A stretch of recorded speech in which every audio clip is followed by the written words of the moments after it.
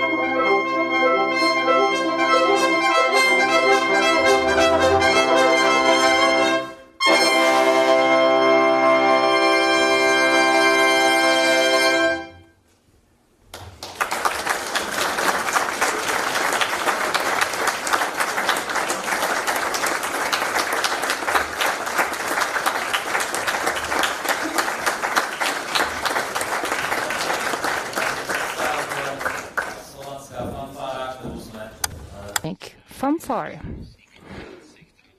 We just opened our conference, which is marking the 20th anniversary of the Czech Republic's EU membership.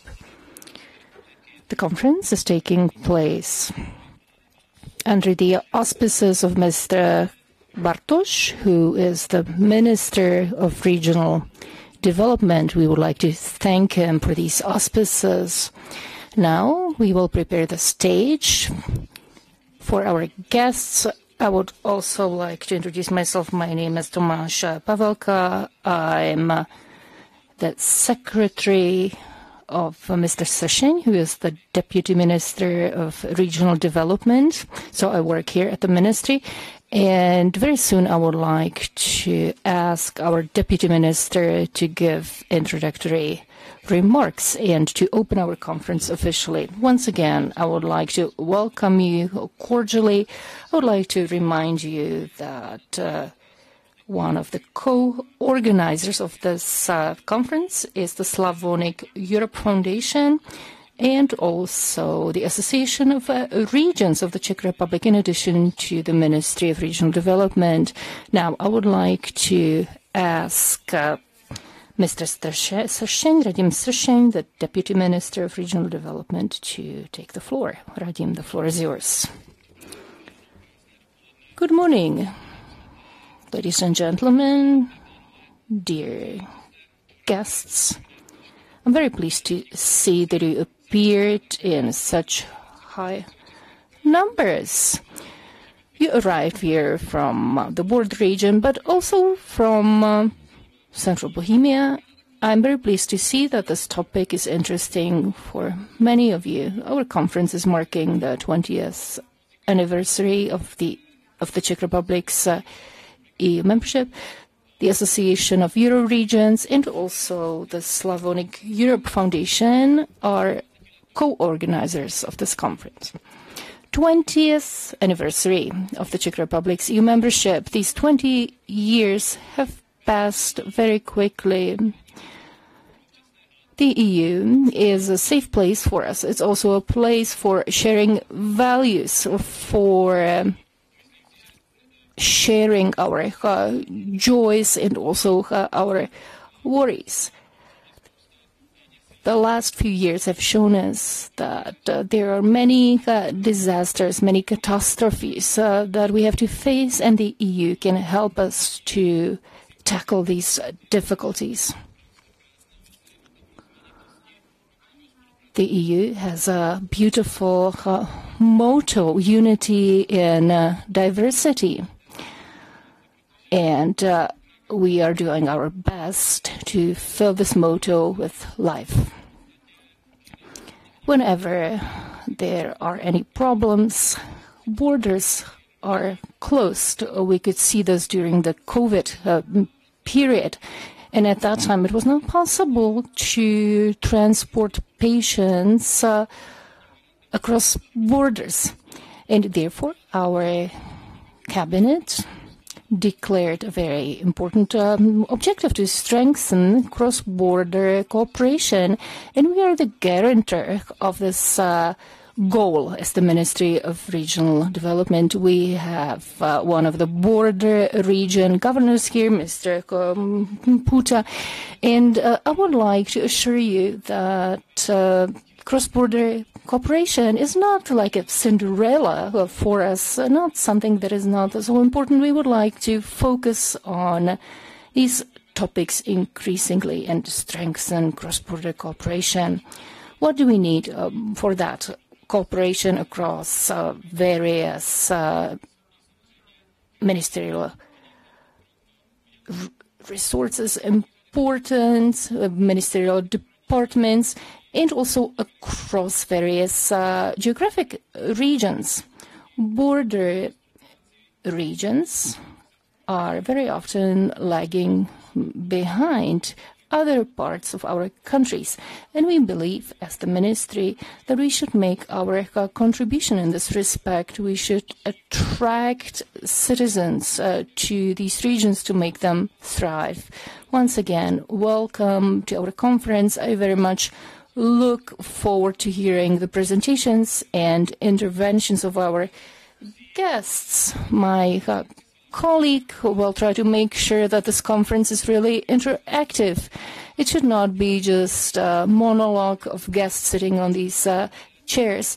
And I believe that the outputs from this conference will be also used in our work at the ministry. We will try to use these outputs for our work in the area of cross-border cooperation. We are very pleased to see so many of you in the audience, and as I have already said, I very much look forward to our conference and forward to celebrating this beautiful anniversary. So enjoy your day here. Deputy Minister, thank you very much for these introductory remarks.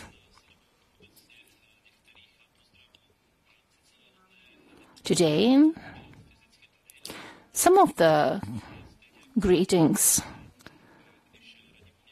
will be in the form of videos. Not everyone is able to attend this conference. Now, from Strasbourg, we will hear someone who was elected member of the European Parliament when he was 29, and he's also the youngest representative of the People's Party in the European Parliament. It's Manfred Weber. Právě všech starších I těch. So, I believe this is someone we all respect and appreciate when it comes to cross-border cooperation. He is interconnecting the old and young generation, and I'm sure that Manfred Weber will also surprise us with his greeting words. Ladies and gentlemen, I would like to greet you cordially from Strasbourg. I'm very pleased to have the opportunity to greet you and to welcome you to your conference, at least in this virtual form. We live in Europe together. It's our family. It was a historical step when you joined the EU. In the west of Europe, we were very grateful for your determination and your courage. You were able to overcome communism, and now we have a democratic system, and we can live together in the world of freedom. We would like to congratulate to our Czech, Slovak, Hungarian, and other friends to your achievements in the EU cooperation at the European level that we have experienced has brought us prosperity and cooperation. We are living together as Europeans. We can feel this across Europe. We are growing together. We cooperate. We can feel this in border regions as well. We can see opportunities opening up. Many have seized these opportunities, especially businessmen, and they are creating positive stories for the future. Of course, there are challenges coming up as a result of that. And the Czech Republic is a very important partner. The growing together of Europe is perceived in border regions more than in centers of the individual countries. Partnerships have been established, friendships as well. And this is the best manifestation of our European values. Ladies and gentlemen, we are also facing challenges and tests. Nationalists are gaining more space for their voices. They are challenging our European project. The European project is not perfect. We are struggling with various difficulties that we have to discuss and address. However, looking back to the past, we all can agree that Europe we are living in is not perfect. However, it's based on the principles of democracy, unity, freedom. It's a Europe of partnership, we are living in. And we should support this. We should advance it. We should see this unity and understand it properly. When we see what our Ukrainian partners are going through, they are experiencing horrible bloodshed. This becomes even more apparent. And in this respect, I would like to thank you very much for your attention. I would like to wish a lot of success to your conference. And I wish all of us even more advancement of our joint Europe. Ladies and gentlemen, I would like to greet you from Strasbourg. A to byl pozdrav. So there was a greeting from Strasbourg, and so we can see how much easier it is these days to connect everything, even through large distances. And there is one more greeting, and I'd like to invite the co-organizer of the conference, Mr. David Chmelík, who is the president of the Slavonic Europe Foundation, to give some opening remarks at the beginning. And after that, we will move on to the promised topics. Mr. Chmelík, the floor is yours. I'm very happy that our foundation, the Slavonic Europe Foundation from Brussels, which has been founded in order to support the cooperation and the cross-border cooperation of all Slavonic countries, and not only, that we had the opportunity to contribute positively and constructively to this conference today. And at that point, I would like to thank to the Ministry of Regional Development, in particular to Deputy Minister Radim Sršeň, that he made it possible that this conference happens, and that we can play a constructive part in it. 20 years membership of the Czech Republic in the European Union means 20 years of European integration and cross-border cooperation. And from our point of view, from Slavonic Europe, and not only, the cross-border cooperation has no stronger partner than the language. The language is the strongest instrument for cooperation and for contacts between human beings.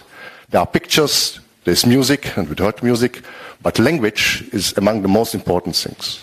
And us Slavs, and it starts somewhere here in the western Slavonic area of the Czech Republic and Lusatia, our Lusatian friends are here too today, and it goes to the Black Sea.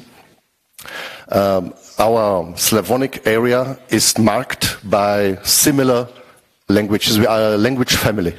And Slavonic Europe would like to use these similarities of our languages, of the Czech, the Slovak, the Polish, the Croatian, the Ukrainian, the Serbian, the Bosnian, in order to contribute to the European integration.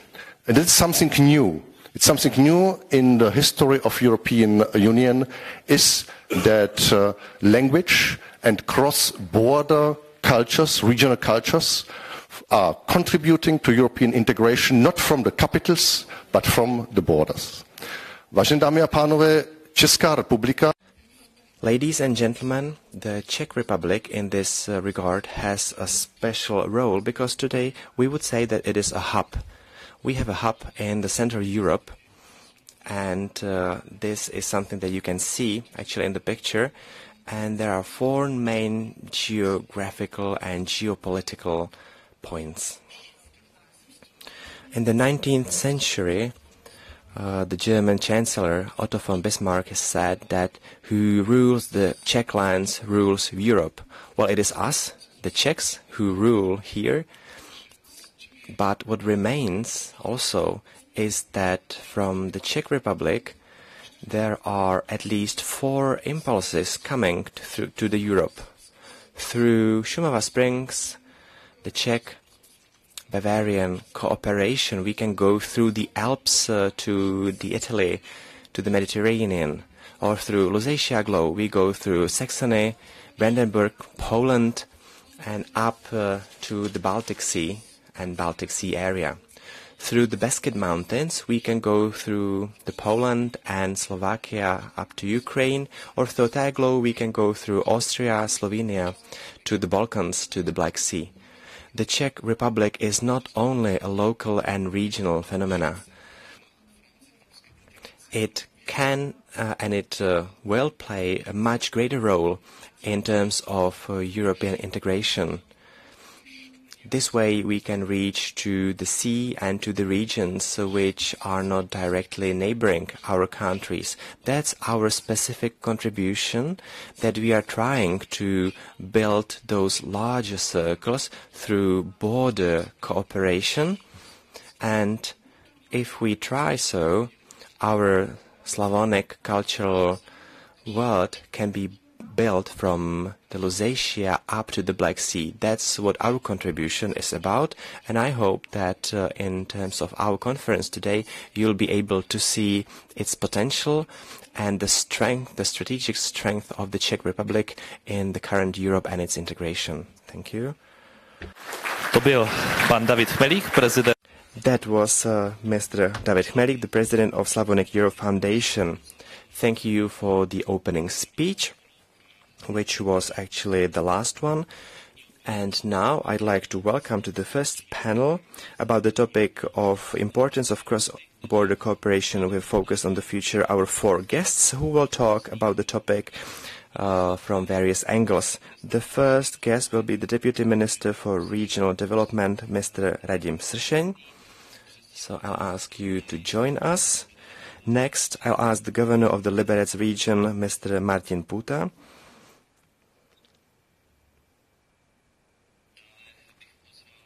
Next, we've got here a representative of the Committee of the Regions, Mr. Pavel Branda, who is already trying to get to us. And last but not least, Commissioner of the Brandenburg government for Lusatian and related cross-border relations, Mr. Uwe Koch, who has already arrived as well. So I hope you don't mind if I sit down as well. All right, so there we are. First, I'll ask each of our panelists to shortly tell us something about the topic, about their knowledge or their perception of the topic, be it regional, European, state or municipal, or the cross-border cooperation levels of Bavaria and Brandenburg, And after that, there'll be space for asking questions, so therefore note your questions down if you can, or just remember them. And you'll be given some room to ask those questions later, so we will have about 5 to 10 minutes for each of our panelists. So now I'd like to ask you to take the microphone from the other table. Now the first, Mr. Sršeň, the Deputy Minister. Good morning from me as well. Now my goal is to sum it up from the national level, even though I live near the borders, about 30 kilometers, not like my colleague Mrs. Blišťanová or my other colleagues who are really at the borders. But I grew up near the borders, and we cooperate a lot with our Polish counterpart, especially in the field of music and education. Now, from the national level, when 2 years ago we started fulfilling a task respecting the government proposal, when we cooperated with my colleagues and we were putting this point together of cross-border cooperation, we were trying to get inspired by the experience from abroad. And we learned that we can only talk about cross-border cooperation only when it is synchronized and coordinated well from both countries. So therefore it's not being developed in Berlin, Prague or Vienna, but it's discussed and applied in the regions. Within this, we've created a special platforms, work groups, in which the Ministry for the Regional Development, the Ministry for Foreign Affairs and others cooperated, and then, depending on the areas, we included the most important shareholders. We started with the area of the integrated rescue system. That's the system that saves lives, and when Polish fire brigade can intervene in the area of Jivorník much quicker than our fire brigade and save property or lives, then it is obviously the most important thing. We cooperate with the Integrated Rescue Service, with the Ministry of the Interior, with other rescue services, and obviously also with the people from the regions. In this regard, the Association of EU Regions is very important. We really count with you for the future. We are very happy that this organization or association exists because it helps us together to combat and overcome challenges that we face. So I started talking about the integrated rescue system, and then we discovered that, let's say, the German fire brigade cannot pass through certain areas because there are some legal limitations and you need a permission. And so there are those limitations that need to be overcome. And this is something we are working on. And we have to say that it's bizarre that the Czech-Slovak cooperation is probably the worst compared to all the cross-border cooperations. So when we were looking at these topics, we realized that. However, we've discovered good practices, examples, for example, that the Czech and Slovak fire brigade service train together, that they use the same hoses, for example, and that really there are areas which are being carried out, let's say, at the borders of the foreign or cross-border cooperation, but that this is something we can work on, and it does not have to cost more money. It is just a question of coordination. Obviously, the ministry is busy with many other projects, but still it is important. There are three main goals that we would like to work in the CBC. The first one is to use the platforms we have and information from the territories, so from all of you, about the challenges that people face, then to carry out analysis that will identify those challenges and obstacles. Next will be to discuss with those cross-border commissions, and as I have learned, these are very often discussed, but without too much output. And even though that there are those commissions, a lot of people don't know about it. At the same time, we do not have a commission at the Austrian and Czech border like this.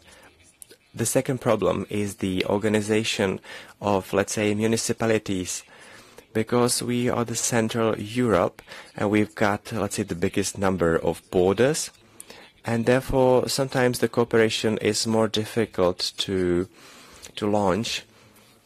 For example, this can be with fire brigade, and I'm just talking about the area of the integrated rescue system. But if we talked about transport, we learned that the Bavarian government would like to have the railway to the Czech Republic through a different route than the federal German government.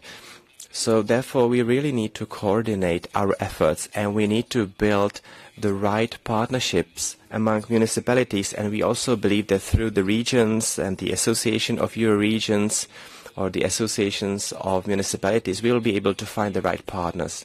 We do have the funding, which is positive, definitely. Mr. Horáček, did you know someone is a proponent of cross-border cooperation, is running or maintaining the programs of cross-border cooperation? And as I said, we do have the funds for this, so that the rescue systems can cooperate and to make them meaningful.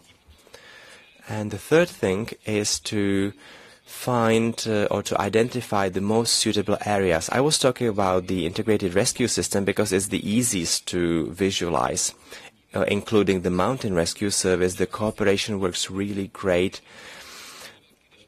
because they can just cooperate with their neighbors.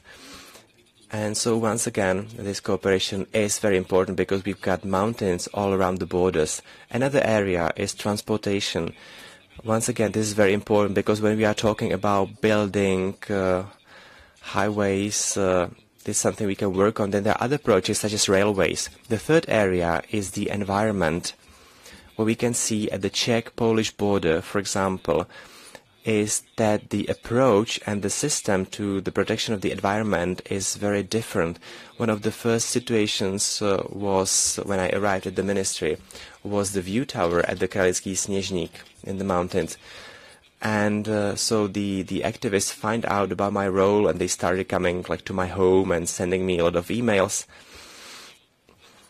And I'm just saying that when the protection body, when it gives some opinion, there is not much that can be done. And once again, this is something that was being solved in the Liberec region. So the environment is one of important areas. Then also mineral resources, because it is there also in the area. And another area which is key, obviously, is culture and education. So these are the main areas that we need to look at in the first stage, but I believe that we will be able to get to other stages as well, and that systematically we will be able to enforce this cross-border cooperation. I'll finish now that now we are presiding over the Visegrad 4. And as you know, sometimes it is sometimes Visegrad 11, because in terms of the cohesion policy, we are connected also with the Balkans and some other countries, and we would like to move this topic also to our platform, to our conference, and we would like also that in the Brussels, in the Marble Tower of Europe, that this approach gets ground, and I'm sure that Mr. Branda will tell us more, so that we will have support also in terms of European legislation. So this is a task that is ahead of us. We, as the ministry, would like to cooperate very closely with the Association of Euroregions and to support it in its activities, and I firmly believe that we will be able to move these things forward, and we will approach each of these borders individually, because each of them is different, and that's what makes Europe beautiful. That's the unity in diversity, and I believe that if we use the good examples or examples of good practice, we might be able to very significantly move this area forward without significant needs for funds, and to make lives of people better, because that's what really matters. That's the main thing that we can improve. Náměstkovi za úvodní slovo do panelu a já předávám slovo panu hejtmanovi. Thank you very much for these introductory words. And now I would like to hand over. Actually, there has been a change. We might experience surprises here as well. So it will be Mr. Koch who will speak as the next one. It's Mr. Uwe Koch, who is a representative of the government of Brandenburg. So the floor is yours. Ladies and gentlemen, Deputy Minister Session, dear European friends, I believe that Europe is what is connecting us here. I would like to congratulate all of us on the Czech Republic's 20th anniversary in the EU. It is very difficult. It is very important that we are connected in these challenging times. We can see the progress that we have achieved. However, we are also struggling with difficulties. I grew up in Eastern Europe, and I can recall October 1990 very well, when Germany was reunited again. And I believe this is a mission that should motivate us to advance our cause. Europe is increasingly growing together. We are sharing the same values. And the second point I would like to touch on, it is also very dear to my heart. Yesterday we were sitting together looking at the Prague castle. One of my predecessors attended the Bohemian Land Assembly. He was a representative of Bautzen, Budyshin.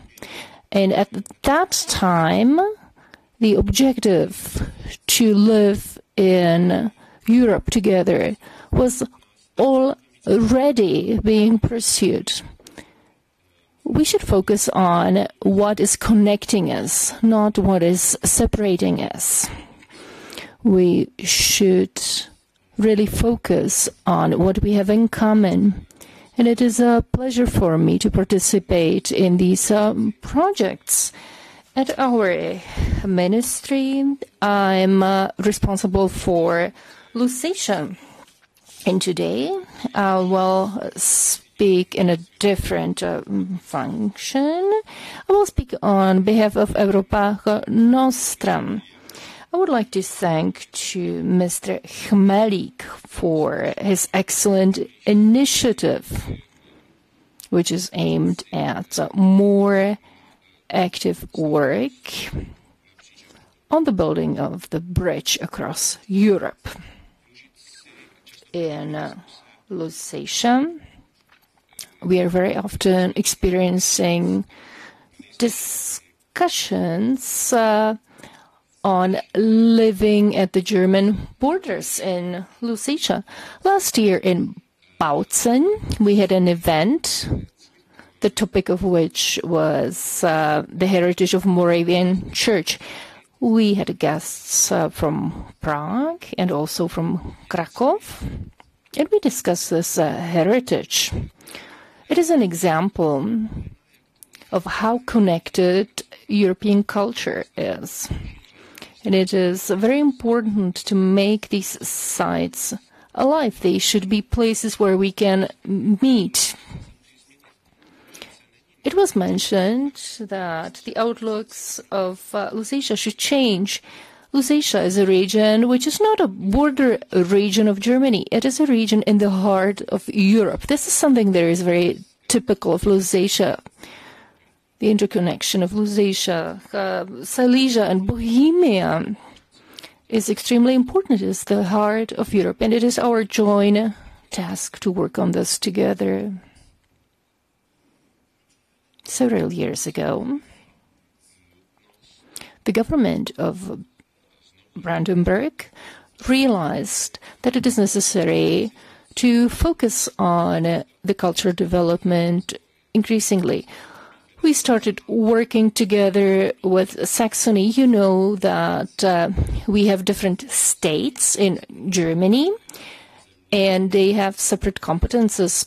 However, it is not an exception that these states, federal states of Germany, join forces and implement various regional projects together. And we have such a regional plan for Lusatia. This plan was introduced in Chotyebuz, and many non-governmental organizations participate in it.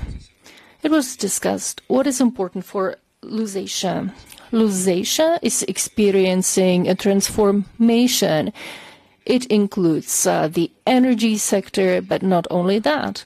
What could be our driving force? What could help us to progress? What are the most important prerequisites of cultural development? Most of the participants agreed that Lusatia is very unique because of being a multicultural region. It means that it's not just about cooperation between Brandenburg and Saxony. It's also about cooperation with neighboring regions and various historical parts of Lusatia, which are now part of Poland. And we also need to cooperate with our Czech colleagues.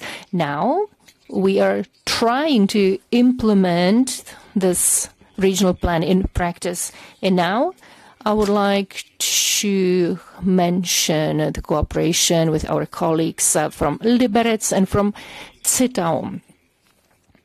We would like to draw attention to the importance of this region, to its wealth, to its richness. There are various European formats that can be used in this respect. I regretted very much that in Liberec or in Zittau it was not possible to gain the title of the European capital. However, I strongly believe that there are other possibilities, other formats of cooperation which could help us to express and to capture the uniqueness of this region. There's also a diversity when it comes to religions, to confessions. And this region has been transformed many times throughout the history. The environment was damaged and then rehabilitated again. So there's a potential not only in the cultural but also in the environmental region. We should really join our forces and develop this European region. We have a plan for the development of the Lusician region, and the Slavonic settlement in BARTOŠ is also involved in this project. And I would like to mention that there is a special format which developed silently over many years. It's the European Association of Parks of Saxony, of Brandenburg, and Poland. These are very important landscape parks. And in this respect, cooperation is advancing substantially. If Czech Republic could get involved in this project as well, it would be fantastic. Czech parks, historic parks, could participate in this project. I would like to mention another element, and it's the Lusician Serbs. In the BARTOŠ, there's a Slavonic settlement, which is also an example of this ethnical diversity. And we have many other Slavonic settlements in our region. So this is yet another example which opens up opportunities for our cross-border cooperation. I believe that cross-border cooperation is at its best at the moment, and I'm strongly convinced that regions are the driving force of Europe. We all know that sometimes it's not easy. We're facing various challenges because it's also about the cooperation between central governments. The regions are more flexible. They're capable of seizing the opportunities and the potential that is opening up. And I believe that in this respect, we could build many bridges between Prague and Dresden, or Prague and Warsaw. We could build such regional bridges. I wish all of us great success and also inspiration. Before I conclude, I would like to look back one more time. As a German coordinator, I was responsible for the year of European Heritage in 2018. I had to meet my European colleagues and cooperate with them. And as part of the campaign, our major topic was borders as places to meet.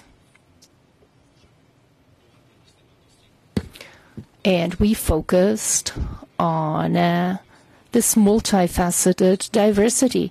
I believe that this is a great foundation for our cooperation, and I believe we should advance this project, this cause. 2018 was a long time ago. However, we should continue our endeavors in this respect. Thank you very much for your attention. Mr. Koch, thank you so much for your remarks. And now I'm trying to figure out who's the next speaker. It will be Pavel. Now I was informed. And now we will hear remarks from representative of the European Committee of the region. So it's the highest horizontal level. So Pavel Branda, the floor is yours. This is not based on an agreement that I should speak now, but I was just told I'm the next speaker. You mentioned the highest level, the Brussels. And this is something that is really, charming about the institution. I'm a representative of the committee, European Committee of the Regions. I believe this is an institution which has very firm foundations. And in the European bubble, we are quite realistic. The topic of today's conference is the future and the outlooks of cross-border cooperation. So I would like to touch on our future plans. Cross-border cooperation is of utmost importance. It is very meaningful. I was raised in Hradec nad Nisou, similarly to Mr. Puta. I was born in Vansdorf. So this is the border region with Poland and also Germany. And I experienced many years when the borders were not open, they were closed. We were all part of the Soviet, of the Eastern Bloc, Eastern Germany, Poland, and the Czech Republic or Czechoslovakia, and we could not travel easily. There was a wire fence along the border.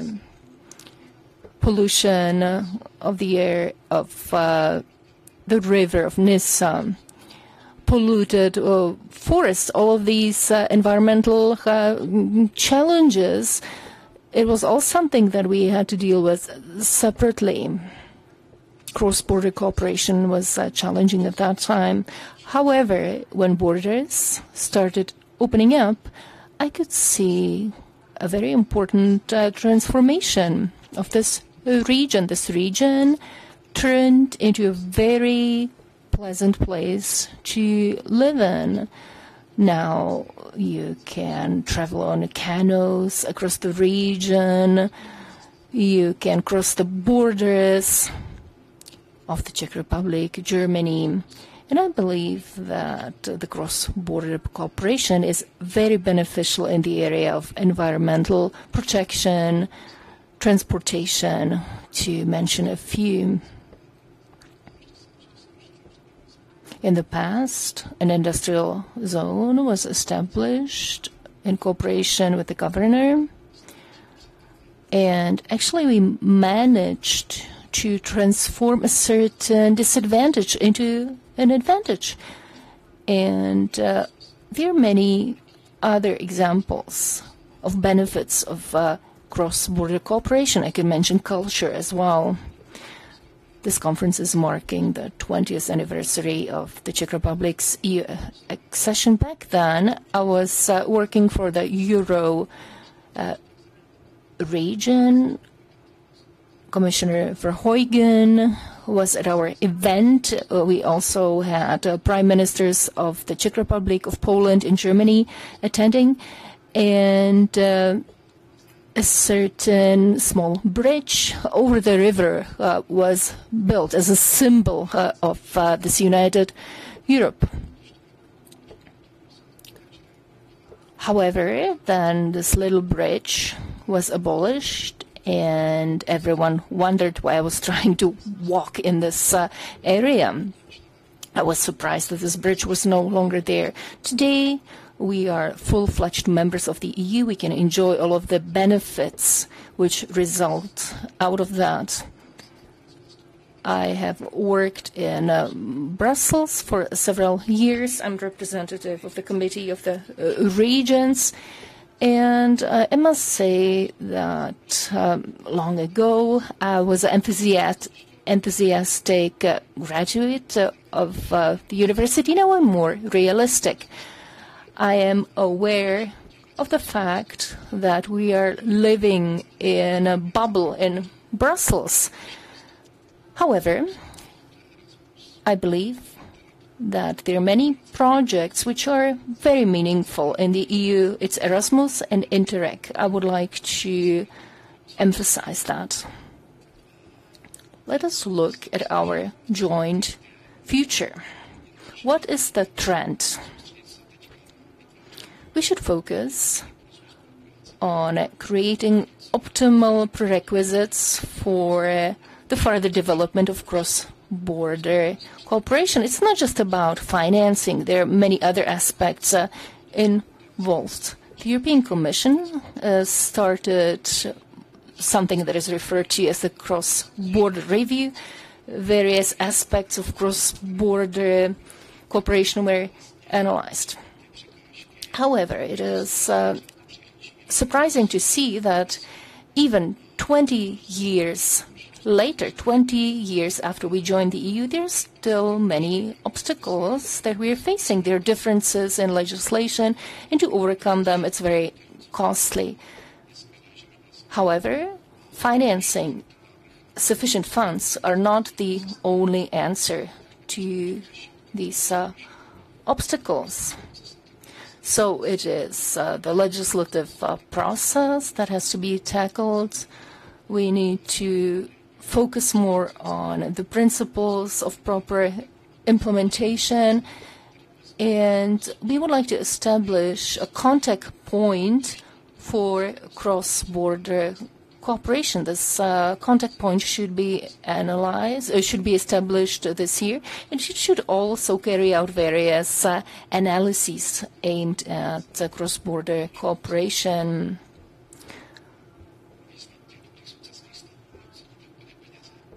When you want to express the value of cross-border cooperation, you should also take non-monetary aspects into account. It's not just about money. Of course, it is not realistic and it is not desirable to make sure that everyone speaks the same language. We want to support diversity. However, certain obstacles should be overcome, and this would bring monetary benefits as well. Next topic that I believe is very important and it affects the quality of life is the accessibility of public services in the regions. Some of them that can be provided cross-border is very good to implement. For example, when we saw the Spanish presidency that they wanted to focus on the topic of rescuers in the integrated rescue system, the fire brigade.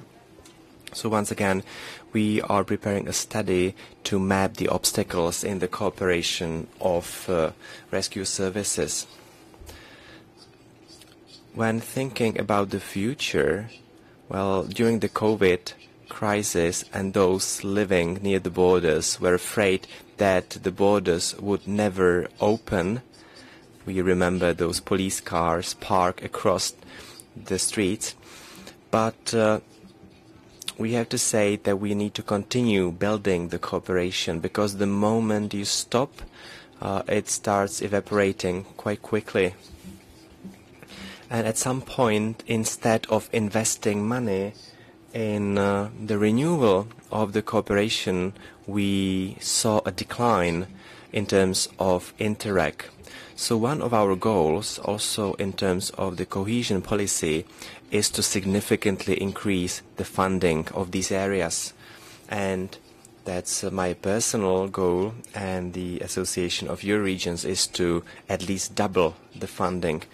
Next, we need to be more flexible.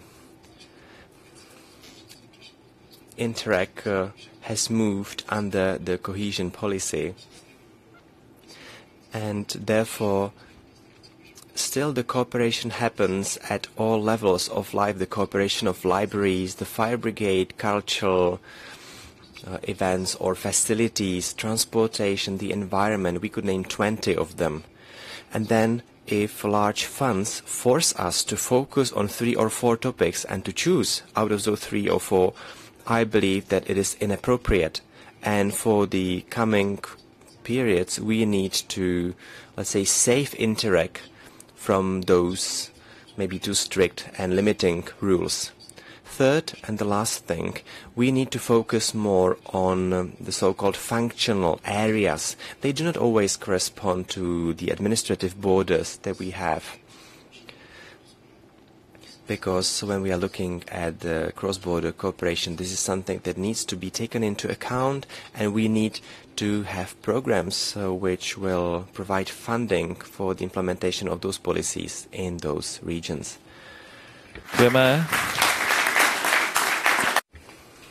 Thank you.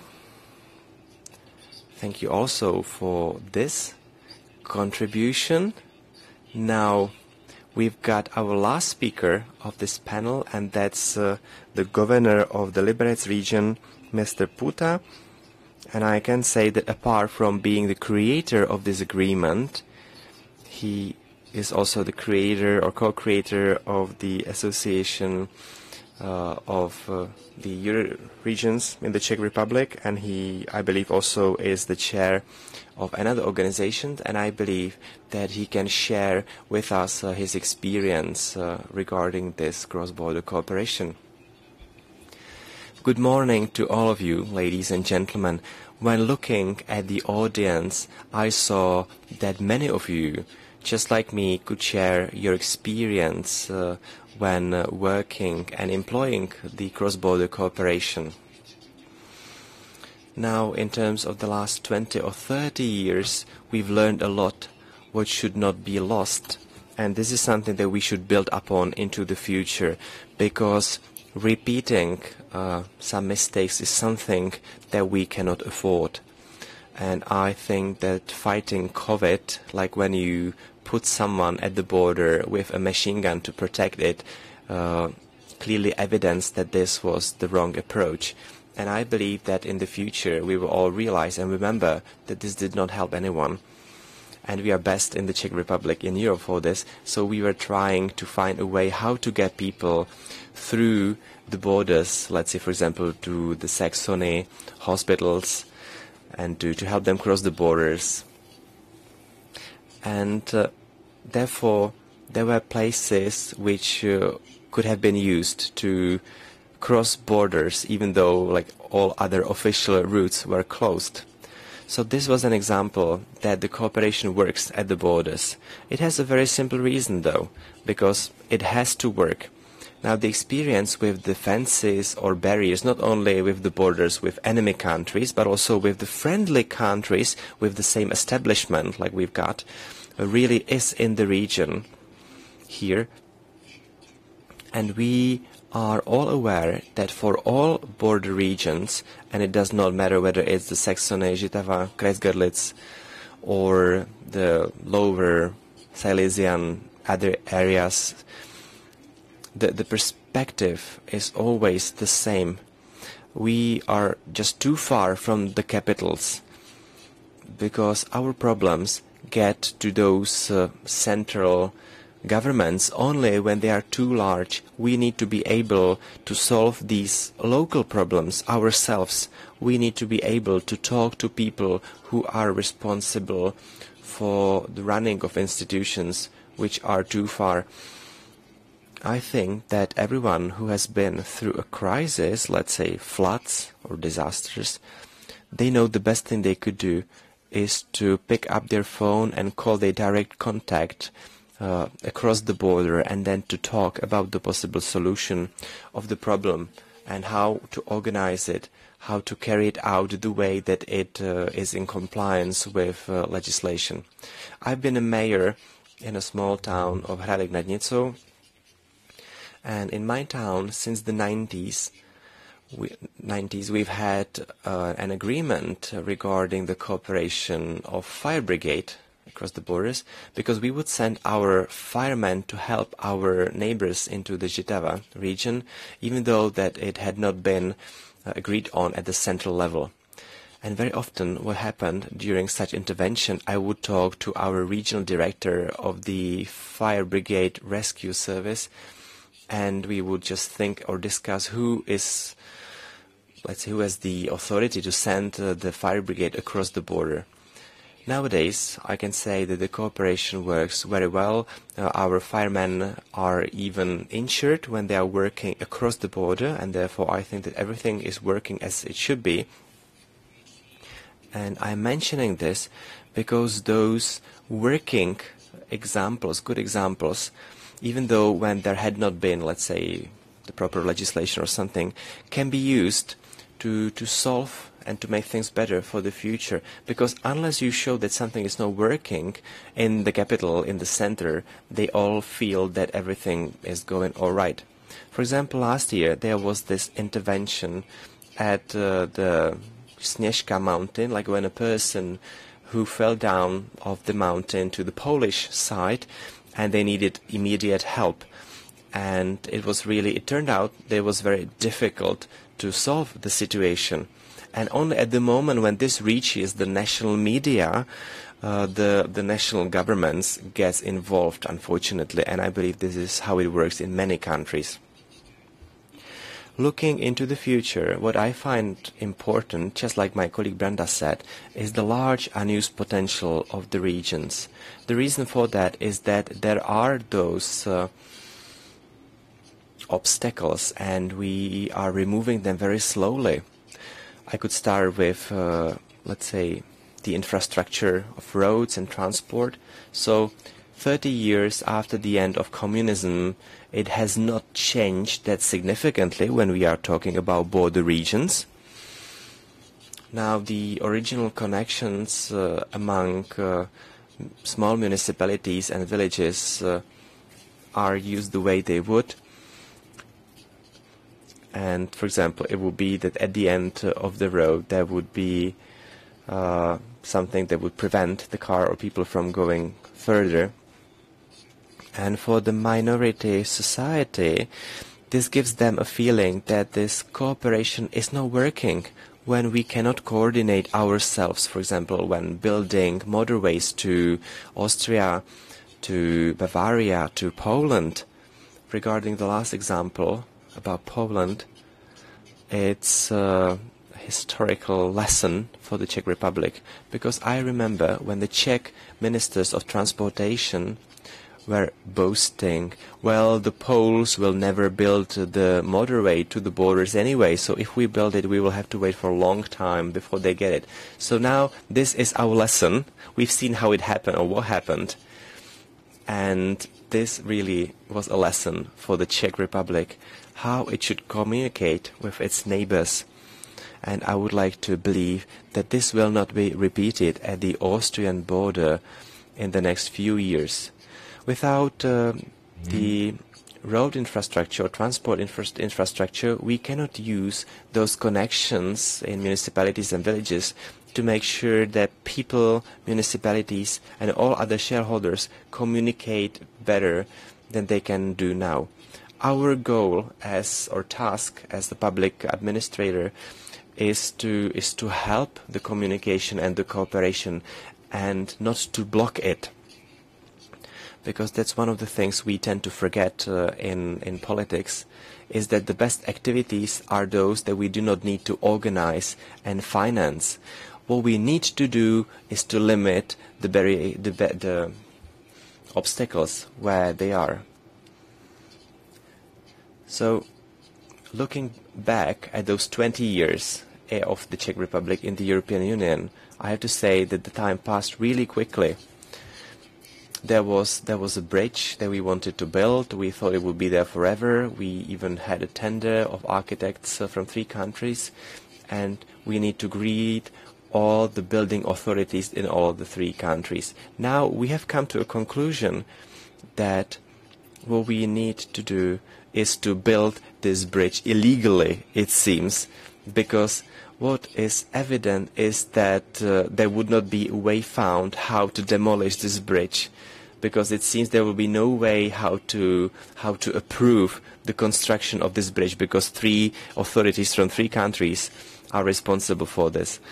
And I think that this nicely represents how those legal, representative and maybe other barriers block us or prevent us from carrying out some simple things. And for people living in border regions, it tells them how we are unable to solve some quite easy things, and very often this can doubt our abilities to solve quite complex problems that we have seen in Europe in the last years.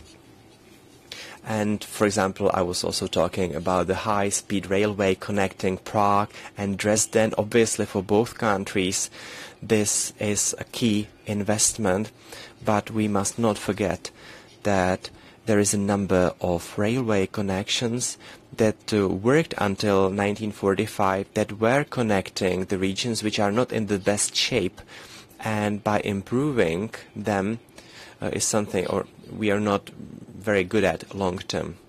Probably the last remark, my colleague mentioned some Turov. I don't know what that really is, but without building relations at the human level, like long term, with our partners, I think that we would not be able to manage the situation how we did, and I think we did manage.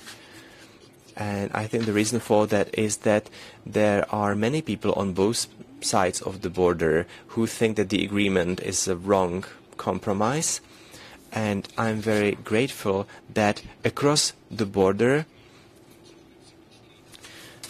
Mr. Chirosky was able, that in the hardest situations, to pick up the phone, and even though we had completely different opinions, we were able to try and look at the problem with their eyes. And this is something which is very critical at those borders in my eyes.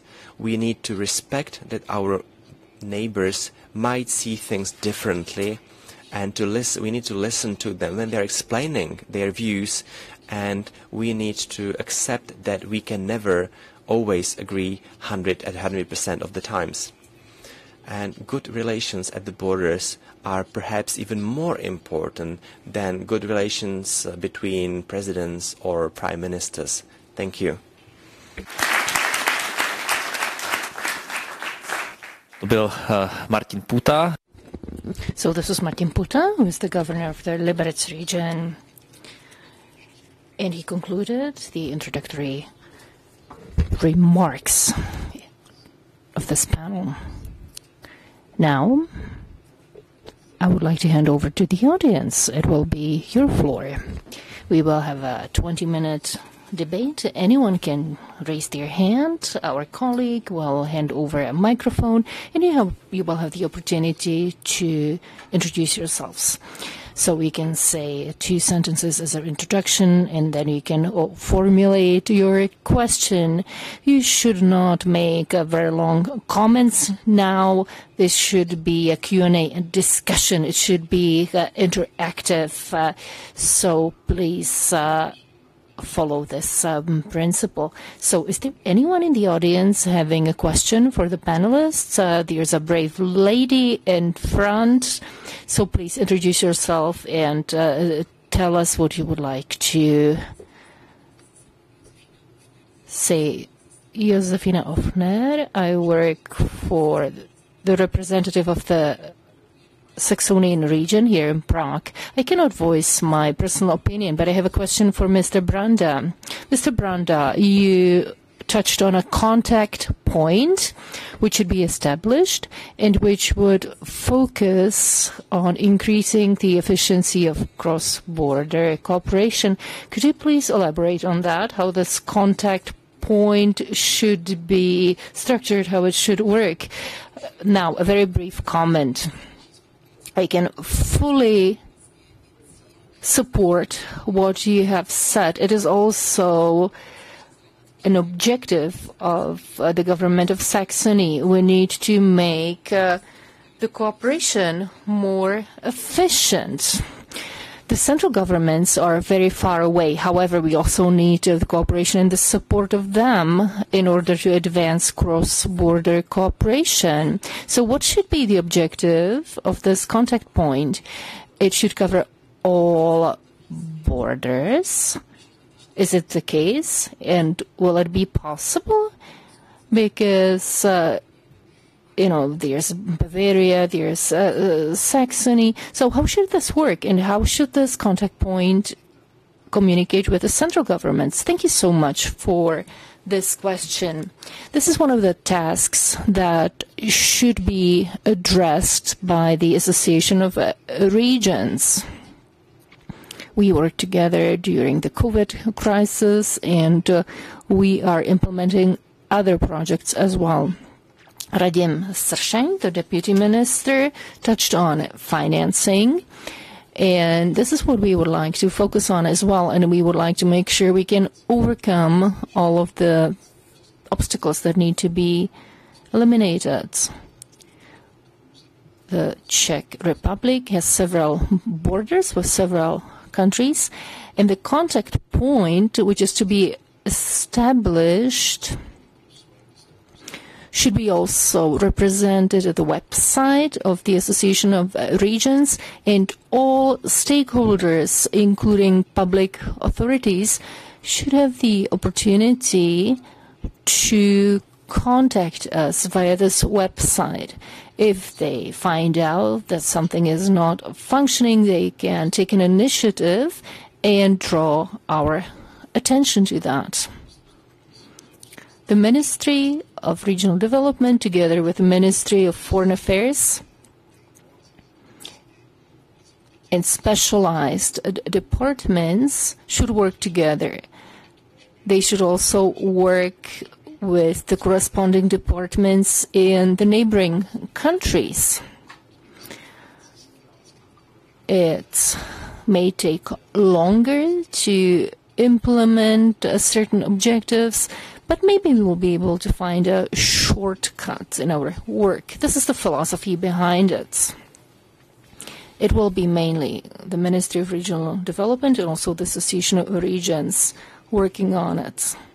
It will be a continuous project being implemented over a longer period of time.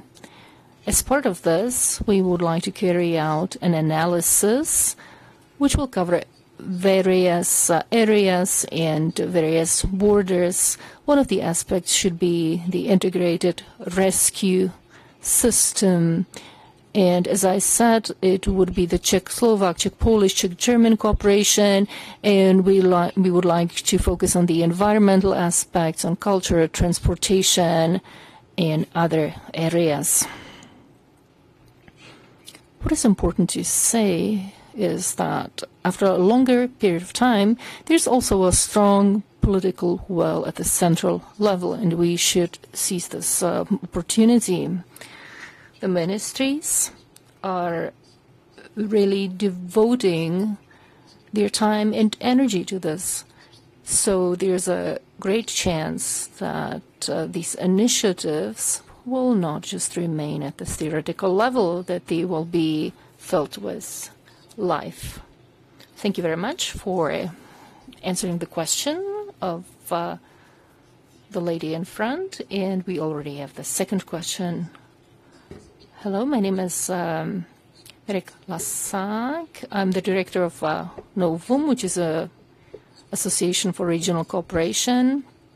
You touched on cooperation at the level of integrated rescue systems several times. So it would be about the firefighting brigades. It would be about the police. Now, I would like to focus on the Czech-Polish border. In particular, there's no intergovernmental agreement when it comes to the cooperation of these systems. We would like to work together increasingly with the Polish deputies in the parliament. And I would like to ask a representative of the Ministry of Regional Development whether this is something you would like to focus on as well, whether you would like to focus on the healthcare sector as well, because you touched on firefighters and the police. We need to target lawmakers as well. We need to work together with representatives of our Chamber of Deputies and also senators. This is one of the tasks we would like to fulfill. This is a key aspect for sure. We are aware that it's always challenging when the Polish and Czech rescue systems need to cooperate. When rescue helicopters are deployed, for example. There's still many details that we need to tackle. We would like to focus on this in our Euro regions as well. Unfortunately, we have not been able to have representatives of the Gment hospital here.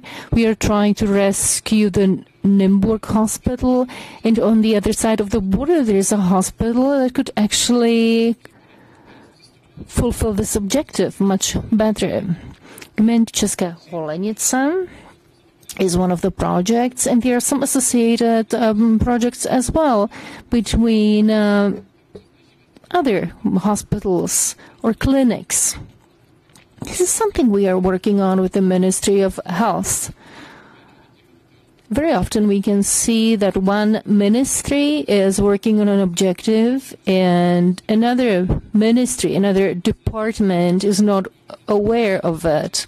So there's a project of the Ministry of Foreign Affairs, there's another being implemented by the Ministry of Regional Development. So we are now trying to identify places such as Rumburg or other places where it would make sense to have a hospital for the entire catchment area, because there's also administrative burden related to it. There are complicated forms on one side or the other of the border.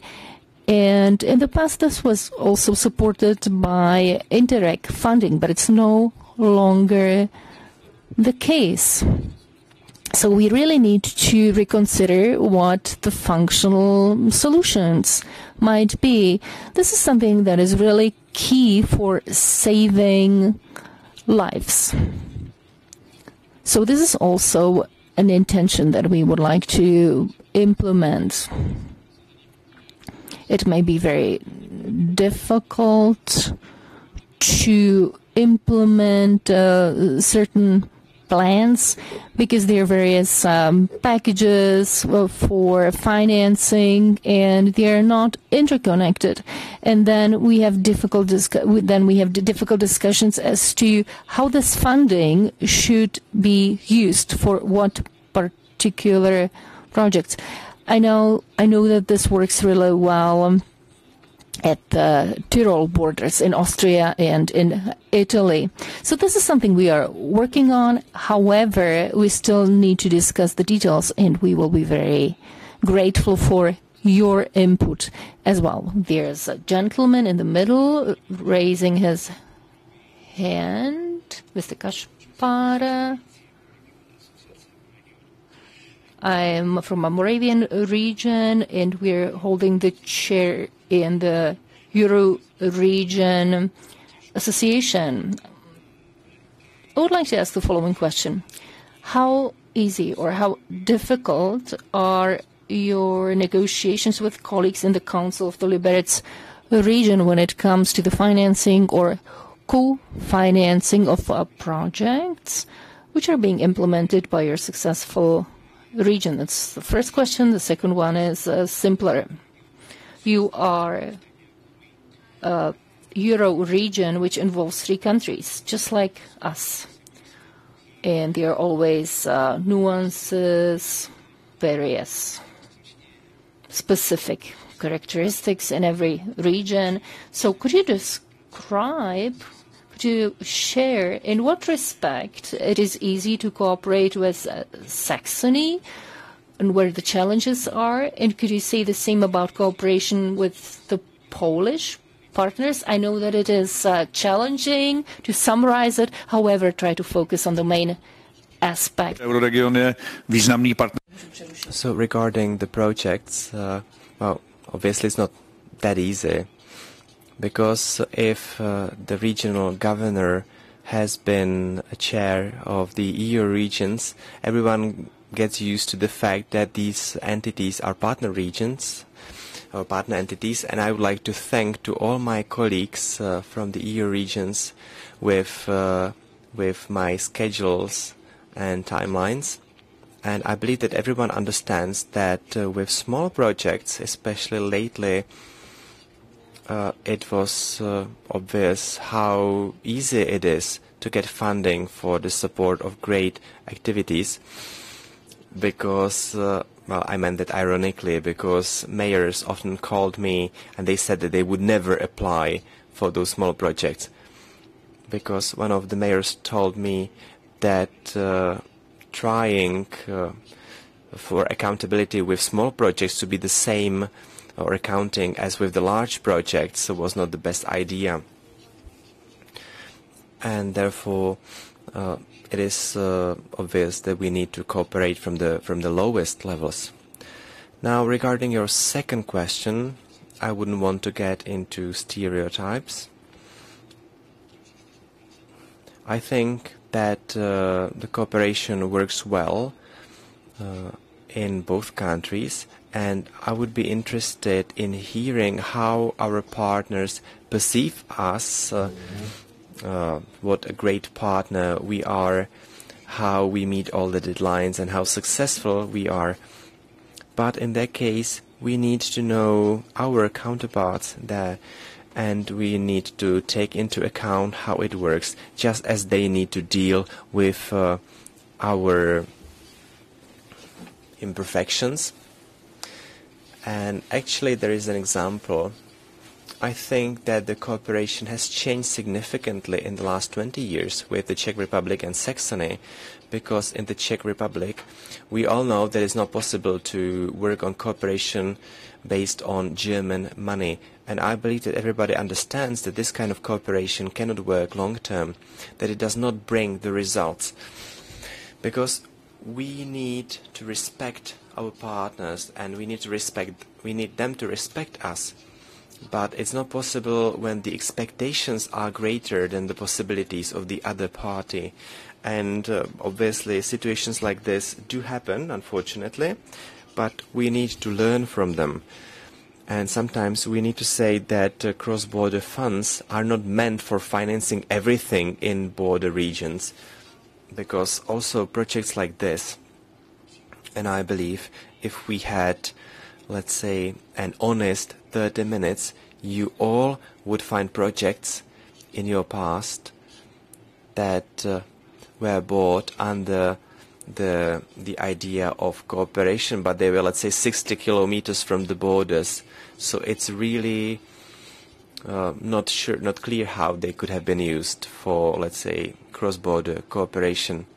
But we've learned from our mistakes, so we can see important positive developments. And I can also say that with Mr. Randa we've talked about the cooperation of European cooperation.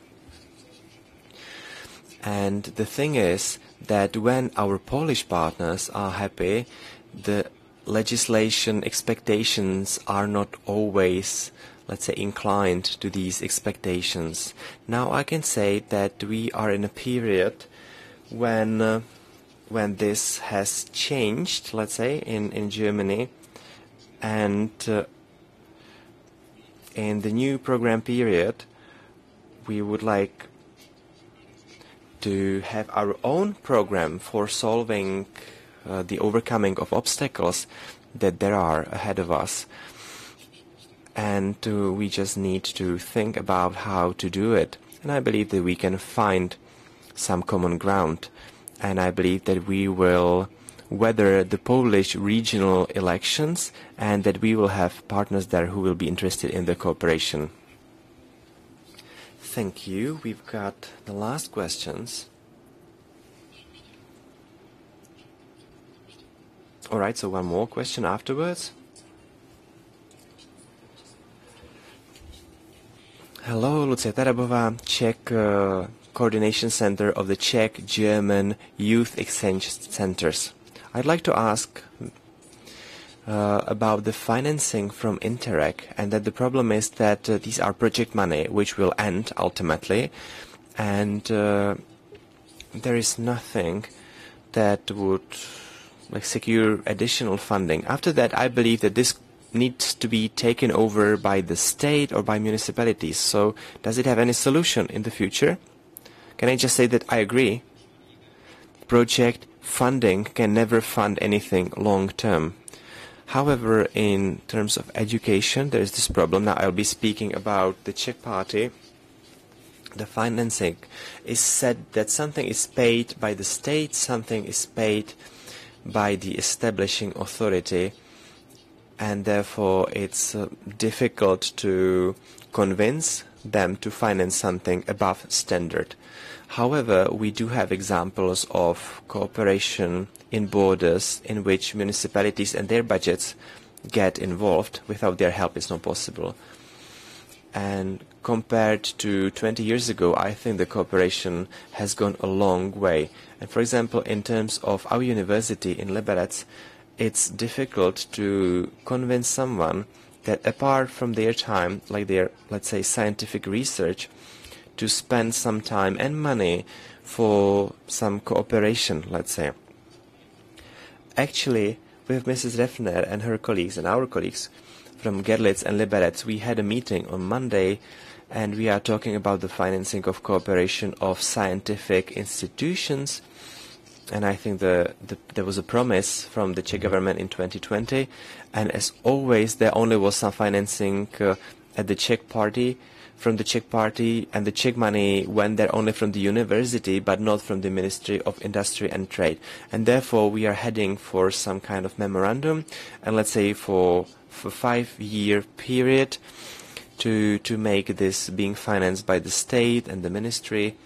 And when you ask them centrally, they tell you that they cannot do it. They always refer you to some programs, program financing. And I think that this is one of the things we will need to change for the future to make the things last long term.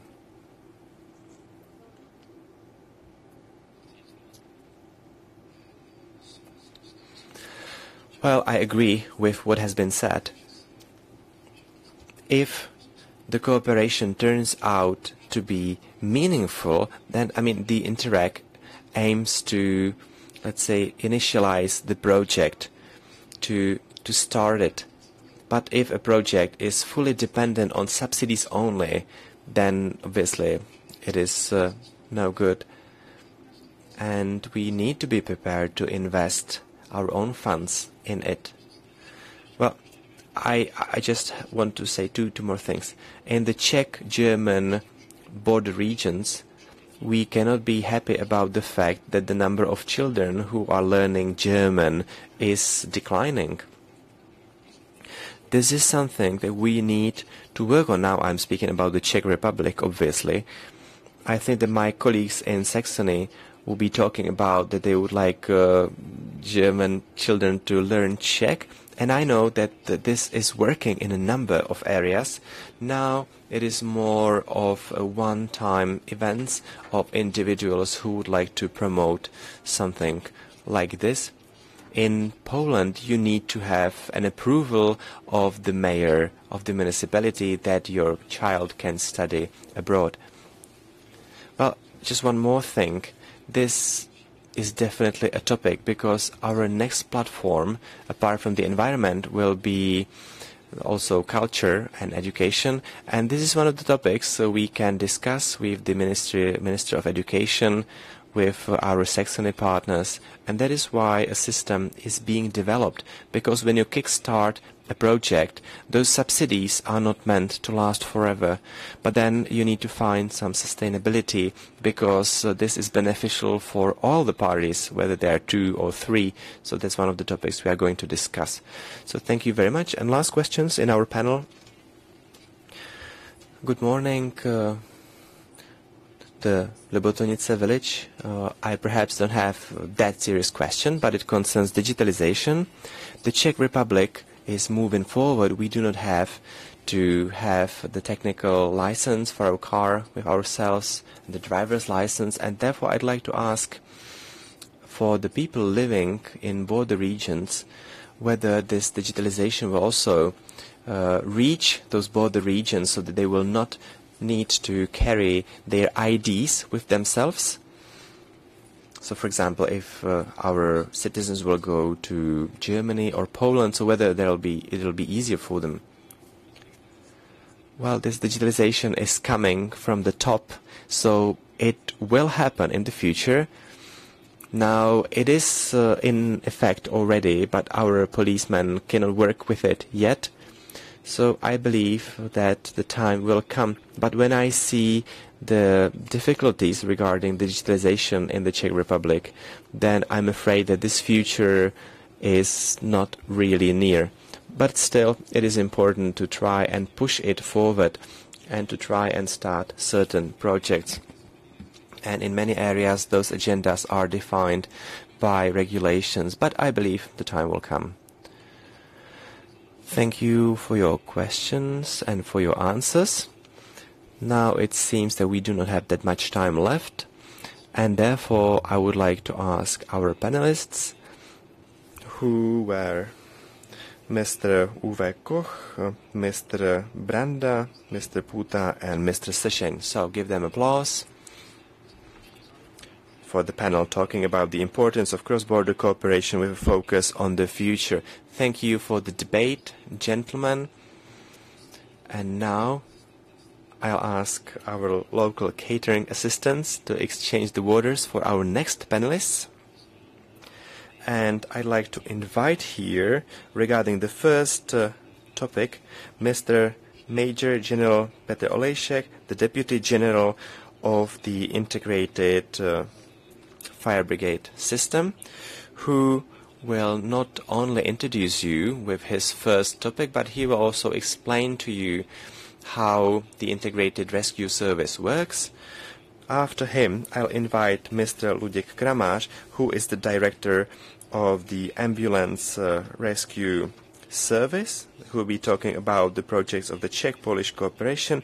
And I'm also going to invite Mr. Frisch, a spokesperson and rescuer of the Fire Brigade of the Czech Republic, who is going to talk about border cooperation during rescue operations in the mountains.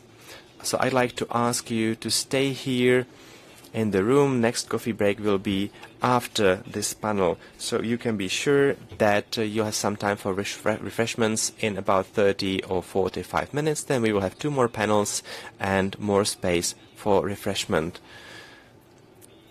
So it seems, are we missing anyone? Yeah, the director, but I can see him. Mr. Director? Yeah, that's you? Great. Good morning. Here, so we've got a seat for you as well. So thank you.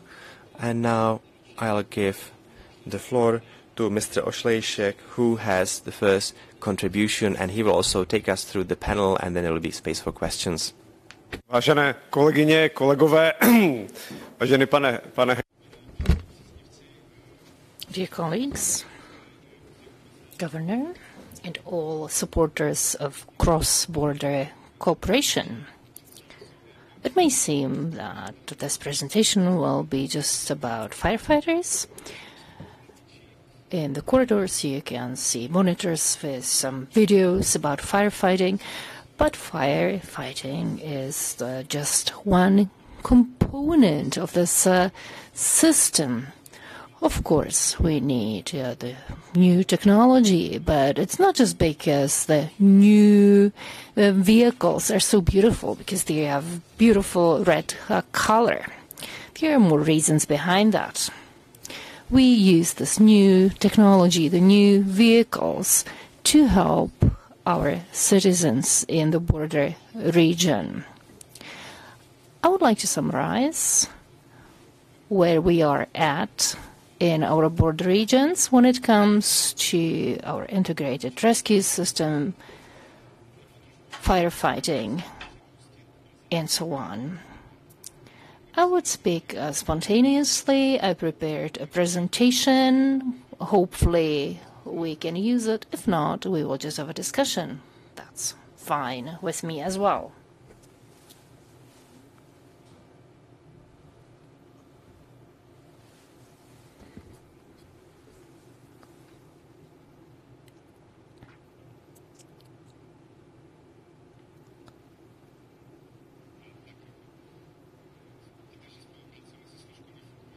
So you can see that cooperation between the individual stakeholders is working well in this area as well. And this is one of the greatest advantages of the Czech firefighters. We're very flexible and we're always open to new solutions. So now I will talk about firefighters, but the topic of my presentation is the integrated rescue system and preparedness for disasters. I would like to discuss various reasons why we should cooperate, why it's so important. And there are several reasons. You all have different professions. Many of you are representatives of municipalities. You are mayors or councillors. And when it comes to firefighting, we can always find our colleagues in other countries as well. And we always try to find common ground. We always try to identify areas in which we could cooperate, and we always use benchmarks to compare. Fire and firefighting knows no borders, and therefore we should always communicate, cooperate. We should evaluate the impacts of various disasters. It's not just fires, it's also floodings. Many of our rivers flow to Germany from Bohemia or to Slovakia from Moravia, and therefore it is very important to coordinate what the steps should be if disasters occur. As our deputy minister said, it's necessary for hospitals to cooperate. When it comes to firefighting, it's just as much important. The faster the intervention, the more successful we can be in rescuing lives and also the nature, avoiding environmental disasters. There are no substantial differences in physiology of Czechs, Poles, and Germans, and therefore, why shouldn't we be able to help our neighbors? The rescue service always works with time aspects. Timely help, timely assistance is crucial. I can see a representative of Saxony here, and I have to say that we have been successful in that region. We also cooperate with the Poles. When you look at the Olomouce region in Javorník, you can see that rescuers from Bačkov can be there in this location much faster. So when you compare the distance from Jeseník or from Bačkov, we always contact the Polish firefighters first because they can be more efficient. And I believe that cooperation along the borders should be aimed at this. The border is just a formal line that someone drew there. But when it comes to firefighting, there are no borders for us. However, in certain respects, we need to communicate, we need to harmonize mechanisms and rules. We should agree how to cooperate when extraordinary events, when disasters occur. I come from a region where we have been developing Czech-Polish cooperation, and we have tried to activate such cooperation in other regions where cooperation may be more challenging because organization is different and structures are different. As the governor said,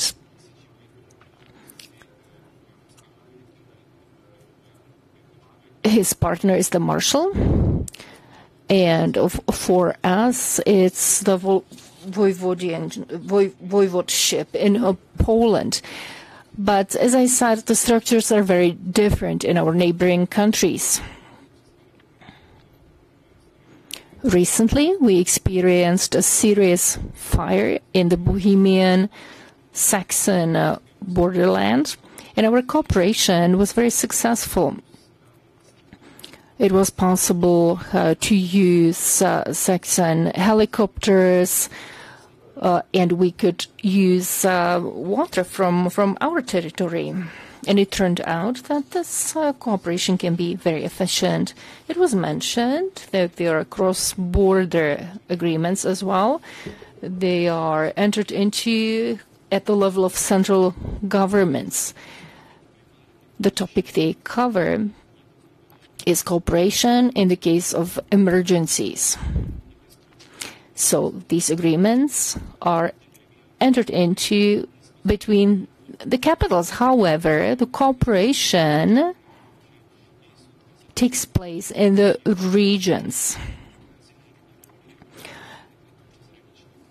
And regardless of these international or bilateral agreements, it's possible to implement regional cooperation based on different principles.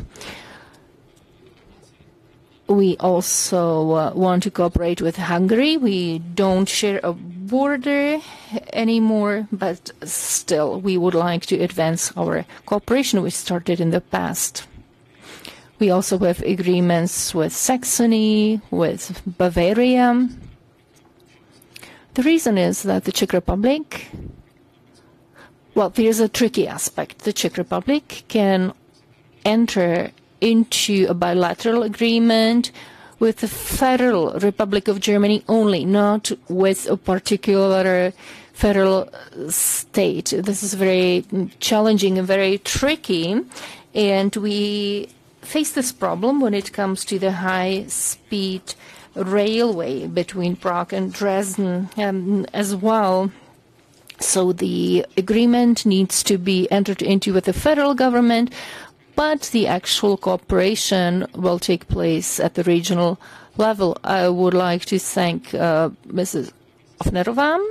She was also there when we succeeded in finding a common ground with our colleagues from Saxony, and we will have similar cooperation with our Bavarian colleagues as well. It's always important for us to find the right partners. As I have already mentioned, in the context of Czech-Saxon cooperation, we are now preparing a project that should cover the entire Bohemian Saxon border, and we are working on the same with the Bohemian Bavarian border. When it comes to the Czech-Polish cooperation, it's easier because the structures are more similar, and also the responsibility of the competent partners for ensuring safety is about the same. There are very similar regional structures. We have been able to work out the details already, and what we succeeded in Javorník is also a result of the successful cross-border cooperation. You can see examples of projects in the corridors. This triangle, Jeseník, Ducholasy, Nisa. This is a region where we were able to establish cooperation between firefighters, also police departments, and healthcare facilities. So this project was not just about firefighters. I would like to mention that Novum or Nisa Euro regions, they also implemented similar projects involving ambulances. And an advantage of this was that the people knew each other personally and they were able to cooperate. We also have an agreement with Slovakia. We know our Slovak partners very well, and we've had many projects focusing on close cooperation. Now, Austria. Cooperation is more challenging as well. We've been struggling with finding the right partners. Maybe it could be the Red Cross, or maybe we could follow the example of the Red Cross or the South Moravian region, which already have partners. We could already see in the past that cooperation can be very successful. Our Austrian partners helped us a great deal when we faced a tornado in Moravia. Now, let us look at this chart. When we look at these figures, maybe they are not so impressive, but behind these figures, you have to see that lives of humans were rescued. Assistance was provided in an efficient way. I would say that the most successful cooperation project is with Poland, then Germany follows, Slovakia and Austria. In some cases, we were not able to implement the bilateral agreements in the final stage. When we look at this chart, we can see that the cooperation culminated in 2018. We were able to start many bilateral projects. Then later on, during the COVID years, cooperation was taking place in a reduced extent. But maybe you can recall that we had a video conference during the COVID periods. It was an exception back then, but today it is common. We can use video conferencing for our regional projects. Takže opět, kde jsme nejčastěji spolupracovali, nejčastěji to právě při těch požárech nebo při těch dopravních nehodách, kde skutečně ten faktor toho času hraje obrovskou roli. To, kde vnímáme ty naše výzvy. The areas in which we see the biggest challenges is that we would like to put in place a united level. So, for example, if we talk about this Javorník place, if the fire brigade from Poland arrives because it's quicker for them, we would like this to work also in the region close to the Saxony region or near the Austrian border. Because at the central level, we try to organize certain meetings and to look for partners to make sure that the cooperation can continue.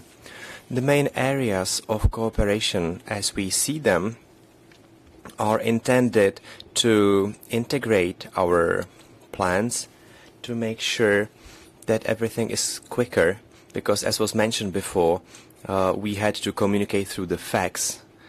And if we were to comply with certain regulation or legislation, then you can just think about the idea, that the fire brigade would not go to the place because first they would have to send a fax.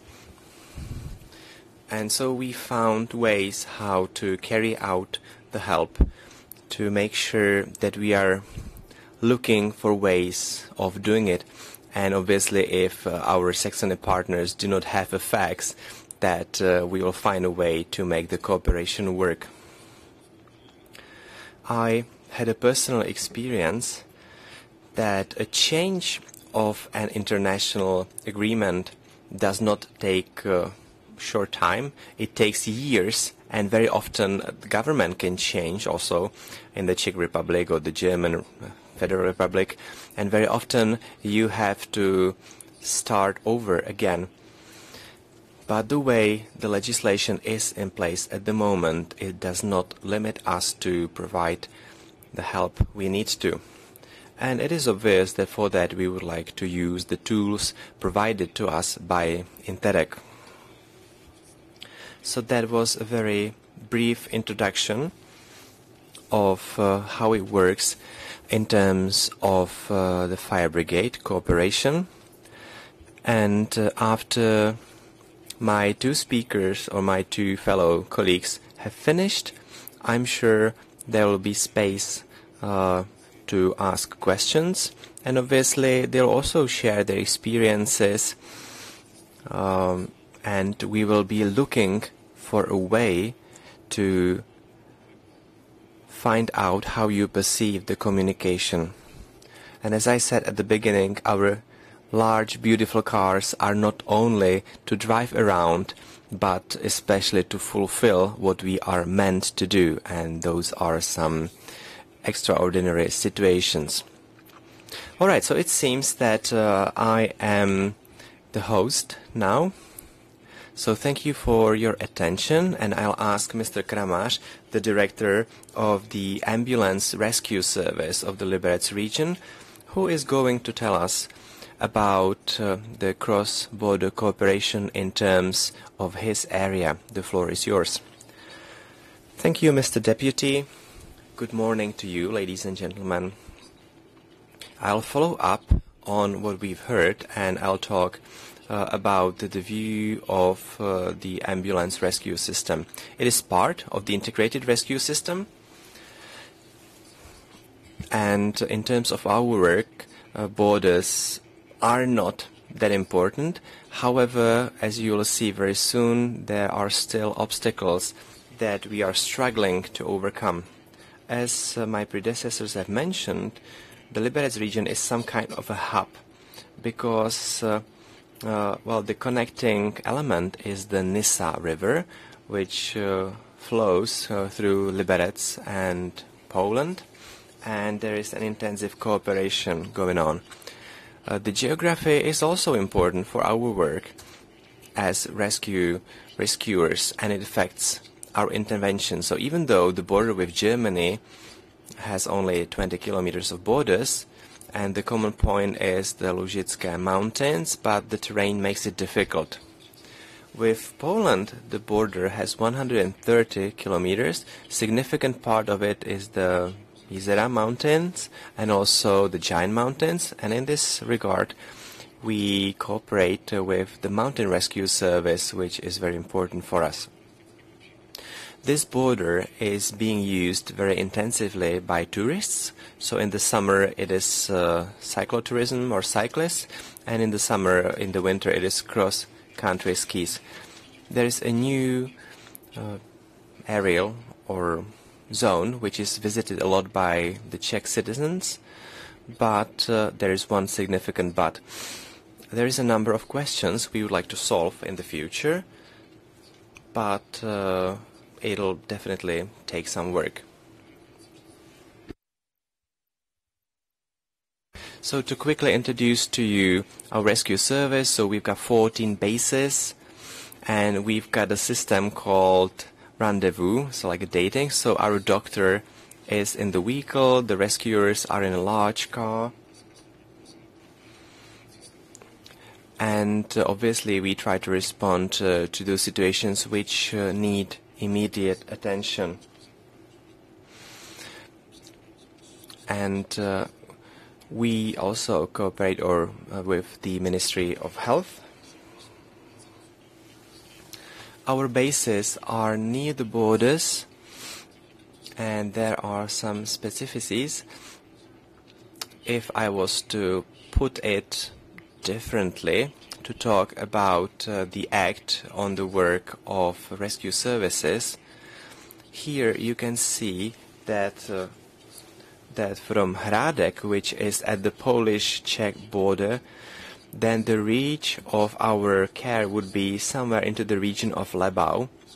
When you look at the Friedland area, we would be able to provide the care from the Polish Hořelec, And these are very theoretical numbers. When we look at this through the technical circles, it looks even better. The large circle, you can see that's the reach of our aerial rescue service. It is a game changer, especially when you were informed about the intervention at the Sněžka mountain. But with aerial rescue, it's much better, because here you can see the area that we can reach in 20 minutes. And by this, we can cover both the Czech, German and Czech-Polish borders. According to the Czech-German contract or agreement, it has changed the working of our cooperation significantly. So in the past, before the agreement, we had to fly around this area, but thanks to the change now, the time has shortened by 3 minutes. You just think 3 minutes, it seems insignificant, but the moment you stop breathing, your brain starts dying after 4 minutes. So it is significant, and it also saves some fuel.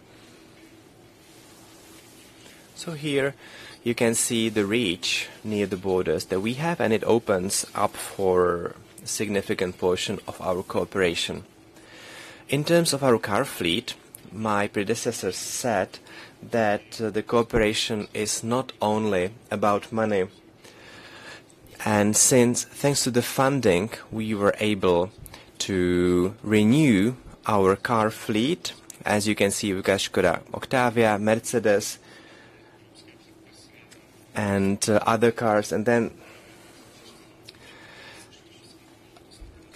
we do not know what will happen in the next 3 to 4 years, and there is a lot of pressure on electromobility, and me as a doctor cannot picture a situation that I'll go buy an electric car which has the reach of 400 kilometers.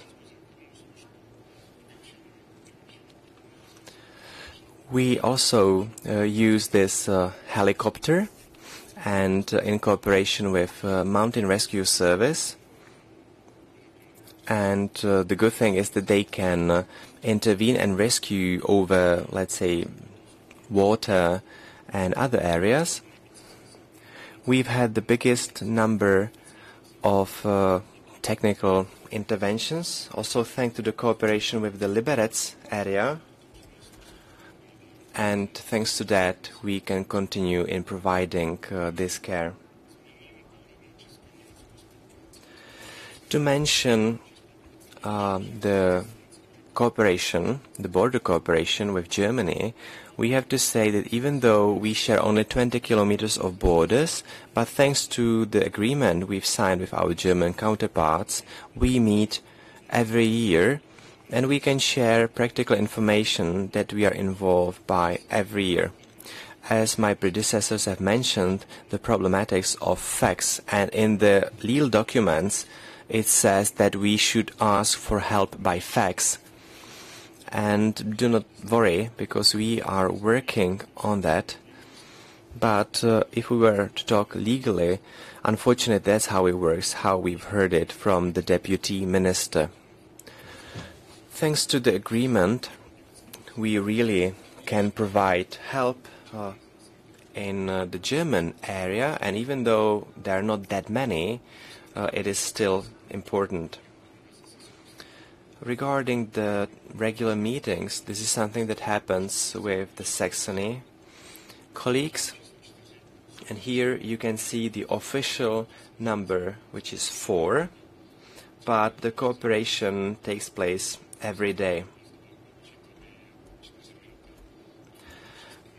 And as we can say, for example, for us, it takes 4 minutes to get there. So instead of taking a patient to Liberec, 22 kilometers, it is much easier for us to hand him or her over to our German colleagues at the borders.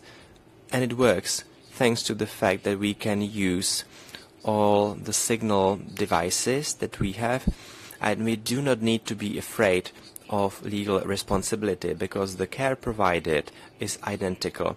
Obviously, there are some language issues, but this is something we can overcome.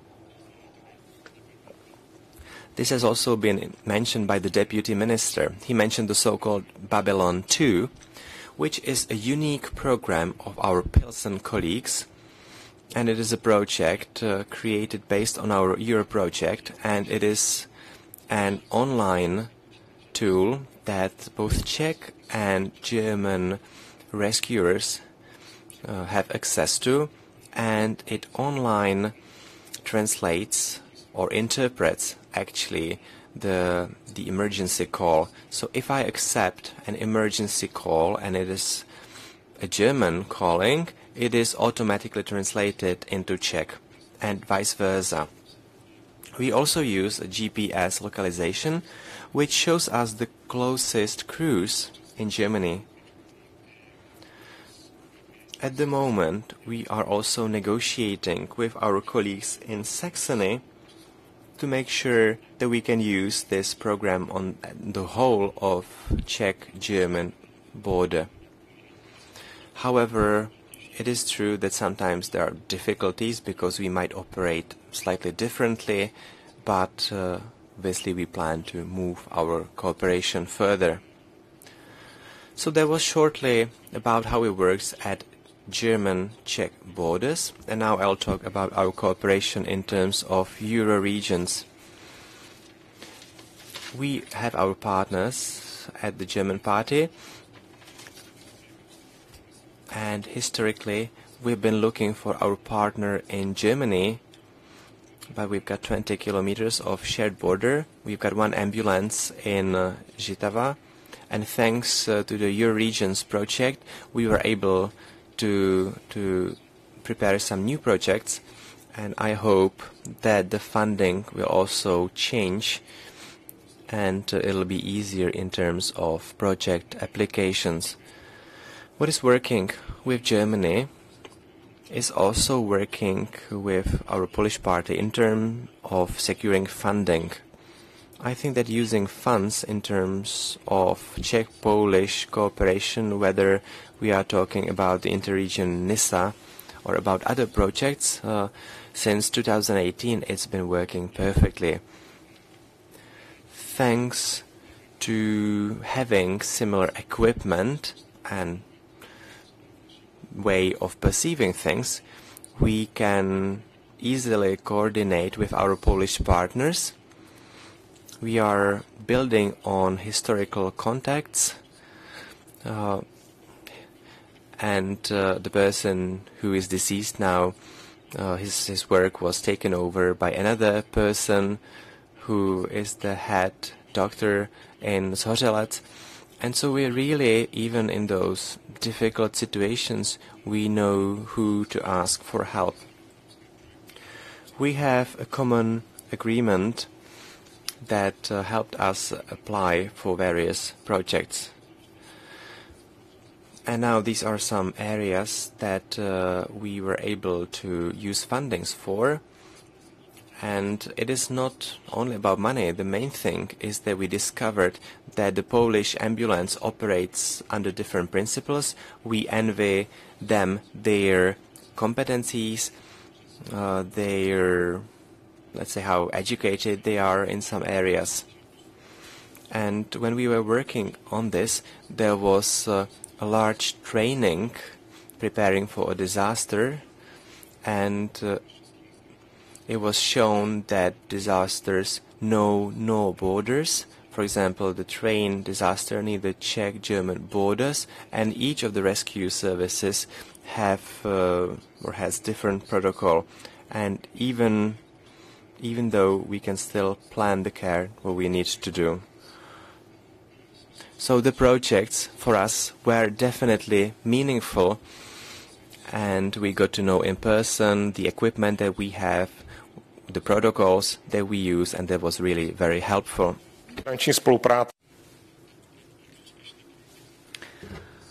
I've already mentioned several cross-border projects, and one of them was How Do You Rescue in Your Country?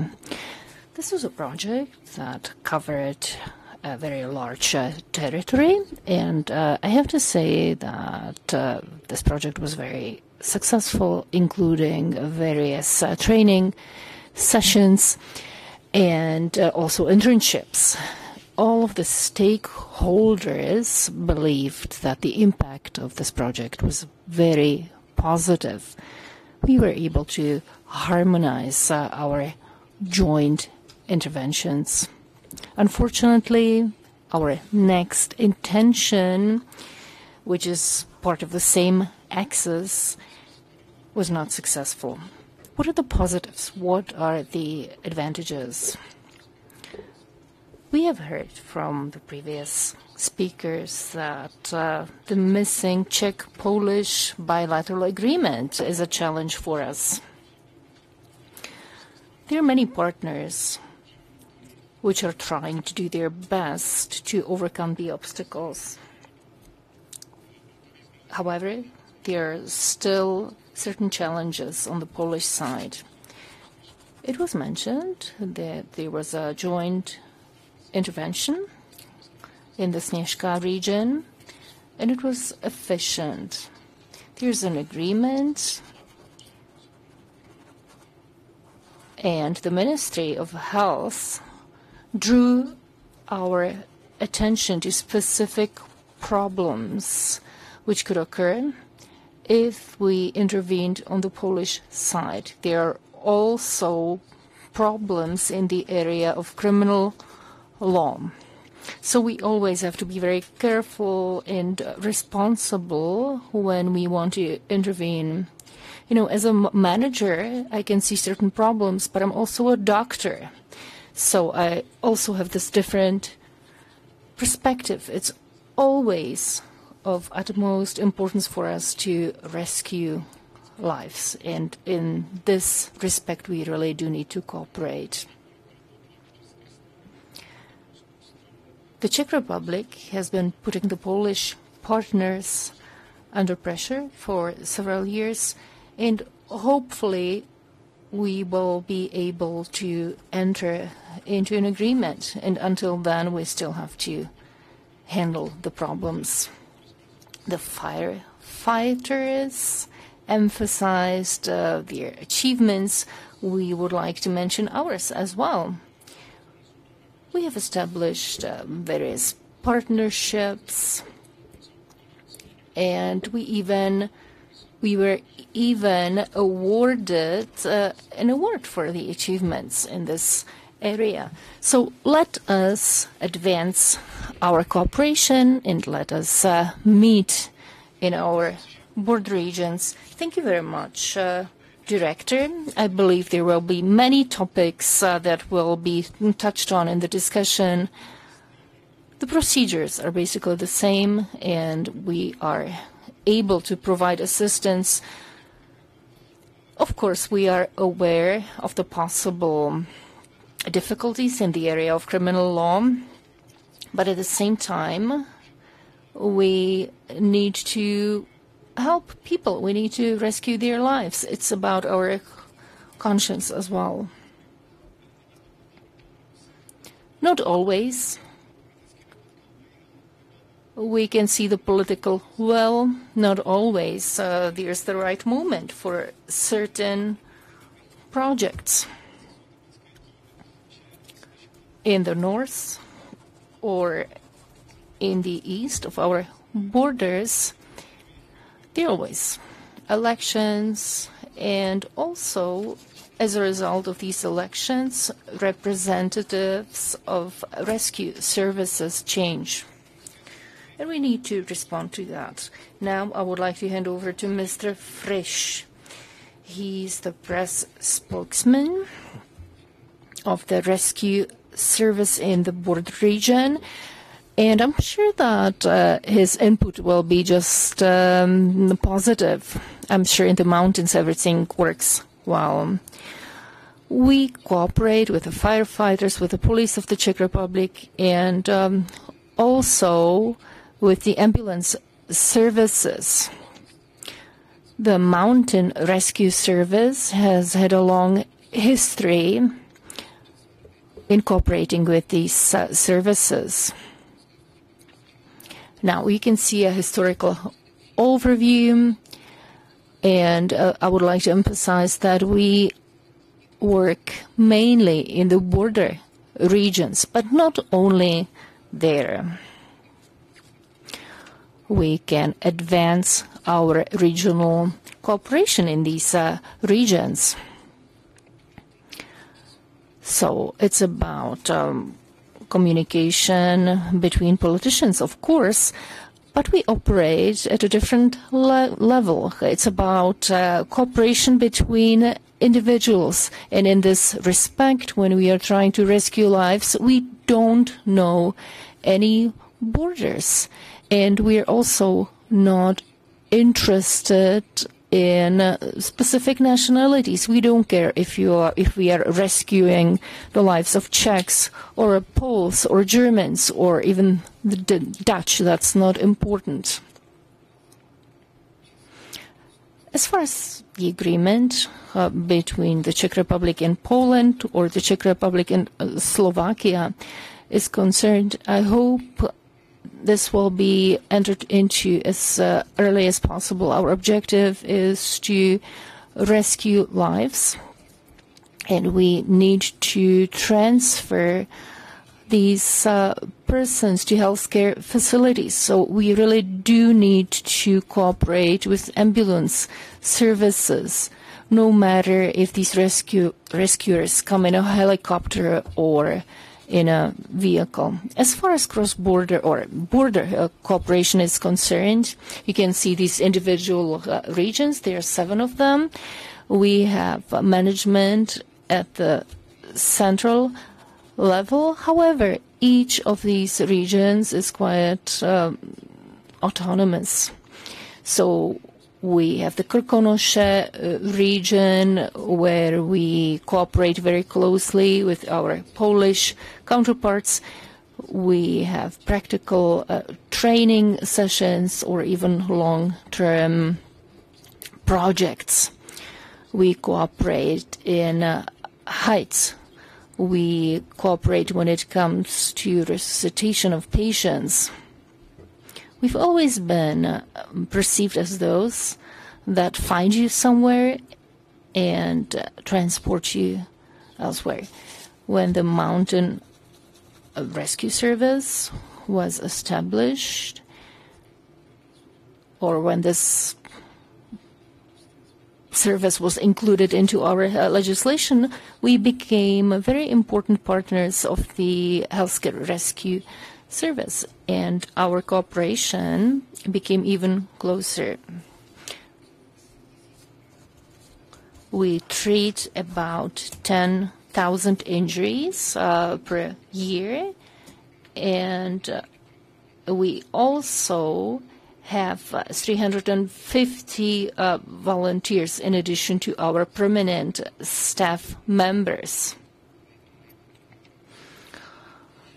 There are various situations. A model just broke her nail somewhere in Špindlerův Mlýn, and sometimes the injuries are very serious. Lives of people are at jeopardy.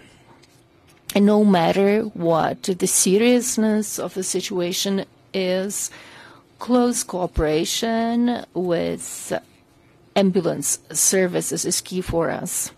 So we cooperate with the mountain rescue service, with the healthcare rescue service. Everything needs to be harmonized and coordinated. And I believe that a similar system works in Poland and in Slovakia as well. So coordination, cross-border coordination is key for us. I would also like to mention structural cooperation. Volunteers play an important role in this respect. Polish colleagues participate in our training sessions, and our colleagues go to Poland. We use the aerial simulator in Bad Els. That's a great opportunity as well. And our joint objective is to help those that need our assistance in the mountains. And it is key for us to be able to transfer patients or injured persons to ambulance services on the right side of the region. Our Polish colleagues come to our territory. We need to cooperate with them. We need to cooperate with the police and other stakeholders. Sometimes it is difficult to access the patient, and it's the same for all of us. But when we know the region, we know the access pathways as well. We need to address various situations, the danger of avalanche, for example. And in such situations, we need to work closely with firefighters, the police, ambulance services, and we need to get these colleagues safely to the location where the patient needs to be treated. And therefore, we believe that our cooperation is key. Cross-border cooperation involves various projects. For example, Interreg. But we also had larger projects. We were trained and we could undergo internships in Switzerland, for example. There is an organization, ICAR, which I would like to mention. We appreciate it very much. And I have to say that what is a priority for us is the rescue of patients. And we do not know any borders in this respect, and we have to be able to overcome all obstacles that we may face. Thank you very much, Mr. Frisch. This was a representative of the Mountain Rescue Service. And before I open a discussion, or before we get back to these individual topics, I would like to say that firefighters, the ambulance rescue service, and also the Mountain Rescue Service, all of these stakeholders have declared that cross-border cooperation is key. Otherwise, it would not be possible to rescue the lives and also to protect. It would not be possible to protect property. All of these stakeholders are prepared to cooperate. We are all interconnected.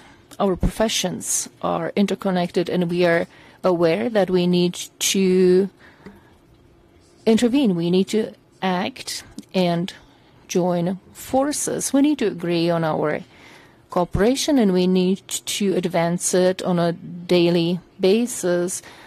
We know the situation on the other side of the border. We know our counterparts. We know who to contact. We know the phone numbers. It's similar with mayors, for example. You also know your counterparts. If you call your colleagues in Saxony or in Poland, you know who you are calling, and your counterparts are always willing to help you. So, of course, there are legal aspects that also deserve attention, but sometimes we need courage. We need to be courageous, even though in reality we should stick to certain procedures. This was just a summary. We touched on many aspects which should strengthen our cooperation. I believe that cross-border cooperation should not be implemented only in the border regions. It should cover a much larger territory. We are cooperating at the level of V4. We have various joint projects such as aerial firefighting. And I believe that all of these projects can help us to make even more progress. Now I would like to open a discussion. Please tell us what your perception is. Tell us about your experience, whether it has been positive or negative. And tell us whether there's still something to be solved or maybe not.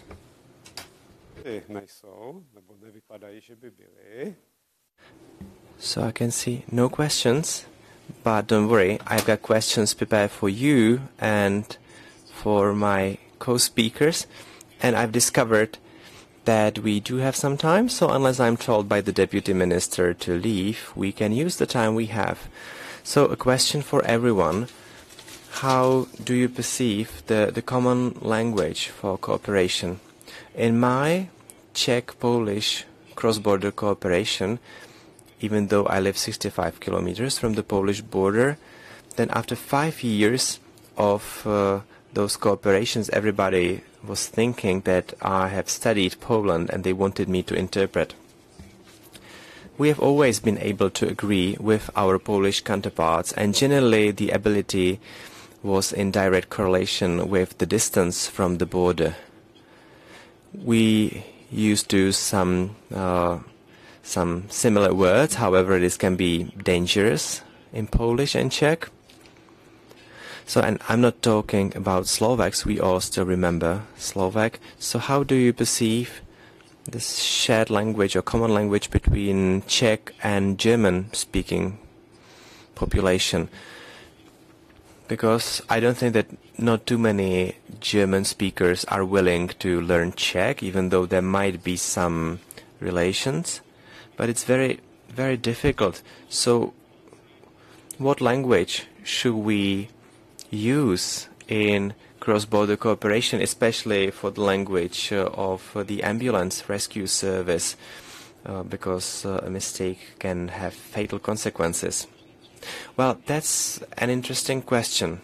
With our first projects, I even had lessons of Polish, and we had it for our operators as well. And it's a bit strange that we do understand the Poles, but they do not understand us. Next, from the perspective of tourism, or to reframe it, there is a young generation which really does not struggle with languages, and their second language is English, and therefore I think that 80 to 90% of our rescuers communicate in English, so I believe that we could probably call this trend. And well, so we speak different languages, but we have the same approaches, and in that case the language does not have to be an obstacle. It can be a problem in formal approach, but I think that all parties can find a way to understand one another, and very often it is English actually. What about the mountain rescue service? Well, if my perceptions are right, and if I speak about the Polish party, the older colleagues of my age can speak either Czech, Polish, or this kind of Sudety way of speaking. In other areas, I think that a number of our workers have grown up near the borders, or they can speak German, but if there is a problem, very often we find common ground in English, and a lot of materials are in English anyway, and everything is prepared in it, and today's level of English in young people is very high. And I think that it's us as the older generation who have to catch up a bit when they start speaking English. But I believe that some universal language will be found. For example, when we speak with my colleagues, rescuers from Poland, we speak Czech or Slovak or a mixture of that. Thank you very much. What about accepting or answering distress calls? We were talking about the problem which is in the Friedland area, and that is that the mobile coverage is not best, and people are either using a Czech or a Polish operator, and when the person starts calling an emergency line, they will either call into Poland or the Czech Republic, because not every state has such a good way of receiving distress calls as the Czech Republic, when we can speak English and German almost always, and not always is the operator prepared for such a situation. Therefore, we are trying to communicate in a way to ensure quick transition of information among communication centers that accept or that are reached by those calls. Therefore, if a person in Poland is calling us and they would like to report about a situation that has happened in Poland, we will redirect them to Poland. We are doing it quite well, but we would like to have similar cooperation and improve the cooperation also in terms of Germany and Austria. What about the rest of you? Do we have a mayor from a border region, for example, from the Golden Mountains? It seems so. Mayor, how do you see it when your municipality is more easily reached by the rescue service from Poland than from the Czech Republic? Good morning to everyone. Actually, it's the afternoon. I didn't want to get back to it because it was in the last block. The Gold Mountains area has been applying for the establishing of a rescue base for a long time. And if I'm informed well, then this year we will have a 10-year anniversary of negotiating on the frame agreement. Therefore, we would like to invite our counterparts, but that's something that the Association of Euro-Regions is working on together with the Deputy Minister, who is also involved in it. Thank you, Mayor. And I just do have to ask the Mayor of the Jeseník region, because she was there at the beginning of the Czech-Polish cooperation. So let's talk about cooperation not only in terms of the firefighters, but with your colleagues from Glucholazy, for example, or other areas. How do you perceive the cooperation? Good afternoon. Zdenka Blišanová, the village or the municipality of Jeseník.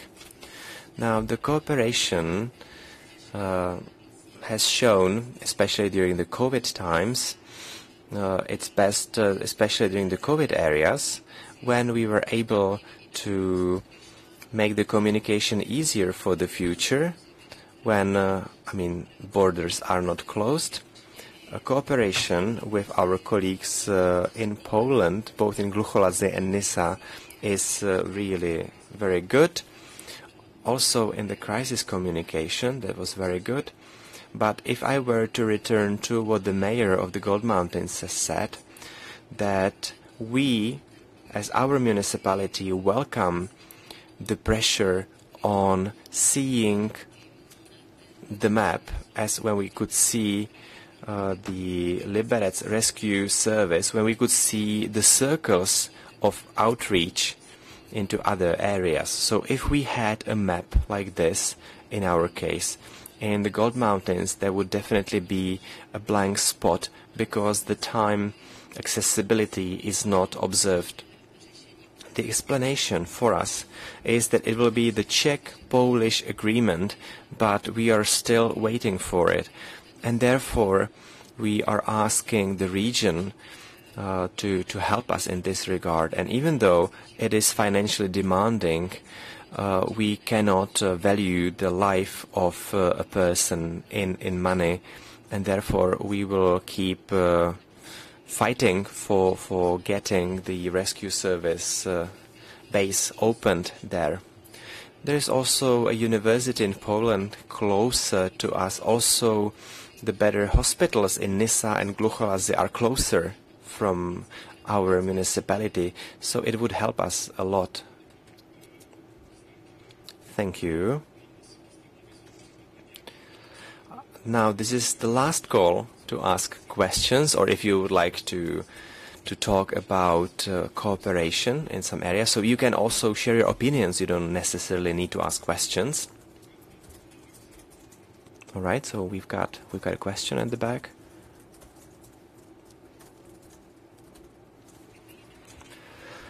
Thank you very much. I am Jana Smutna from the region White Carpathians.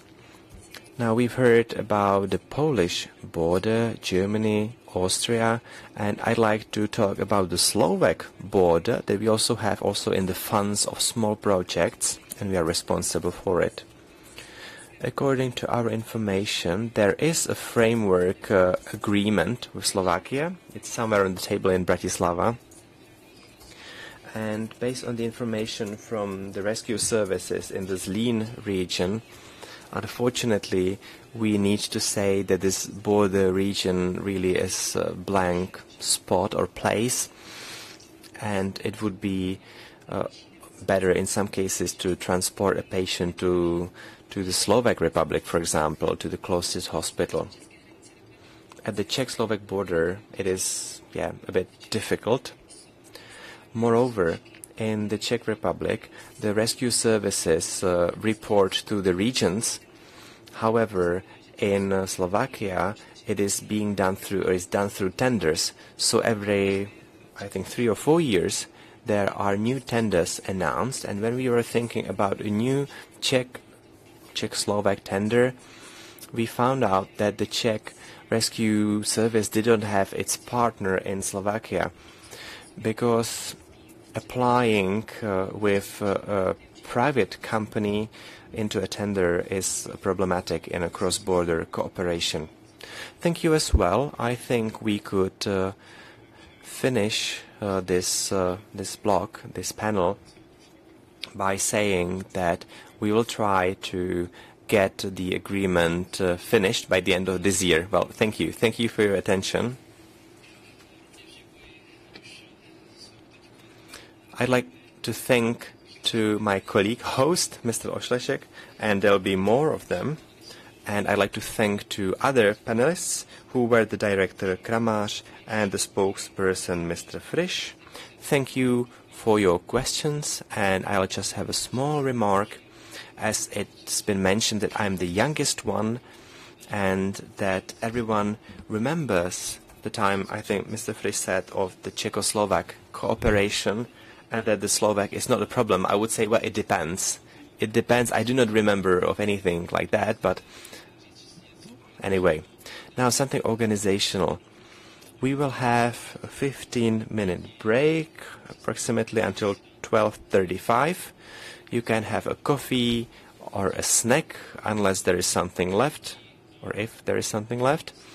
And then at 12:35, we will continue with our second panel, with the topic of culture and education in the border area, followed by the third panel with the presentation of the pilot backbone project ACTIS, where there'll be, let's say, 3 or 4 smaller panels, and then we will be concluding our conference and the buffet for the participants of the international conference. So 15-minute break. Let's be back here at 12:35 in the hall. I'll summon you, don't worry.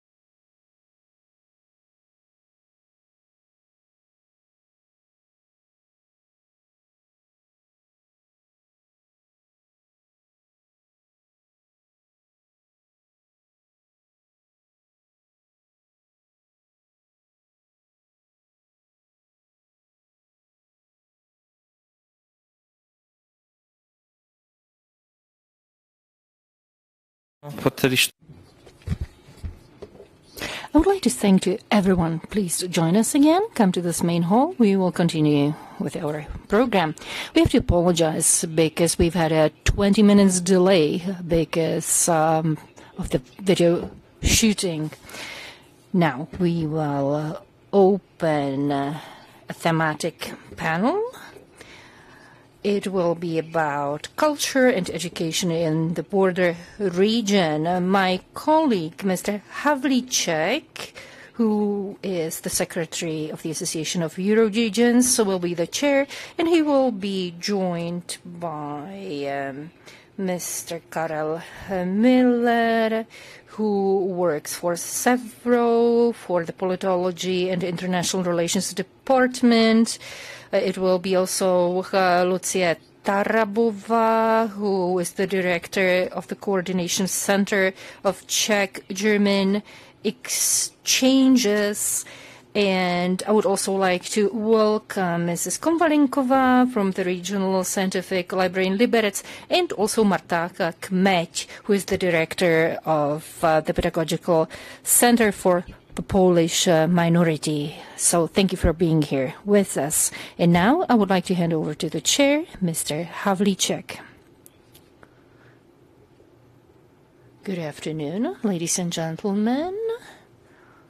I'm just facing a technical difficulty. I clicked on it and I'm not where I was supposed to be.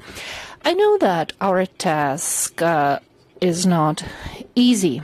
After the lunch break, it is always difficult to focus. However, I do hope we will be able to capture your attention.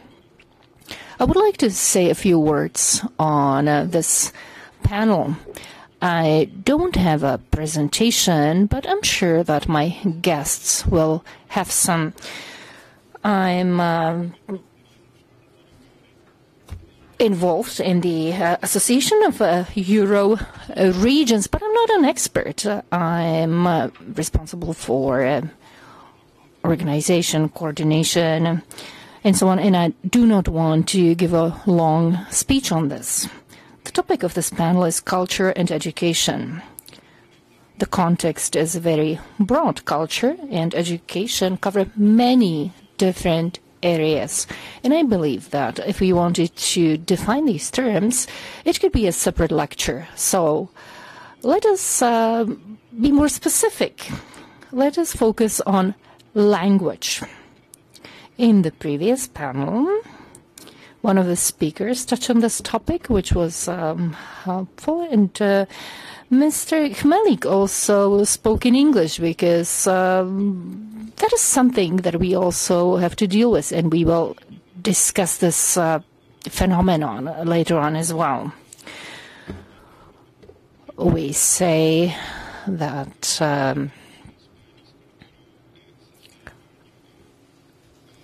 how many languages we speak, we have that many dimensions as human beings. And I would like to say that language is interconnected with mentality, with culture. So if we speak English, we start behaving in a certain way. It concerns manners, it concerns behavior as well. And if neighbors meet at the Saxon, Polish, Czech border, and when they start speaking English, they are teleported into a different foreign space. So in such a situation, we have foreigners speaking a foreign language, all of them. And I believe that we should use the languages of our neighbors, not foreign languages for everyone. And this is a topic we would like to discuss from different perspectives. And our guests, our panelists, will make a contribution to this discussion. I would like to mention philosopher Mr. Sokol. I would like to quote him. Education. Actually, the reproduction of a society is based on education.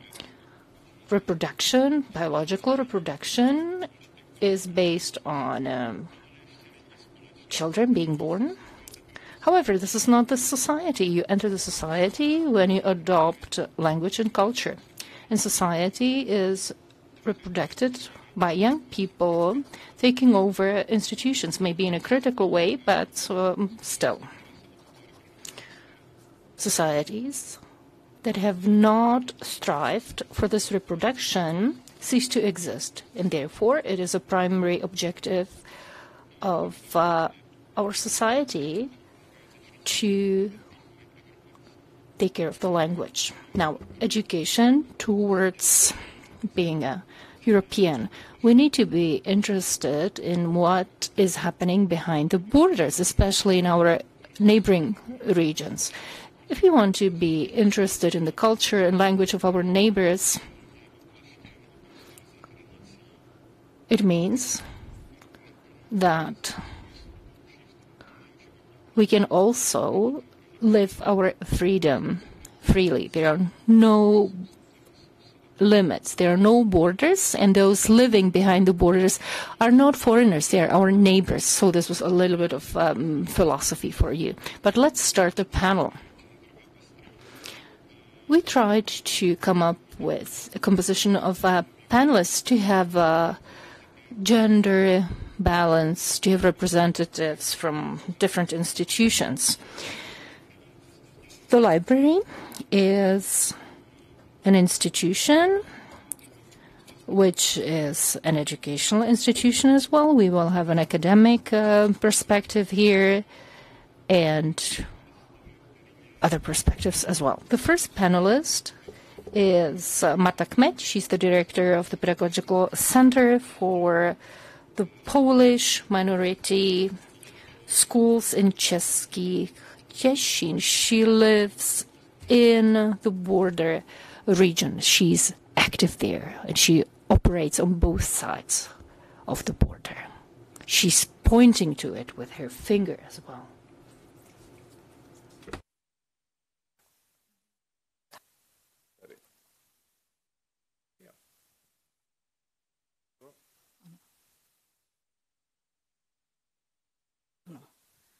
Dobré odpoledne, dámy a... Good afternoon, ladies and gentlemen. I'd like to welcome you all from the town of Český Těšín, and I'm here representing the Pedagogical Center for the Polish National Education. We are an institution established by the Ministry of Education, Youth and Sports, and we work in the area of minority education. We've been doing this since 1995.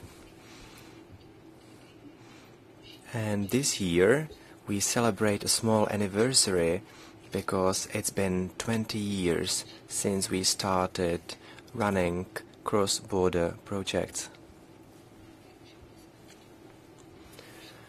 For that we used our 4 pillars, which means further education of pedagogical workers, then it's continuing lifelong learning, competitions for pupils, and then obviously it's European cross-border cooperation.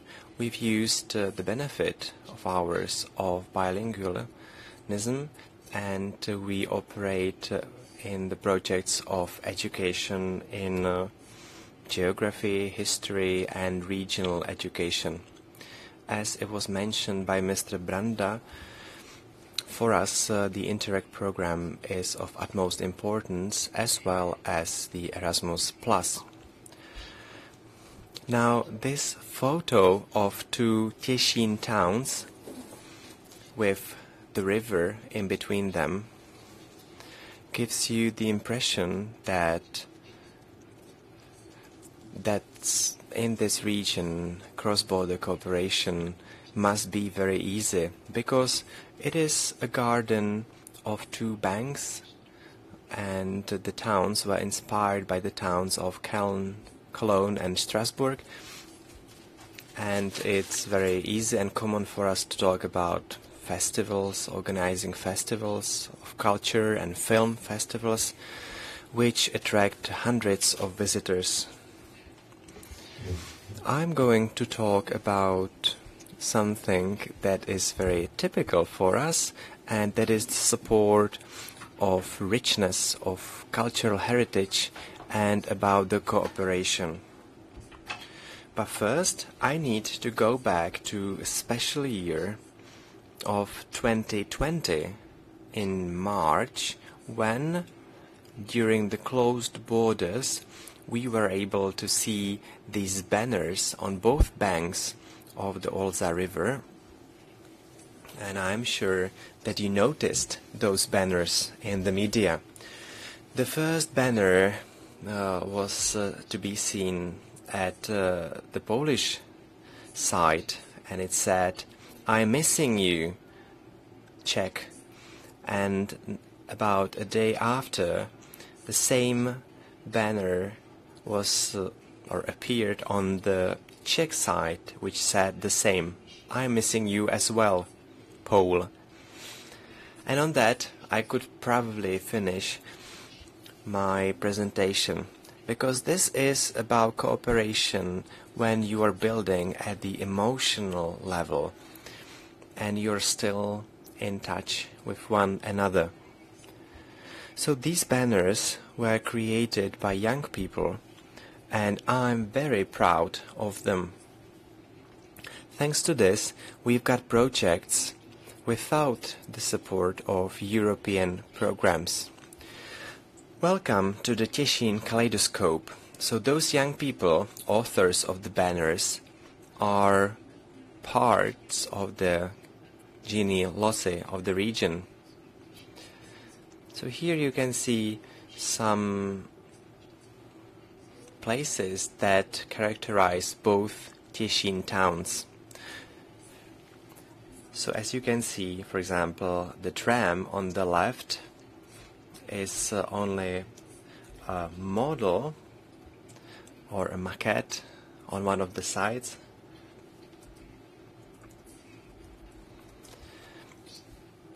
And also the crossing bar is not there anymore.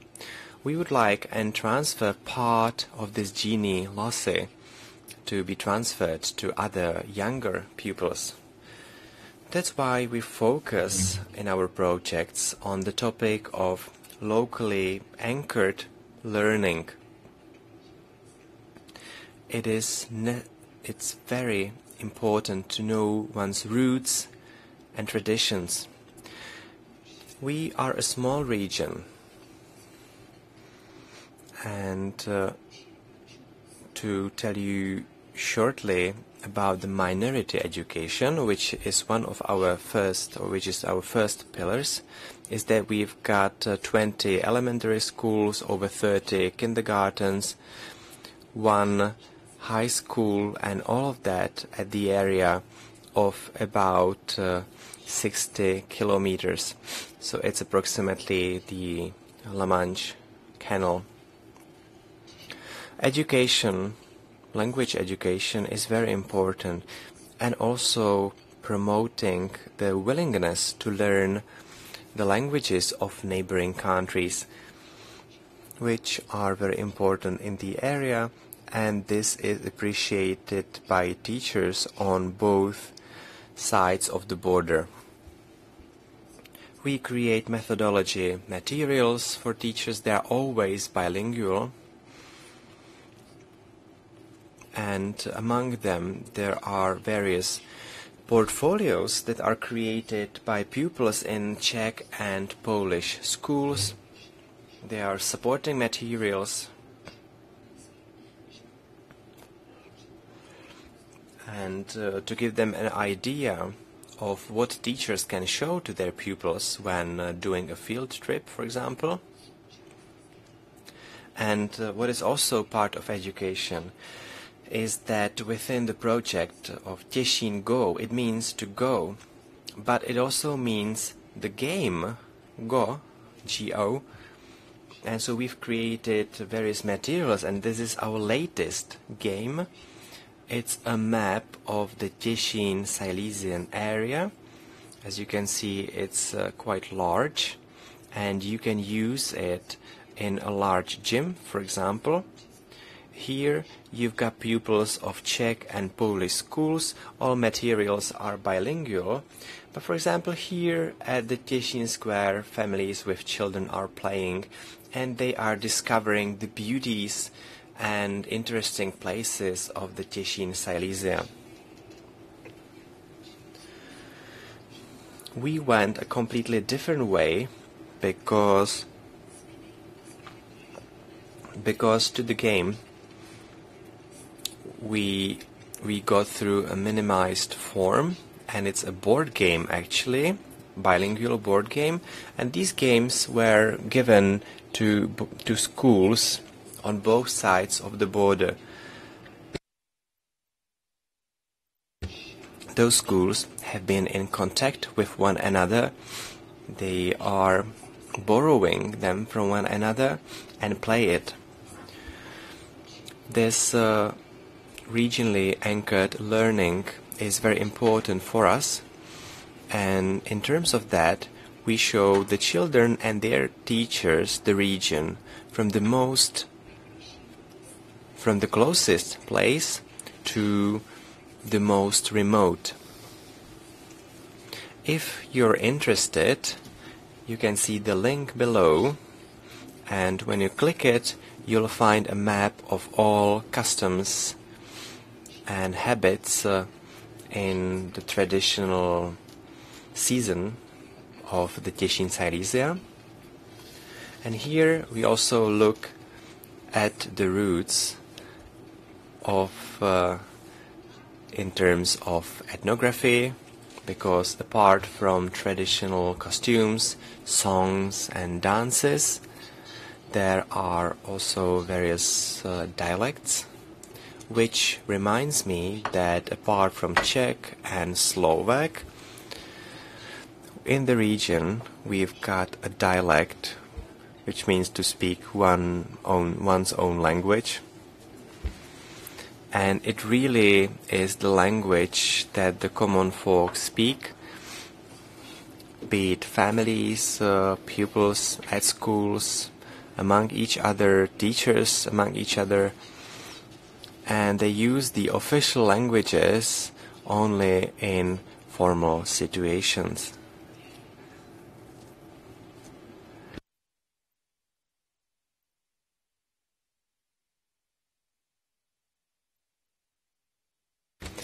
Now the Deputy Minister mentioned also various opinions or some unusualities or some situations of misunderstandings, and we tried to sum up all those matters in the project, that the history does not end with a border. And here we look into the matters and blank spots of the Těšín Silesia and its division in 1920. We always tell to teachers and pupils, it is possible that your fellow pupil on the other side of the border will be of a different opinion on the same situation, but in no case this can lead to other conflicts and hate. At that time, we also created materials for bilingual children.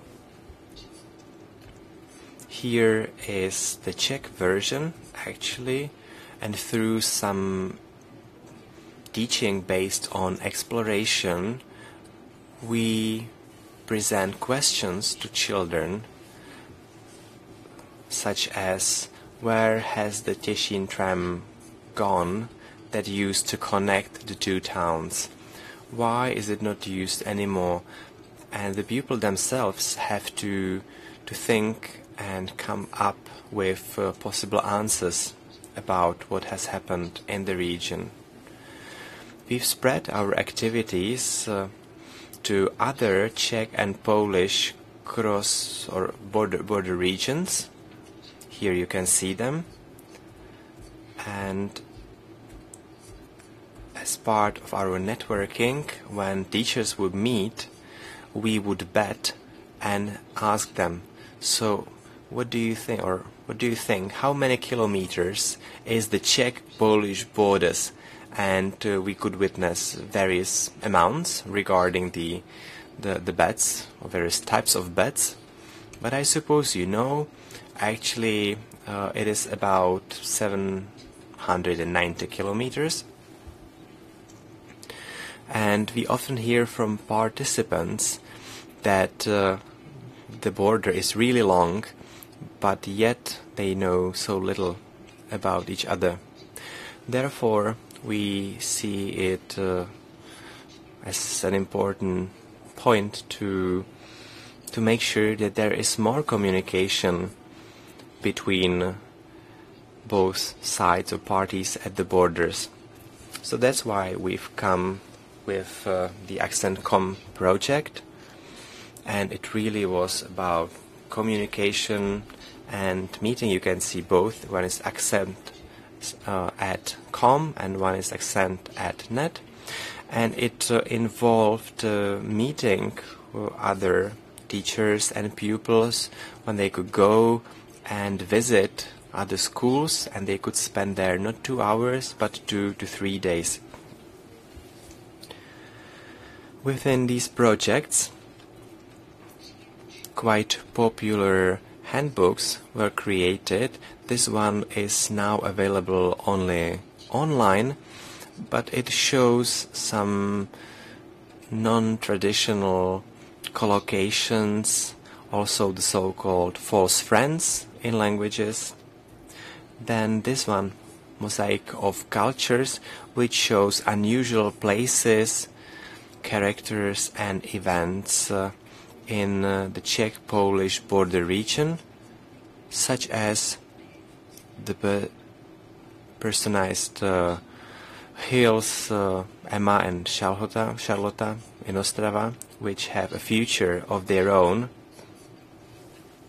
And being from the region of Těšín, Silesia, so the story of the Olza River, please call me Olza, because very few in the Czech Republic know that the Olza River was in the 60s renamed to Olše by the communists because, in their opinion, it sounded too Polish. And this is indeed a pity, because this name is one of the oldest Indo-European names, and it really is a cultural or language heritage of the region. And speaking about the language, it is always very interesting when both Czechs and Poles meet and talk about the so-called false friends. So this is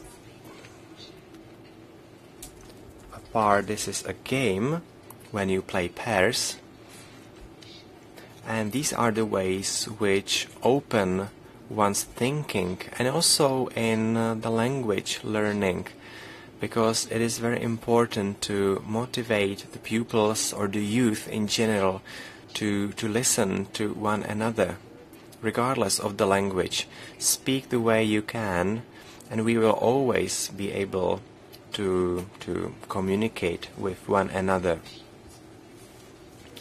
At the same time, this also trains your brain. I personally think that switching to English in the case of young people who talk to each other, and I'm speaking about young Czechs and young Poles, is only a proof of some, let's say, laziness, language laziness.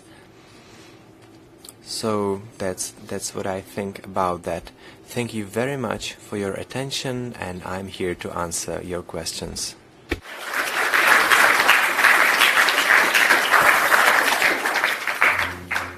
Tak, děkuji za poutavou prezentaci. Thank you very much for this very interesting presentation. And now I would like to ask the audience, do you have any questions on this presentation? Well, I guess it's not the case because we have a time delay. So I guess I will just hand over to the next speaker. But, well, there is a question, so feel free to ask.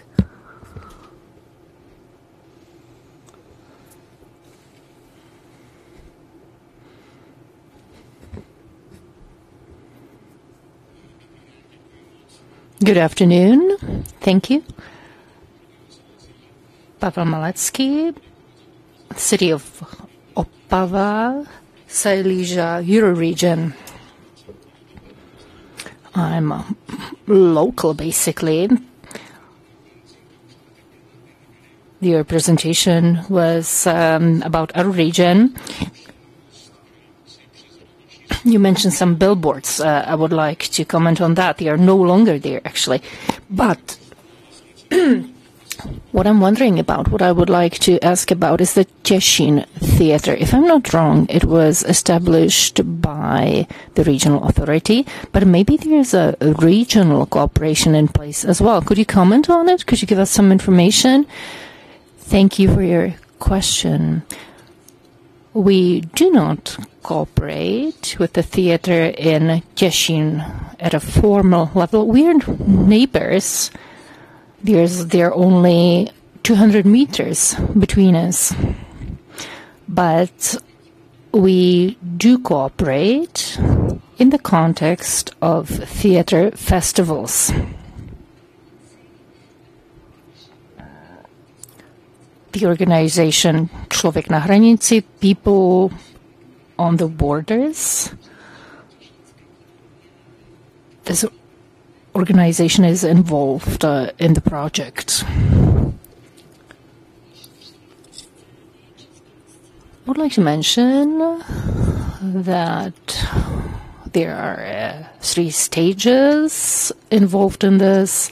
It's the puppet theater, it's the Czech and Polish stage. So there is room for cooperation, and cooperation is always possible as part of festivals, theater festivals. Thank you for answering the question. I don't want to deprive you of the possibility to ask questions. We don't have much time, but feel free to ask. Okay, there are no more questions. We just saw the presentation. We could see how cultural aspects can be addressed at the border. It's great that you inspire others along the border. You work in the Silesian region, but you also serve as a source of inspiration for others. In some other regions, cooperation and contacts are not so close. I believe that if we get more to the west, the barrier, the language barrier, is more substantial. And then when we get to the Turów region, we don't speak a dialect there. It's great that there is a common dialect, which is spoken by children as well. But to mention something positive, over the last years, in the context of various Czech-Polish projects concerning kindergartens as well, we've been able to see that the children have developed a certain child language, which is a mixture of Czech and Polish. So maybe after several years of cooperation, we will have our own dialect, the Turów dialect, which will be developed by children, maybe. Okay, now we will look at this topic from the academic perspective. The next speaker will be Mr. Karel Müller, Professor Müller, who is a representative of several, the Department of Politology and International Departments. He also publishes books. And now the floor is yours. Can I speak into this? Is it okay?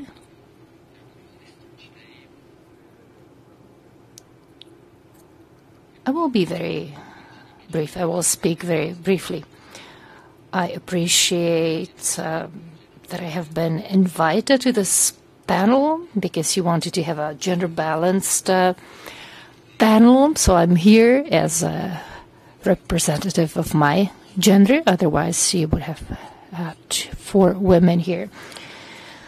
I carried out a research project prior to COVID and another one after COVID. The pre-COVID project was published, or the outcomes of this project were published in 3 languages.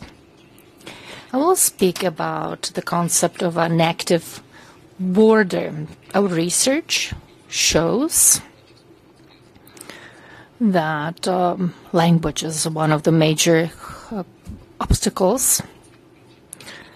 I hope that Mayor Cenker will not be upset when I speak about this, because he believes that English kills the culture on both sides of the border. But on the other hand, it is very convenient if we can communicate in English. Europe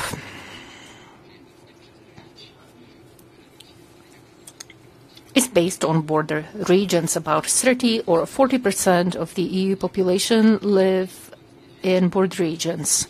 And we could also say that about 4 million Czechs live in the border region. So the borders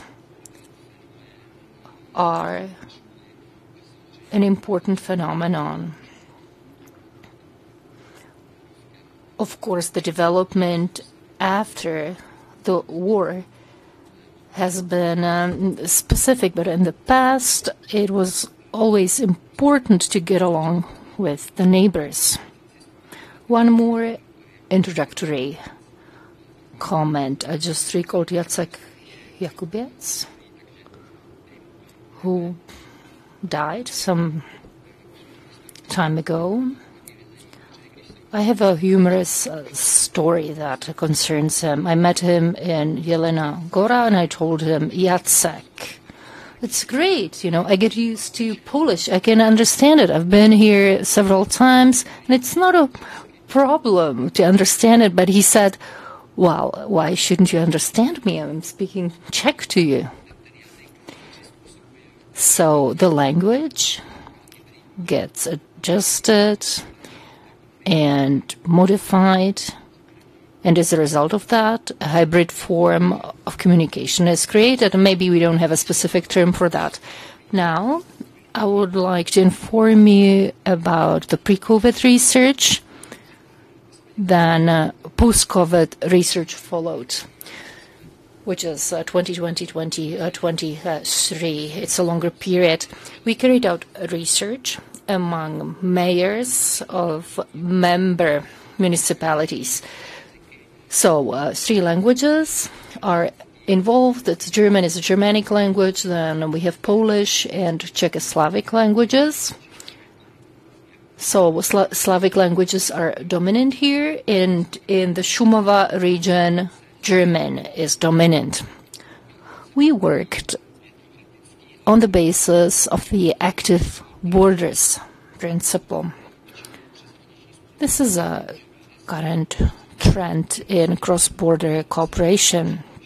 If cross-border cooperation is successful, when it brings fruits, the result may be an active border. What I'm trying to say,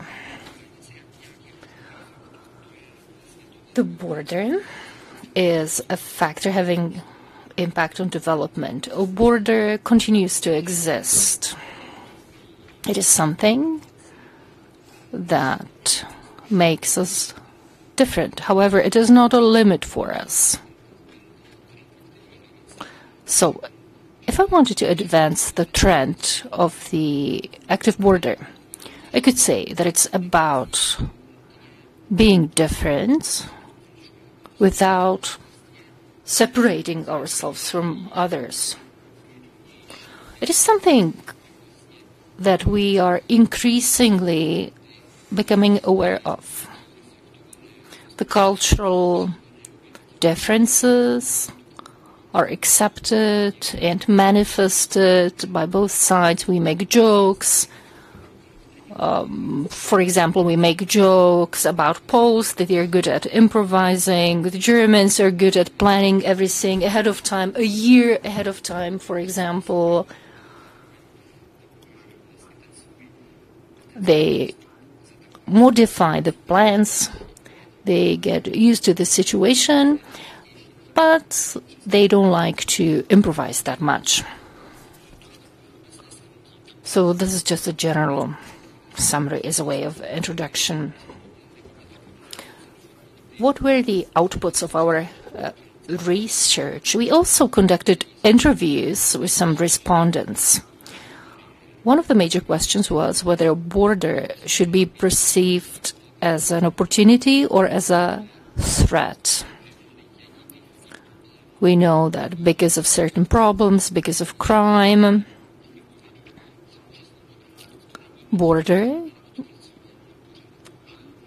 could be perceived as a threat. We could see this during the COVID period.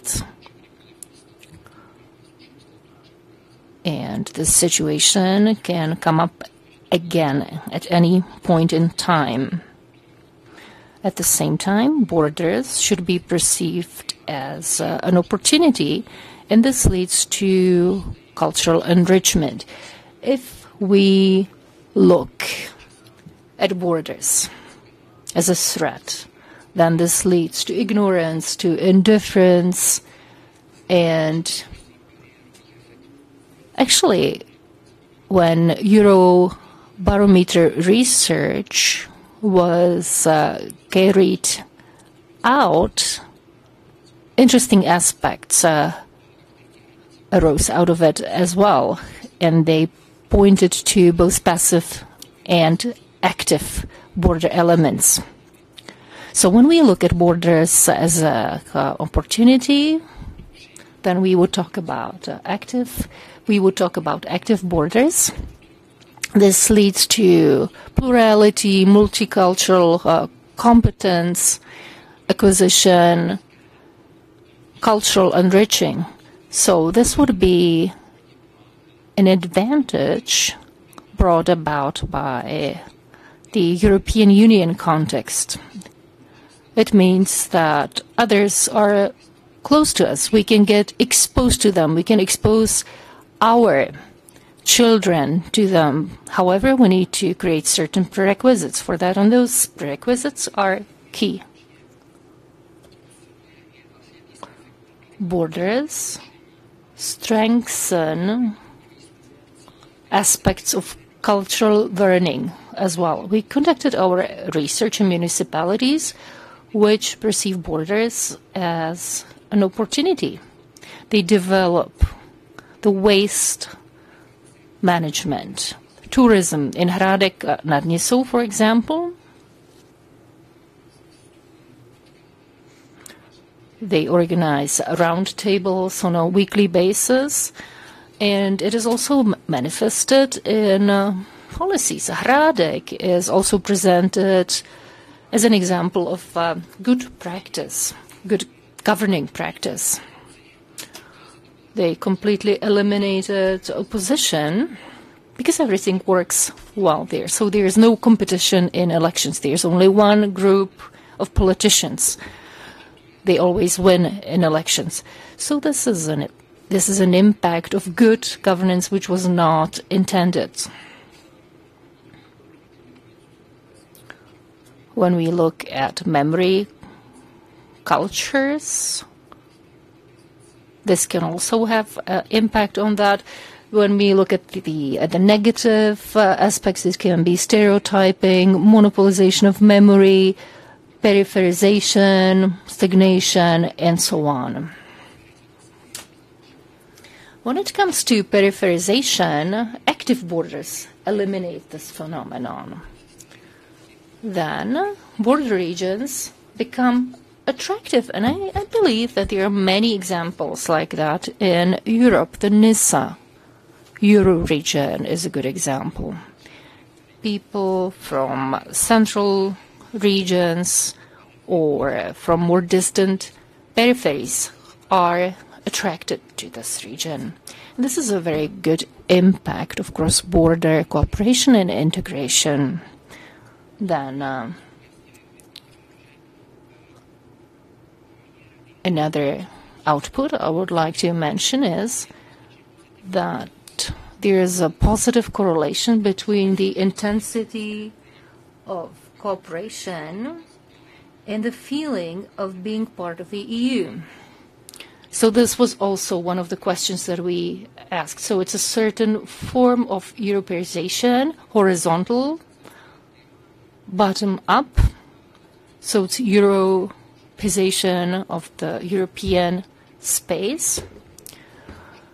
And the passive borders would strengthen the principles of ethnic cleavage. In the opposite. I would like to mention Anna Biskup, who is representative of the Šumava region. She always mentioned that cross-border cooperation is a great way of getting immune against ideological viruses, because they are always born in political centers and on the periphery. People are usually more progressive and more immune at the political level. In places where you meet others, you would be reluctant to believe prejudice. You would be reluctant to believe that other people are this or that way, because you have that direct experience. During the discussion, we can discuss more details related to this. But I would also like to point out that it's not always just money that stimulates cross-border cooperation. It's also the curiosity. It's the desire to get to know others. And I believe we do have these active borders. We don't have those wired fences anymore. On the Šumava border, and mayors are an important driving force of cross-border cooperation. Many of them are in their 40s, 50s, and they already grew up in this system of open borders. However, there's a certain risk related to that. We could lose what we have if we don't realize it's a value. So we need to serve and support this active border. It's one of the outputs of our research. And this was my conclusion. Tak, já moc děkuju Karlovi, panu profesoru. Professor Miller, thank you so much for your presentation. We could hear your academic perspective. I believe it is a good idea to have these charts in front of us. Language is a substantive barrier. It is something that makes our communication harder, and I believe we should pay attention to it. It is definitely very positive that we build bridges, roads that are crossing borders, and that our rescue systems can cooperate. However, if we cannot understand each other, it might be difficult to use these bridges and roads leading from one country to the other. Andrzej was also the brother of the person you quoted, also had very famous quotations, and he convinced me that I could speak Polish Polish, yeah, but I told you this humorous story. I thought I could understand Polish, but actually he was speaking Czech and I didn't realize. But I became more open to Polish, at least. Borders are crossroads of languages and cultures. They can be melting pots as well. And active borders are places where the other culture, where the differences are perceived as an opportunity or as an advantage, not as a burden. So now we have time for questions. We have time for discussion. We are behind the schedule. We are 5 minutes late. But still, do you ask questions if you have some? If it's not the case, we will continue with the next presentation. We were in the southeast, thanks to Professor. We looked at the Nysa region. Now we are moving to the southwest. It will be the Czech-Bavarian border, actually. The next speaker will be Mrs. Tarabova, who's the director of the Coordination Center of Czech-German Youth Exchanges. Tandem. So, Mrs. Tarabova, the floor is yours. Začnu poděkováním, protože to, že tady má... Thank you for the floor.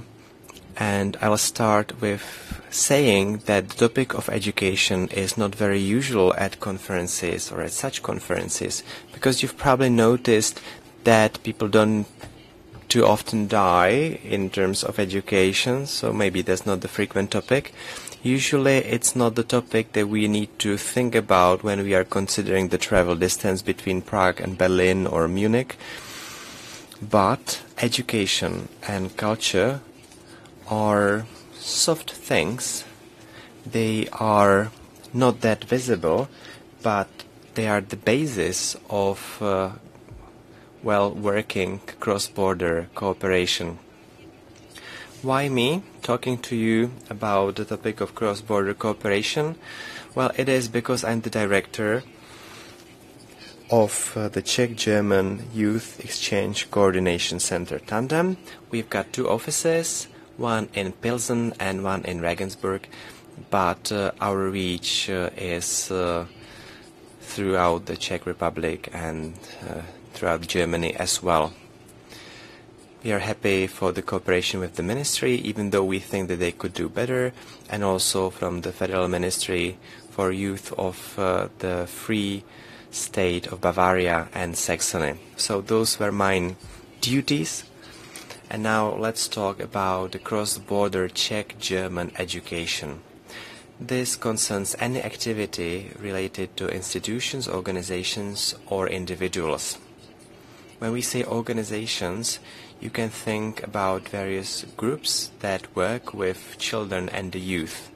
So when there are 2 sport clubs or organizations with the purpose of not only playing football but having some common event, something, for example, language related or something where they would communicate, it is seen as an educational activity. We are not talking only about schools, but also about kindergartens. And in this area, we have to say that this cross-border education starts from the smallest age. So what is the aim of making our cooperation work? It is to make sure that the cooperation works well and the exchange of know-how. If children learn from a very young age that meeting their neighbors is a completely normal or standard thing, they will see it normal and standard also when they are adults. And these people will be interested in the cross-border cooperation to work. Why we want that? I believe that's clear based on the previous speakers. This could also be seen in the crises we have, such as the global warming, COVID, the war in Ukraine. So if the neighboring countries start cooperating well, it will help everything in our common Europe, and we have to start start as early as possible. So, the question, what will help our cross-border cooperation to work well? We've heard about it many times already. The funny thing is that behind the political will there is a dot, but it should actually be an exclamation mark. So every time a government representative visits another country or region, this gives a clear signal that they are interested in cooperating with them. And this will probably be reflected in the school's thinking, oh yes, it seems that there is potential in cooperating with our neighbors in Germany, for example. On the contrary, if the former education minister starts thinking whether we need a second compulsory foreign language and whether English would not do, he's sending a clear signal that perhaps the German-Czech relations are not that important. If we don't need a second foreign language, perhaps we will do with English. But then, if it is English, why would I need to communicate with Germany? With English, I could talk to the US or the UK. And those are small gestures which at the political level might seem as not important, but they really affect whether our children in individual organizations and institutions will meet their neighbors. This is followed by needed legislation. This is what happens when the borders close.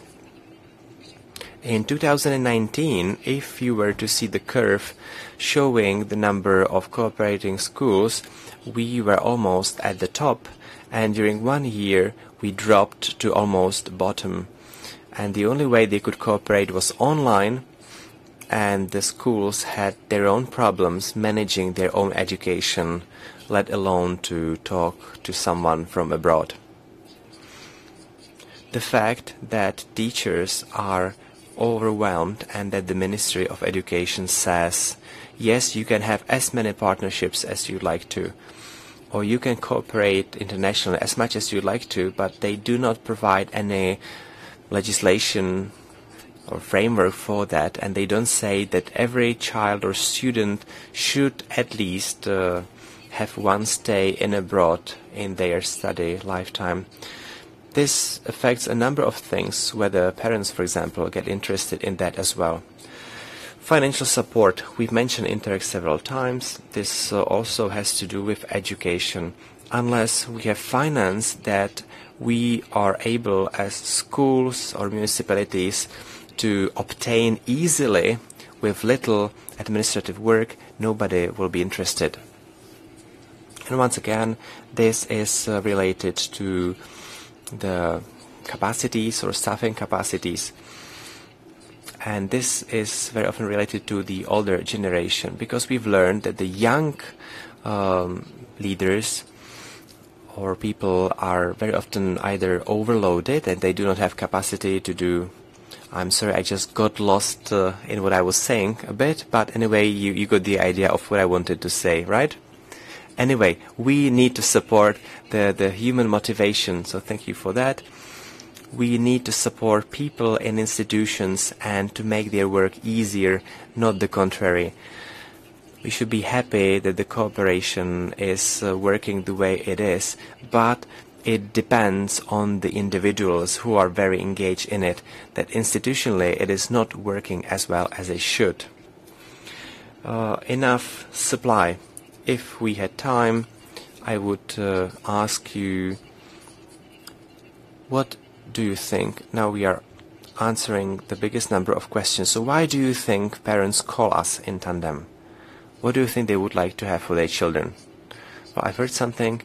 So they would like to have Czech-German summer camps, or camps in general.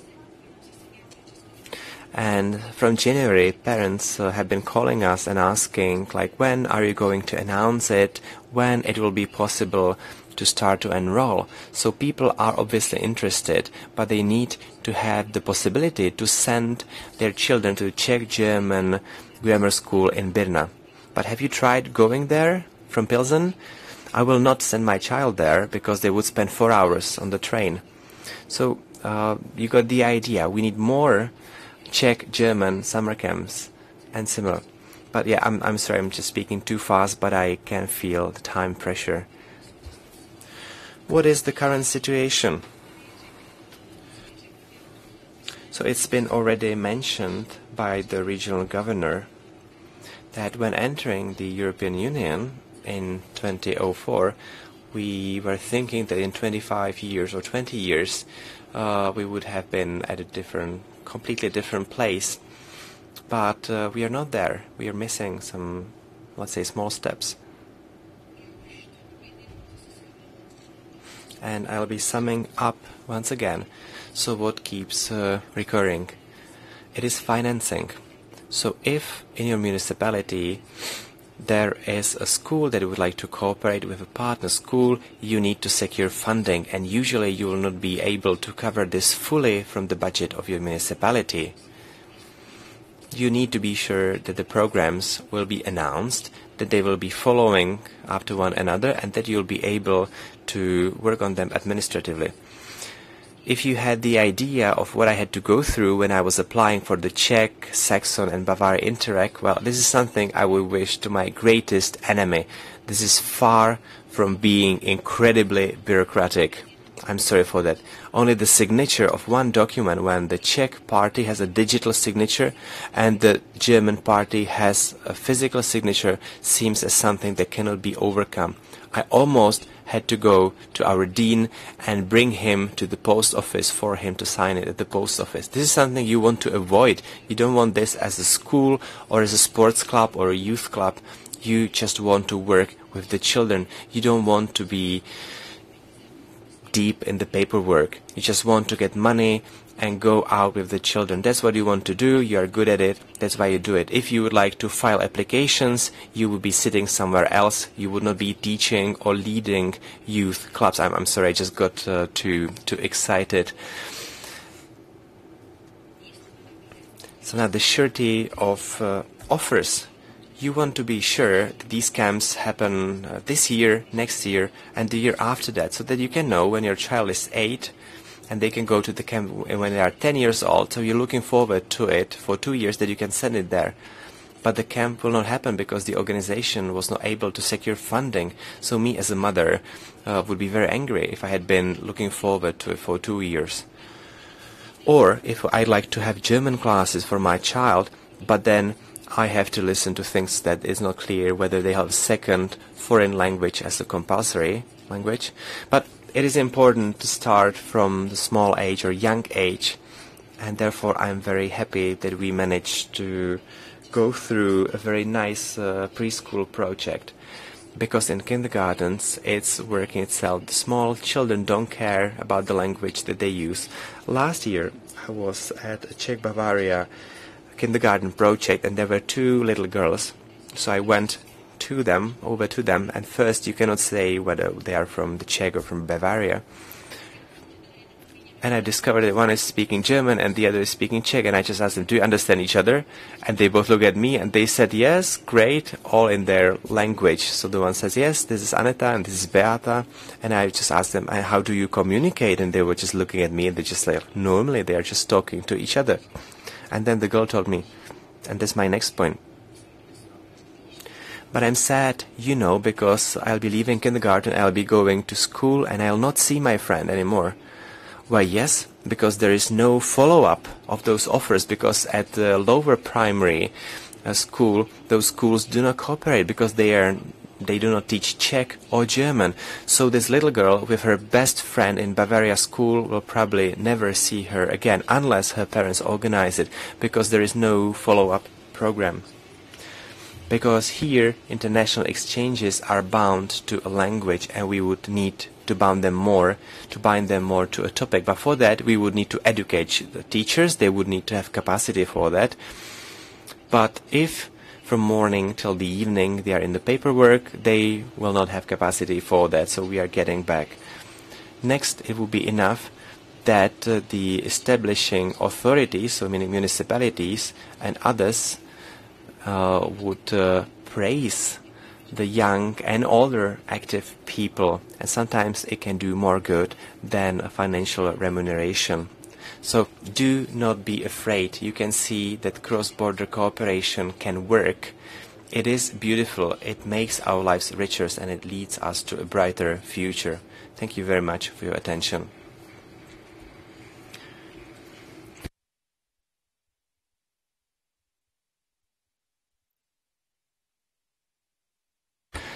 Thank you for a very interesting presentation and for bringing up the importance of the engaged individuals. I believe that we were able to see one of them in action.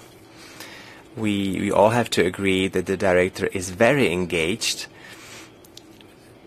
but I think that today we have an unusually high concentration of very engaged individuals. So now we can see the people who are involved in this cross-border cooperation. So, thank you very much for that, for being here and for being so engaged. We can see that there are still large obstacles in the cooperation. There is still a lot to work on, even though, especially in the recent years, we've seen some political will to make the changes needed, and we see that now is the opportunity to make those changes happen, and today's meeting is a proof of this. And that's why we are here today. That's the proof of the political will, even though a lot of things can be improved. But still, I think that the situation is much better nowadays than it used to be. Especially with the help of the European Union, which tries to make applying and using the funds easier. But still, I understand and I agree that there are still some problems we need to face. Talking about the signatures, electronic signatures and physical signatures, for me, that's just incredible. I would expect our German colleagues to be doing much better in the digital area, and for them there was a large surprise that we wanted them to sign the applications electronically. So that's something that they could work on, definitely. But generally it is still true that they are doing, the German party or Germans are doing better in many areas than we are, but this is something that they can improve on, and I'm just sorry I didn't mean it badly. So anyone would like to respond, to say something? Please, I don't mean to my monologue about the electronic signature. Now if you are not, we will move on to our last speaker without the time pressure, and it's the last one in our panel, because the director Konvalinková, who is the director emeritus of the Regional Scientific Library in Liberec, is also a very engaged individual. She was also awarded the Euroregion Award as a person who is most engaged in cross-border cooperation. So it's not only my feeling, but also those who award those awards. And Mrs. Konvalinková has been a long-term chair of an expert group on the Euro regions. So we'll move on to her, and you'll see it from the Czech, Saxony, Polish view. So in terms of the informal educational institution, which a library definitely is, the floor is yours. Jo, a pardon, a omlouvám kolegu profesora Karla Millera, omlouvám se. Professor Karl Miller has to leave us. It's the examination period now, so his time is precious. And I'm sure you understand that. Tak dobré odpoledne, dámy a pánové. Já jsem tady... Good afternoon, ladies and gentlemen. I've been praised so much that I'm blushing already. I would like to thank to the NISA Euro region for supporting us. It has been mentioned that small projects will be much easier in the future, and I must say that we are looking forward to it already. In the recent years, we've been struggling a little bit. Now, I would like to introduce the regional library in Liberec. You just saw some pictures, and now I will go over the bullet points. Our library is a place where people can meet, and we also call it the Reconciliation Building. In this place, there used to be a synagogue, which was burned during the Crystal Night. And a part of this building is a new synagogue. This building was predestined to be a place of cooperation, not just cooperation with our neighbors, also with other states. This is a picture of the old synagogue in the interior of the new one. We've talked about languages, and there are also multilingual libraries which are supported, for example, by the French Institute or the partner town Augsburg. We also cooperate with the Albert Stifter Verein, also the regional library in Dresden, and others. And now I would like to touch on the cooperation within the Euro region. There are also 2 projects on our list in Chemnitz, Zittau, Liberec, and Pilsen. They were not supported by the Euro region funding, but still we were able to implement them. They focused on joint education of students. These projects were implemented on both sides of the border. I would also like to mention the support by the Czech-German Future Fund during the COVID period. This allowed for developing digital format publications that you can see on our website.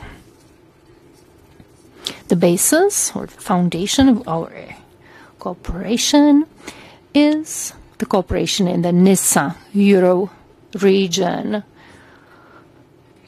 Zittau is very close, Jelenia Gora is very close, so we meet on a regular basis. I will describe the cooperation.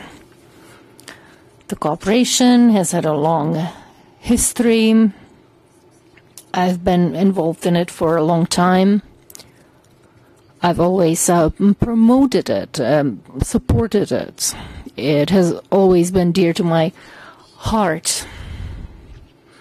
What are the benefits we meet? How we can take trips together, we exchange experience, and we can establish friendships. These are the major benefits of communication in the border regions. Experts of libraries meet 3 or 4 times per year. We organized 11 joint conferences, each of them focusing on a different topic. There have been seminars, art competitions, exhibitions, and also literary walks focusing on literary topics. These are examples of cooperating libraries. On the German side, it's Christian Weiser Bibliothek in Zittau. In our country, it's the Regional Scientific Library. And in Poland, it's the library in Jelenia Gora.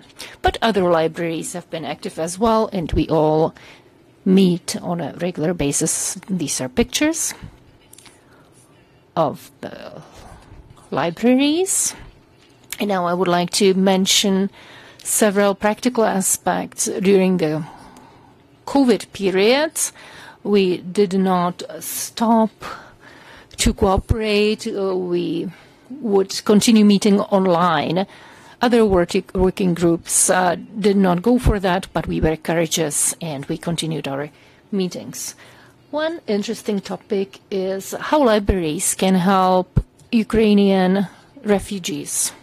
At our libraries, we organize Czech language courses. When discussing languages, of course, Czech is an important language for refugees in our country. These are pictures from our meetings. We meet in different locations in all 3 countries. This was an excursion to the botanical garden in Liberec, for example. This gentleman is a guide in Bautzen, in a museum.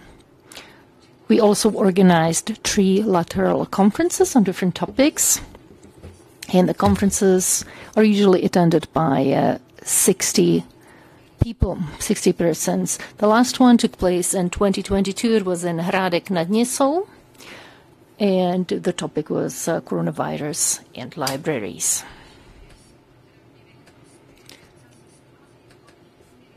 Our activities include walks focusing on literary topics. These are informal meetings with our colleagues, and we can discuss various topics during such walks. And this activity is very beneficial for our work. The last one took place in Jelena Gora.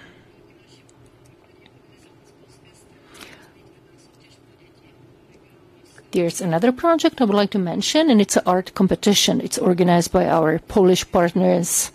This is a library in Jelena Gora, and this is a collection of various pieces of art focusing on Krakonoš. Krakonoš is a beard fairy tale character, the ruler of the giant mountains. In 2023, the 13th International Art Competition was organized for children and for the youth. This is a picture from an exhibition including award-winning pieces of art.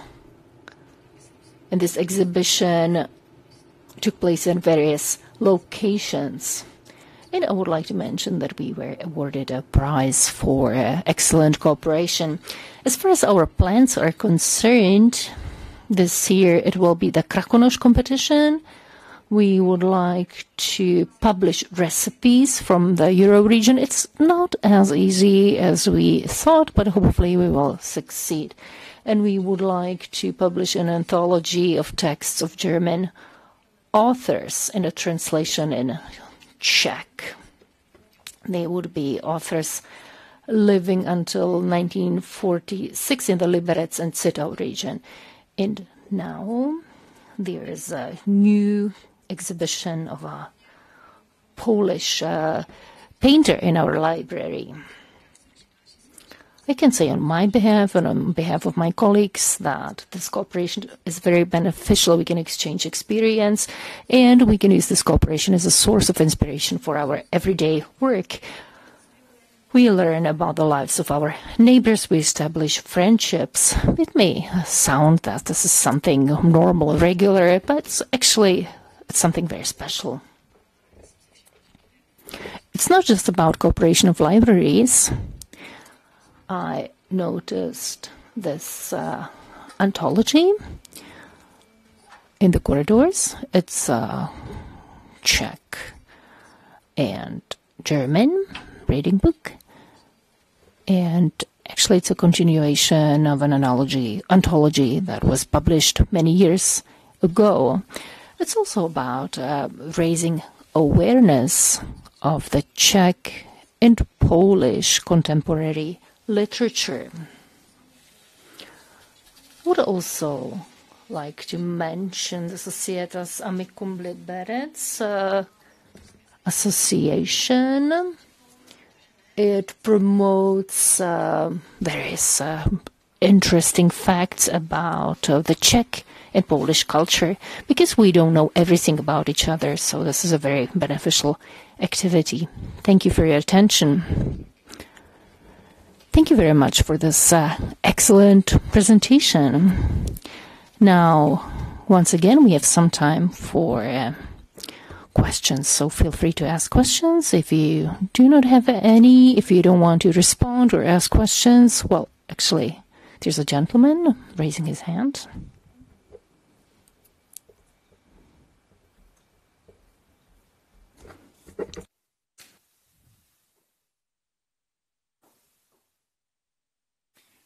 Ich möchte eigentlich nur herzlichen Dank sagen. Das war hoch eindrucksvoll, was I just would like to thank you warmly for this excellent presentation. It showed us how dynamic the cooperation among active stakeholders is. It's not about institutions, it's about individuals that are active, that cooperate.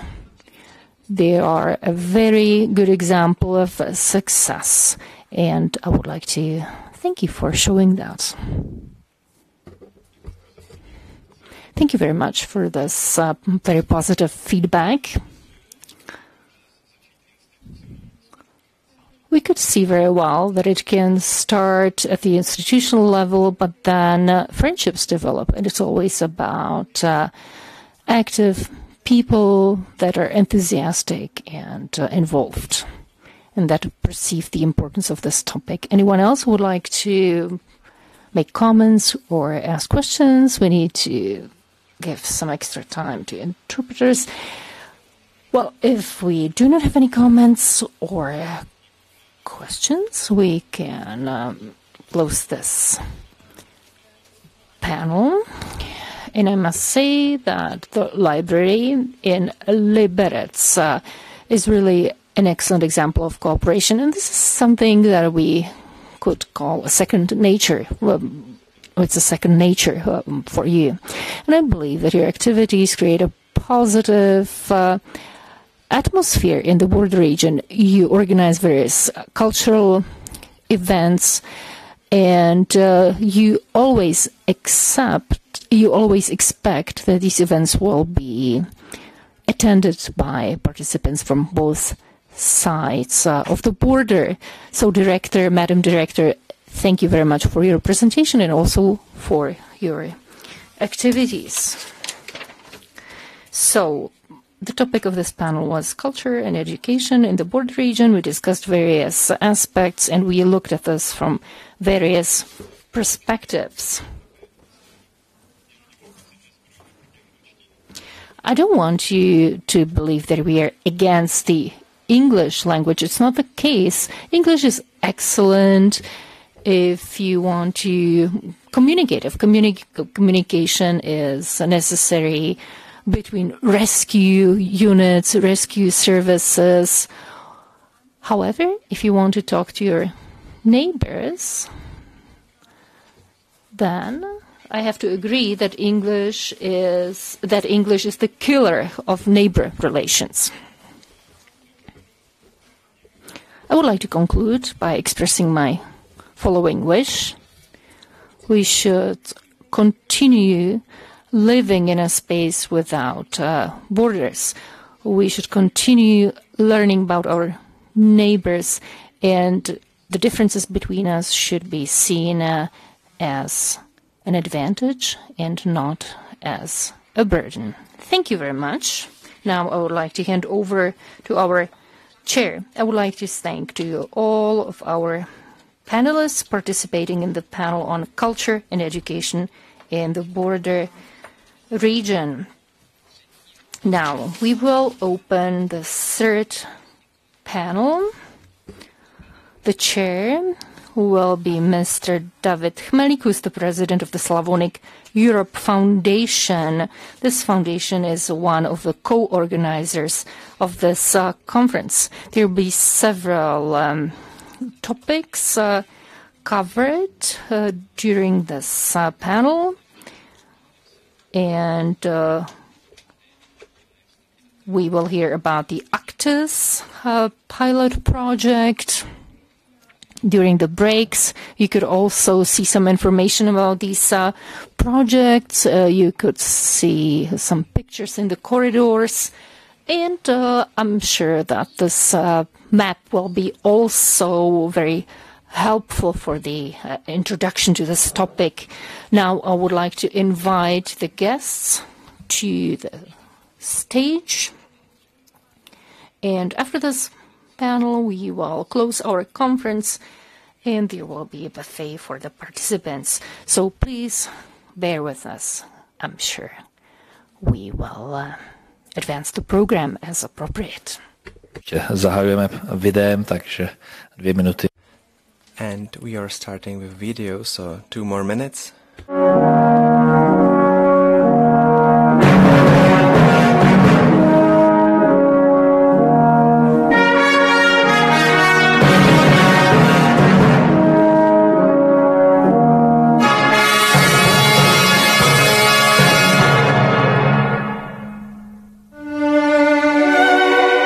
Europe is a masterpiece. As with each original masterpiece, Europe unites beauty, richness, and strength. Like in a human body, in order to make it even stronger and even more resilient, the cross-border minorities are ideally positioned to become the connecting synapses within the European Union. Starting with the Lusatian Sorbs and Wends at the German-Polish-Czech triangle of Lusatia. The Lusatia Glow framework program activates the cross-border minorities and is thus a game-changer within the European Union. A game-changer of the European integration process, offering a new, innovative grassroots cohesion approach of smart integration to the European continent, with the European Minorities Network as a result. A backbone and the DNA of a new Europe. Spreading its network gradually and systematically all over the European Union, acting and operating at the borders as well as going up country to the heartland and capitals with more than 30 cross-border partners. Around 50 European countries involved and around 400 million citizens participating in whole Europe. The European Minorities Network creates a robust, resilient, and at the same time elastic grid across the European continent.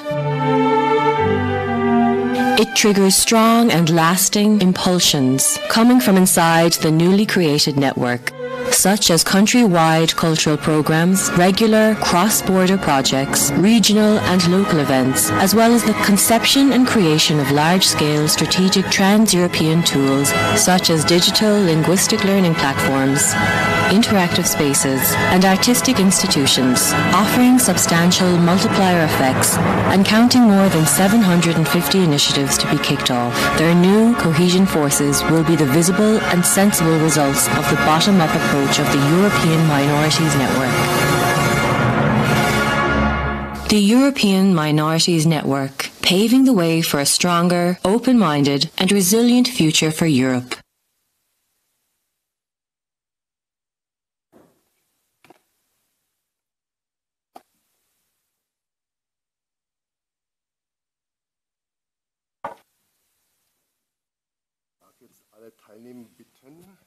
Bitte hier aufs Podium zu. All right, so can you come here to me, Mr. Zbigněk, Mrs. Dubnerová?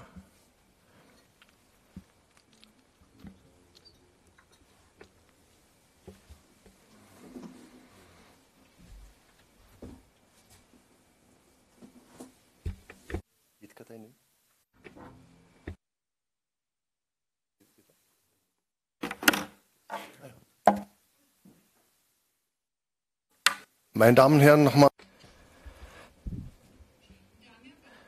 Ladies and gentlemen, I'd like to wish all of you a nice afternoon. We wanted to screen you a short movie which visually and acoustically showed to you how cross-border cooperation can work and how we view it in Europe. We are talking about the Slavonic Europe project. It's a project and integration method, and it's called the Lusatia Glow. Why Lusatia Glow? The reason is, and it is kind of a specialty, because we are coming out from the idea that the best ambassadors, they cooperate, and they are nationalities, minorities in border regions, and they speak languages that are in the closest vicinity to the border, and their activities are similar to what we would imagine. It is about the strength of those nationalities in the border regions. It's not about capitals. It's about those smaller municipalities, for example, about the example of Český Těšín. So they are the ambassadors who are there, and very often they are stronger than politicians because they know what they are talking about. They are there every year. They are living in the area. The politicians also know it, but those people have the experience from life. This is true for other areas as well, and I have already mentioned it. Thanks to our contacts in Lusatia, we've got a very strong cooperation with Lusatian Serbians, and they are very close to us also in terms of language. They are the Western, respectively Eastern Slavs. What are we after? What is our goal? We strive for this new approach that we would also like to offer in the European Union. We did it in Brussels and we got a lot of support from the European Commission, the European Parliament. We've heard Mr. Weber, who said that in terms of the Slavonic New Wave, the support is really strong. And therefore, the Brussels European Union understands this, that we have to go to people. It must not be something academic. It needs to be specific and targeted at people. That's why we spend years working on it in the European Commission. I am very happy that we were able to contribute to this as well. So we are going to start our first panel with the Lusatia Glow panel, and I will give the floor to my colleague Mrs. Koudelíková, who is the deputy chair of the organization, and she is responsible for the Western Slavonic world. Ladies and gentlemen, thank you. I have the honor to start the first panel of the project Actis and to speak about the Lusatia Glow. And it concerns the Czech Republic, Poland and Germany, where the nation of the Lusatia Serbs is living. First, we will see the projects of three speakers. First of Mr. Jens Lipsdorf, then of Mrs. Jitka Dubnerová, followed by Mr. Zbigněk Vlk. So first, I'll give the floor to Mr. Jens Lipsdorf, director of the Slavonic Castle in Lusatia, not far from the town of Chotěbuz and not far from Berlin. This place is of strategic, geographic, cross-border cooperation importance between the Czech Republic, Germany and Poland. So now the floor is yours, Mr. Lipsdorf. Thank you very much.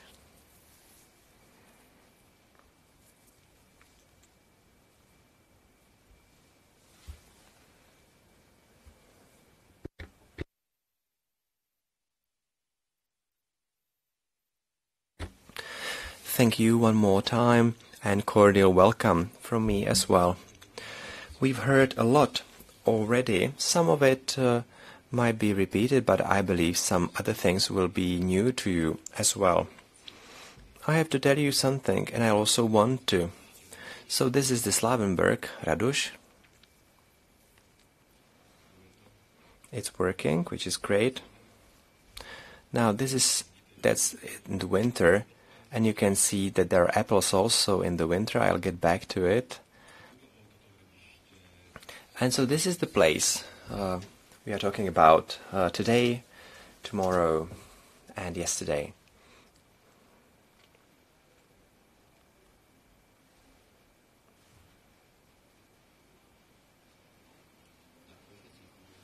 Unfortunately, it seems it's not working.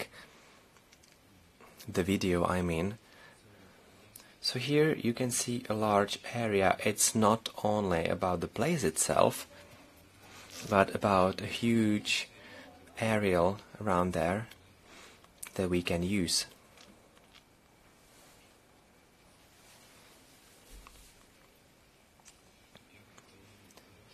So how did that happen? Who are the original inhabitants of the region? Here we are in a situation around the year 800, so the 7th or 8th century, when the Slavic tribes have arrived. There we also see the Lusatia area, and it was a tribe after which the place was named. And actually it was a tribe that was established in the area of today's Lusatia from other tribes. These people of the Lusatia tribe then gave the name to the area, Lusatia. And as you can see, they got to the area of the rivers Elbe and Sala, and that there was a number of other tribes, so the Serbs and Vendes, for example. You've probably heard about them. And they spread the culture of the past Slavonic tribes, and there have been many more of them. Here we can see the Raduš, and basically, as you can see, there are several of them, and those are the ones that have been explored fully archaeologically. There were some excavations as well, and what is interesting is that when you look at Geren, which is not a Slavic Raduš, and it is not a Slavic settlement. It was sent by probably by Otto Veliký. They were conquerors, and that's a reconstruction of it from the 60s or 70s. At those times, people thought it looked something similar to this, but in fact this is an incorrect representation. The houses were not in a row, they were a bit further apart.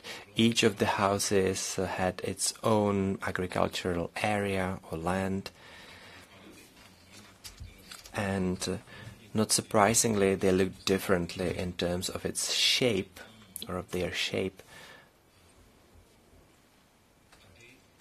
Here in this picture you can see the layout of the place, and there 4 wells were found in the settlement, 14 meters deep, and in the wells we found some artifacts, but not only in the wells. Here you can see some other artifacts. There's quite many of them, and they are very specific for their time, and I'm going to talk about them a bit later. Now this is the so-called god or an idol from the settlement. It's the most common finding of this type in the area, and this could indicate that in the settlement there was some cult in that time. And here, when you look at the picture, there's something also very specific. Yeah, well, anyway, we will move on because we don't have that much time. And as the only settlement we know, this one had 2 entrances actually. We've got some findings which give us the idea that probably it was a Slavonic cult. It could be the cult of the horse. As you can see, we were able to excavate this bowl. that the Slavonic priests would carry out of the temple, and then inside again we found a cup, which is also known from the description in rituals.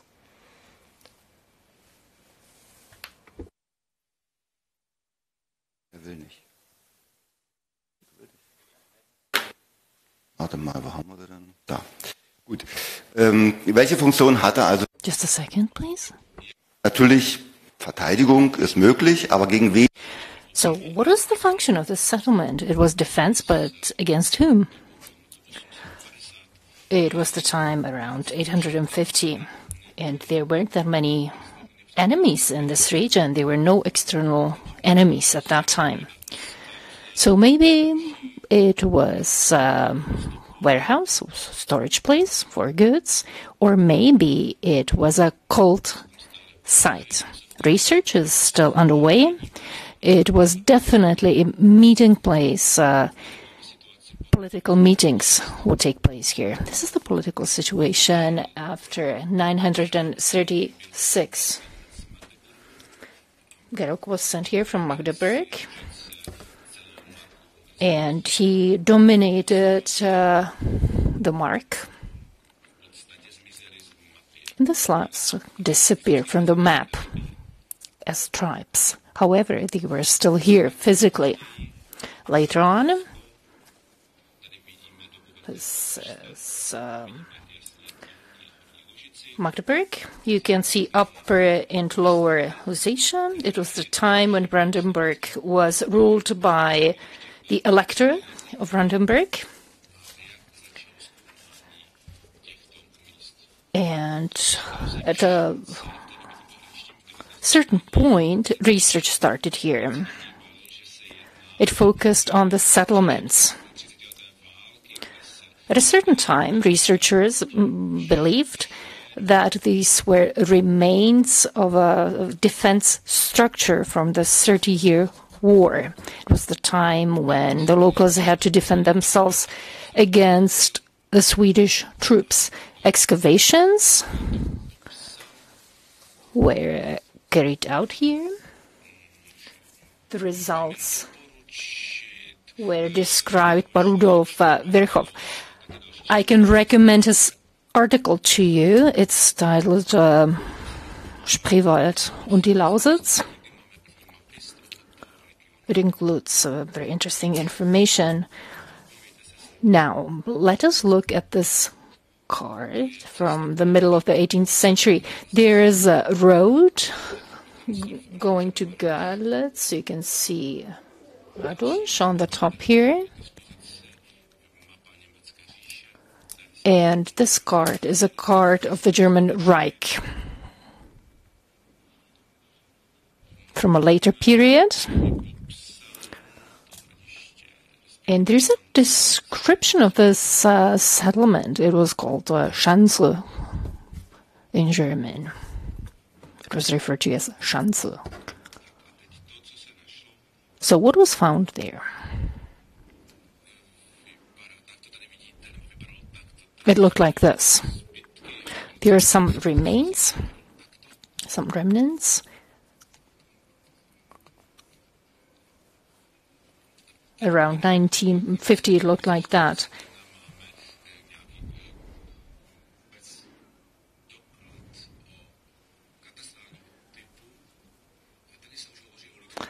We have a cadastral document from 1941, and they mention Lucia. It means little people, so it's the late Bronze period.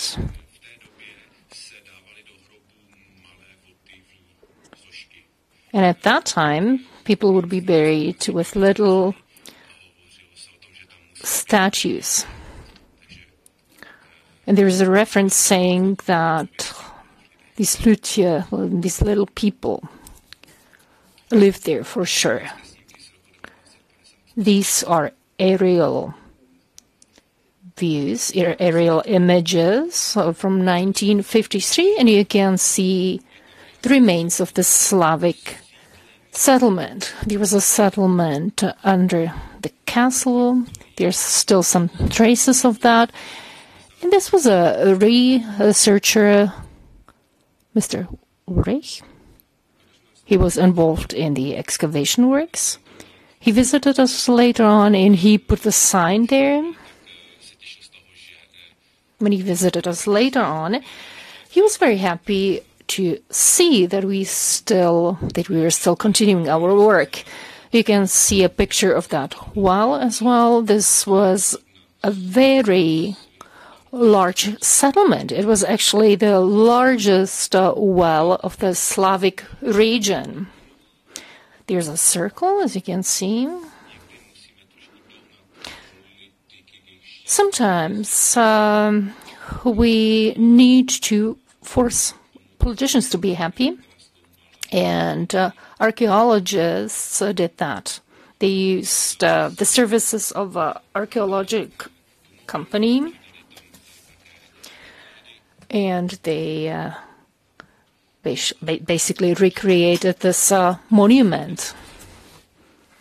So it was like a tumulus, and they established a museum there in this location on this site. It was controversial. Here you can see the mining area. It was an open mine, open cast mine. You can see the technology as well.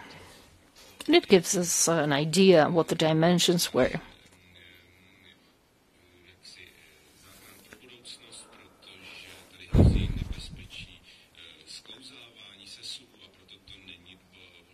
This is something that gives us hope for the future. There's a danger of slides, and therefore this area is not accessible for the public, and therefore we can protect this area. It's actually an advantage. Open cast mining is depicted here. I worked there for 4 years as well.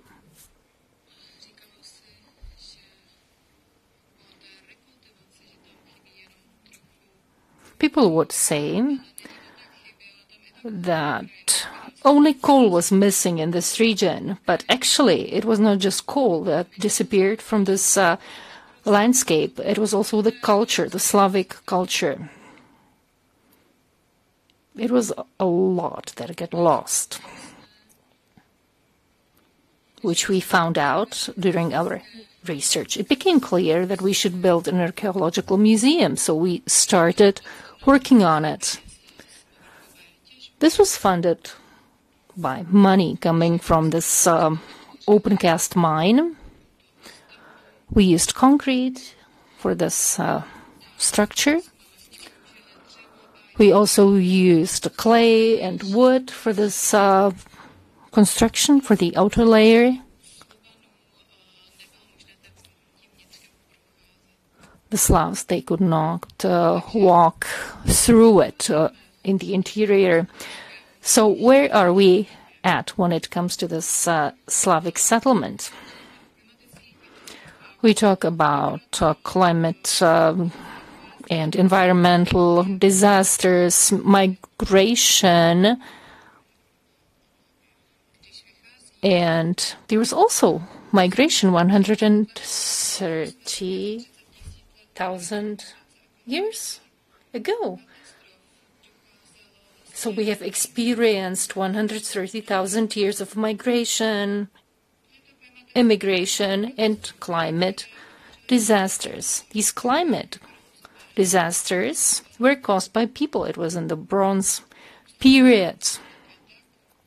The Slavic tribes experienced that as well. At that time, the climate change resulted in the emptying of these regions. Nobody lived there. So this was the result of climate change at that time. Now, looking at the borders of the federal states or of the individual regional, of the historic regions, They are not so important. The borders were not so important. The culture was something that united these people, but culture gradually disappeared.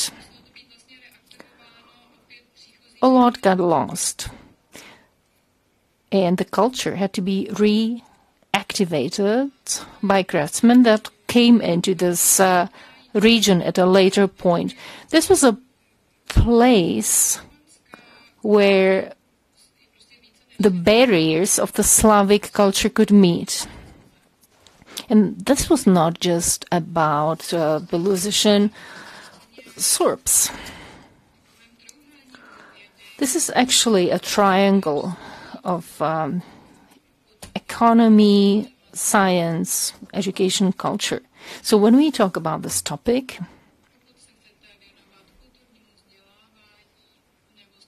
there are several elements involved when you want to talk about education. Also in mathematics, we can really use this triangle. So it's about economy, culture, science. All of these aspects are important. I believe that the society can function only if these three pillars are united, if they are harmonized. This is just a half of the wall of the settlement.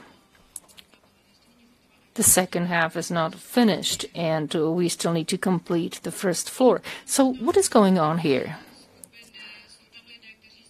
There are different groups of people. There are people giving presentations about the crafts. Educational activities are underway.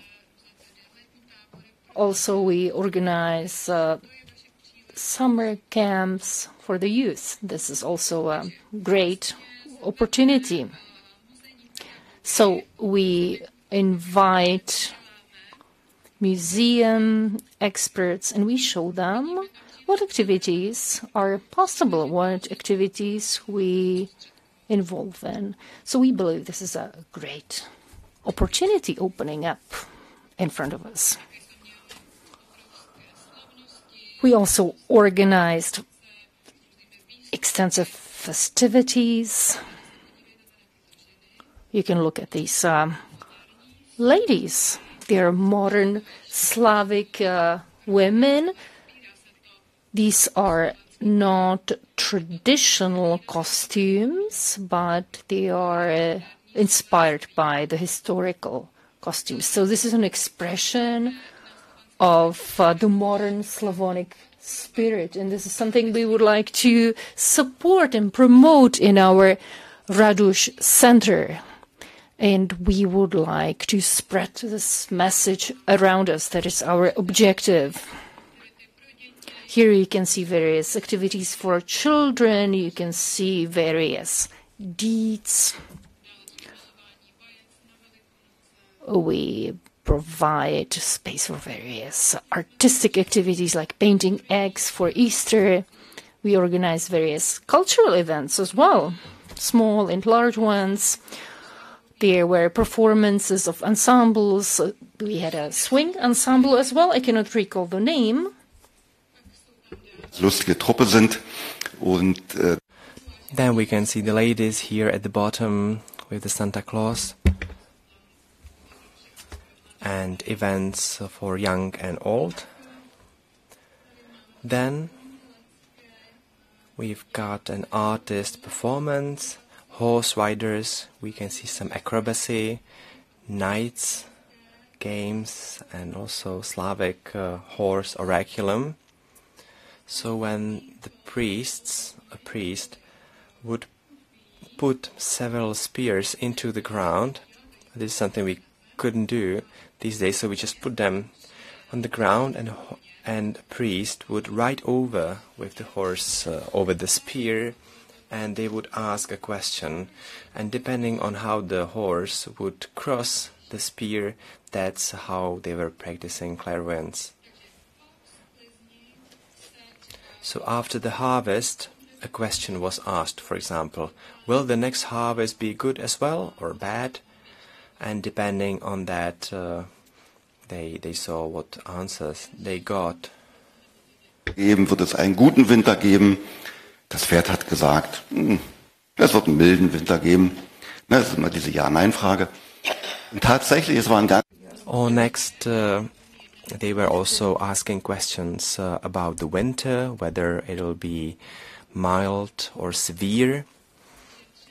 And it also happened that the horse, with its horseshoe at its hind leg, that, for example, the way it stepped on the spear, it might have been a sign that the harvest will be bad, or that only half of the trees will bear fruits, whereas the other half won't.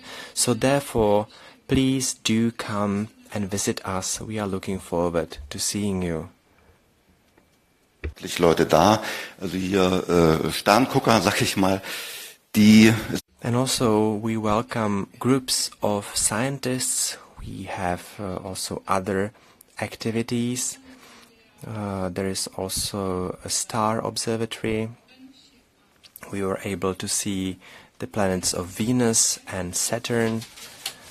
And so that's definitely something you can do there. Because we do not have any light pollution. So this is a phenomenon, natural phenomenon, and we can use it. I've heard about all the things that are wrong, but here we can see everything that is right, and what we can in der Archäologie. and what we can use. So this is for our benefit.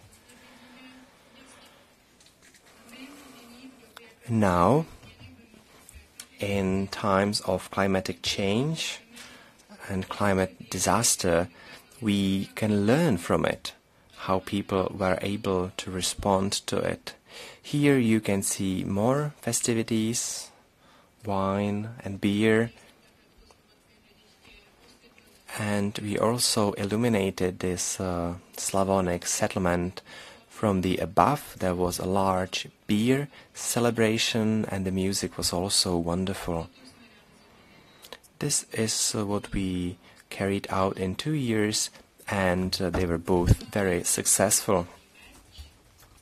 Then, not surprisingly, we've got some merch, so promotional items that we sell. So here you can see the statues of knights or of former inhabitants. This is a colleague who is originally from Russia, who is a renovator,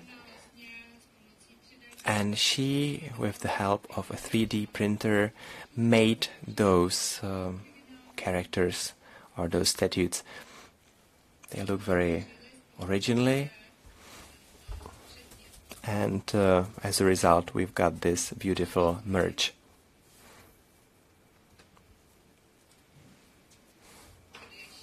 Every time when we have a meeting, and you can see the settlement at the bottom, it's in fact a construction, a small construction set. They can put it together. You can see the two entrances.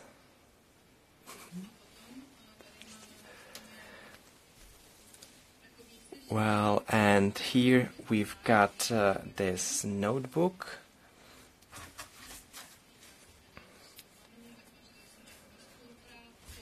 And so it concerns the Slavs, and we created it in cooperation with a network we have. And this works only if I take into account my neighbor. So if my neighbor is doing well, I'm doing well as well. That's how it should work. Now this is from the Bronze period, the so-called bird chariots. And these two pieces are in fact from Moscow. It was something they looted. They have been shown in Petersburg. And so really we are talking about Europe without borders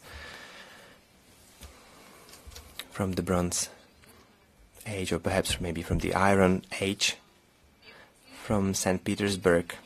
The scientists, also the Russian scientists, are able to distinguish or to identify what was happening.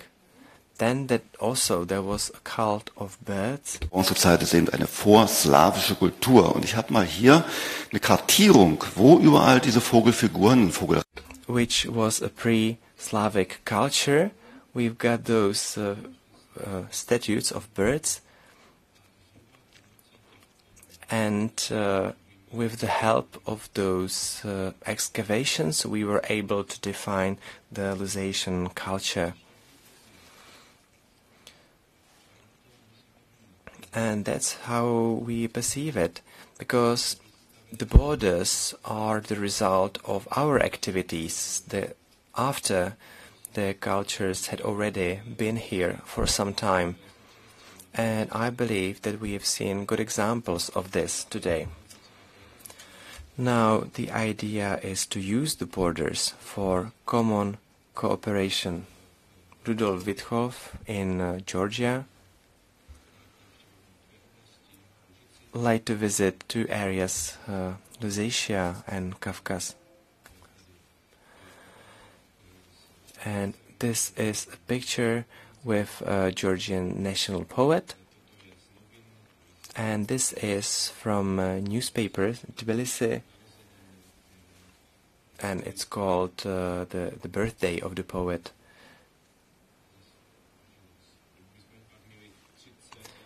And actually, we recently celebrated 30 years of the renewal of Germany-Georgia relations, and we celebrated it at this settlement. We had our guests from Berlin, among others. And we were indeed very lucky because others were a bit of lazy.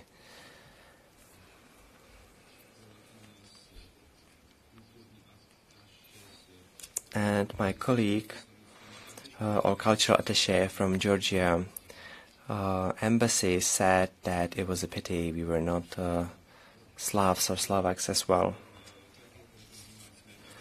Why am I saying it?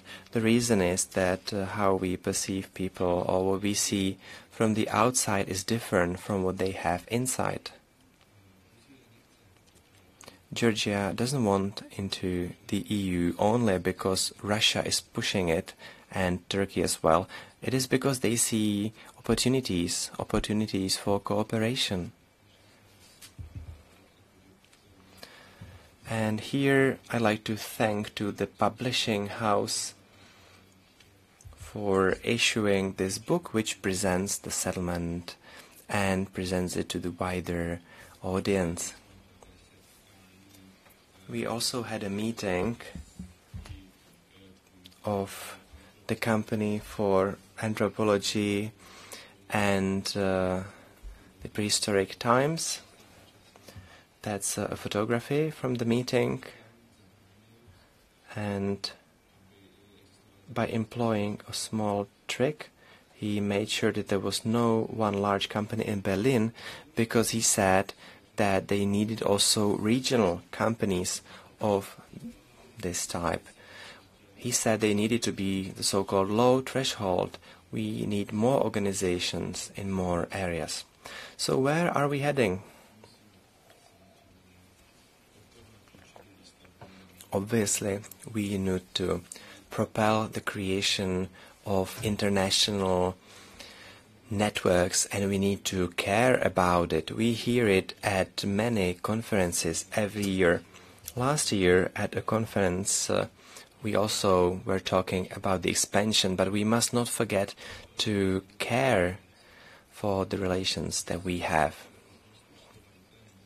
So the world as the guest at Slavs, that's the motto. We have to create offers for pupils and schools regarding various topics, and to support the understanding of democracy. That is also important, especially in the situation that we are perceiving in our country, in our region.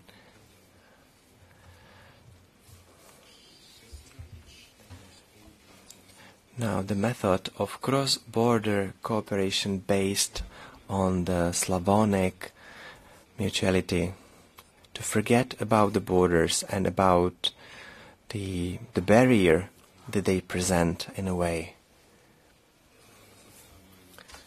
And obviously the meeting of three countries, or three country representatives. Here I would always say plus culture, plus education, plus doing business, plus the environment equals the realizing of the value of democracy and the Slavonic unity. We have to explain to the young people that a glue in their hand is much more of a problem than a book in the hand.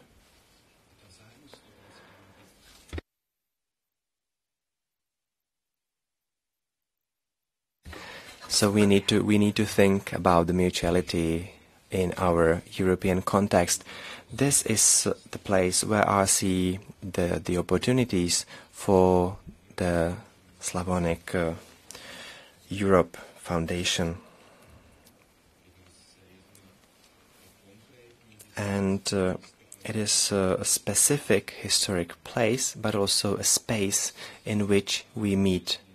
We are very often imprisoned in the ideological mindset, with the division between the East and the West. In Brandenburg, we've got an envoy for the East, but they are responsible for the eastern part of our country, not for the relations with the Poles or the Czechs. I am not an Eastern German. I am a citizen of the Federal Republic of Germany. We do not need an envoy for the East, but for the Slavs, who will integrate those topics and communicate with the federal government, that they will promote with the federal government our common interests. And obviously this would also include money that will be put to a good use. And so here is the picture of our settlement in the rear mirror. So that's how it was illuminated during the COVID times.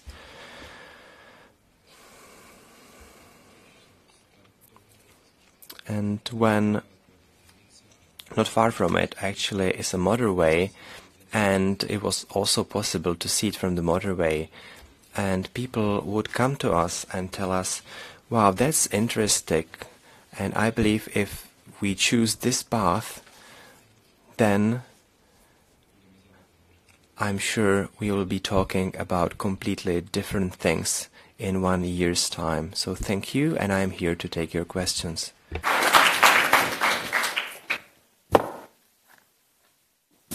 Dankeschön, děkujeme. Já si dovolím přeskočit do... I'm afraid we will skip questions and we will make it one block. So therefore, if you have any questions, do not forget them. There will be time for that. And now I'll ask Mrs. Jitka Dubnerová from the MAS organization, the local action group from Friedland, to tell us about her story. Jestli se mně podaří mluvit do mikrofonu. Jo. So I hope I'll be able to speak on the microphone. My contribution will be very short. And thank you for the possibility to introduce to you what we do in Friedland area. I'm here because from the creation of the local action group about 20 years ago, we are supporting the projects of Lunaria and the local Skansen, like historic town. And that's a project which showed the life before the Industrial Revolution through the blooming of the country museum to the likes of alternative schools. And it's a very beautiful look, and that's something which satisfies me about my work and what makes the work of the local action group so attractive because you're in touch with local people who do wonderful things and you can help them. I'm not sure how much you know about the concept of a local action group, but I'll tell you shortly about it. So we are an organization in the form of an NGO, and we've got in a structure, we are a partnership of the private and public sector based on an European directive. The public sector can only be less than half of our member base, and thanks to this we've got there are some advantages and disadvantages. A great advantage is that we have the form of an NGO which allows us to respond to the needs which there are and to look for ways that could be inaccessible for the public administration. Its weak point, however, is that we are lacking the stability of the public sector. We do not have any stable budget that would help us overcome some periods when let's say 2 program periods of the EU meet, and therefore keep the experts that we are gradually raising. We are a structure that has cooperation and networking in its DNA. We operate in the Liberec region. There is 9 of them, 9 of us, 180 in the Czech Republic, and in the EU there is 3,300 local action groups, and they work everywhere on the same principle.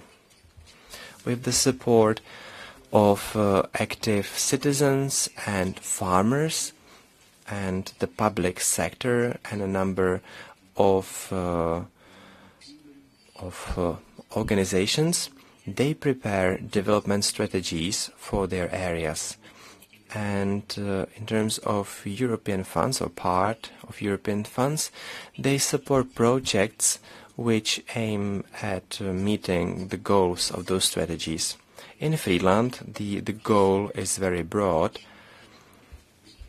because we are a territory at the borders, we are not very strong economically, and the goal is to support sustainable development of the region. And therefore we support wide spectrum of the activity. We support organizations which systematically contribute to making something interesting about Friedland, and that's why there is Zbigniew from Lunarium to tell you specifically how something like this can look like. Perhaps I'd like to add that I'm grateful that at the beginning we heard that the development of Europe can take place based on the development of regions. I'm happy we heard that the methodology of leadership and the locally anchored regional development can help projects based on the international cooperation and the meeting of people, which is the most important for all of it. A priority step for all of us is to find bearers of these projects, help them acquire funds, but if we cannot do that, we sometimes involve in these projects ourselves. In Friedland, we have experience with supporting a network of outdoor museums, or with the presentation of a very special type houses, which links us to the neighboring Lusatia. However, here we found out that regarding the approach to those special structures, each country deals with them differently. So, for example, we were helping the workers to support those special houses and meet all the criteria required. In Germany, it is a very large movement, and they also had become a symbol for sustainable tourism. In Poland, they use their own approach and they are building new type of these houses. So these are interesting things that we can bring. What we are involved now in actively is a large cooperation project which is not based on any visionary thoughts or ideas on the cooperation of minorities in Europe, but in the area of Friesland or Europe there are very old and precious oak forests which are UNESCO protected sites, and together with our partners from Germany and other partners from Slovak, Austria, Slovenia and Croatia are trying to describe the services of the forest and how to possibly monetize them and to give it some form in the idea of environmental enlightening and in a number of programs of sustainable tourism, nature therapy and such. The specific topic can really be a good incentive for us to continue meeting each other, to find our differences, but also especially to find what we have in common and identify the areas in which we want to cooperate. So that was just for the future. And to end, I would probably ask you to support cooperation with local action groups, except from the cooperation with municipalities and the public sector, because it can enrich and enlarge the activities that are taking place in Europe. And by saying that, I am giving the floor to Zbyněk. Moc děkujeme. Děkujeme. Thank you very much.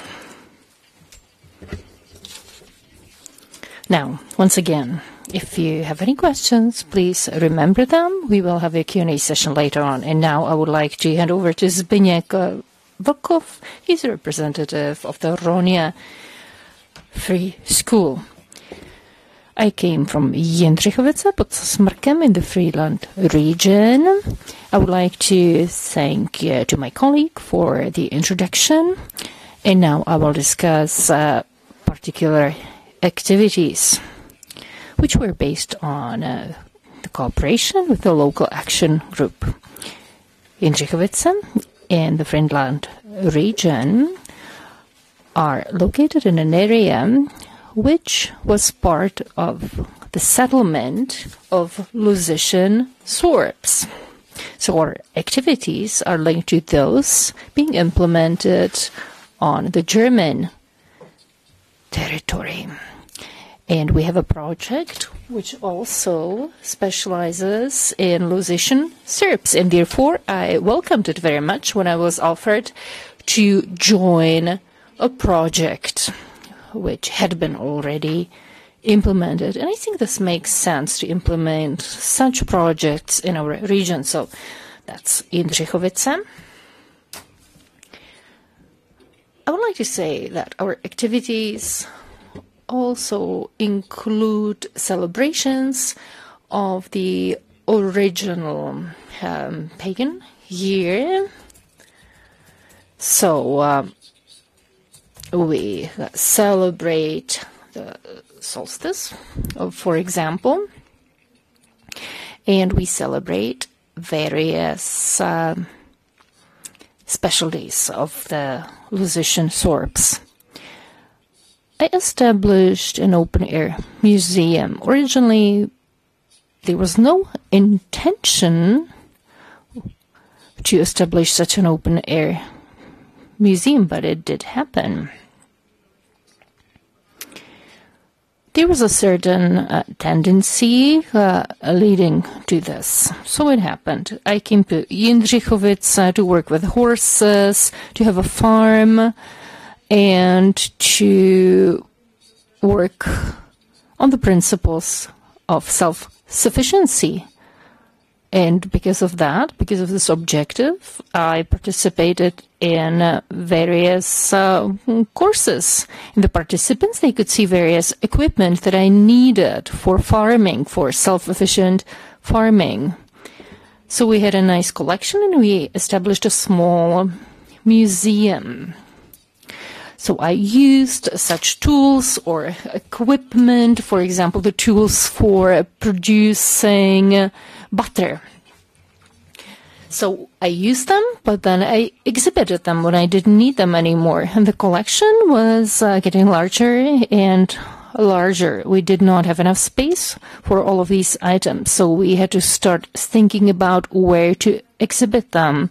And therefore, we built our open-air museum. There are several buildings of which this open-air museum consists, and each of them is specialized. Each of them has a certain purpose. Our free school, Ronia, was also established in a similar way. When I came to Jindřichovice, the locals would reach out to me. People from the Roma community that had children, and they established a friendship with us. And I thought it would be a good idea to have some hobby activities for children. And this is how we started. So this was developed. It was not just for Roma children. Other children joined. And we called this activity All of Our Children. That was the title of it. And then the school in Jindřichovice became an alternative school. I was also the chairman of the school committee, of the school board.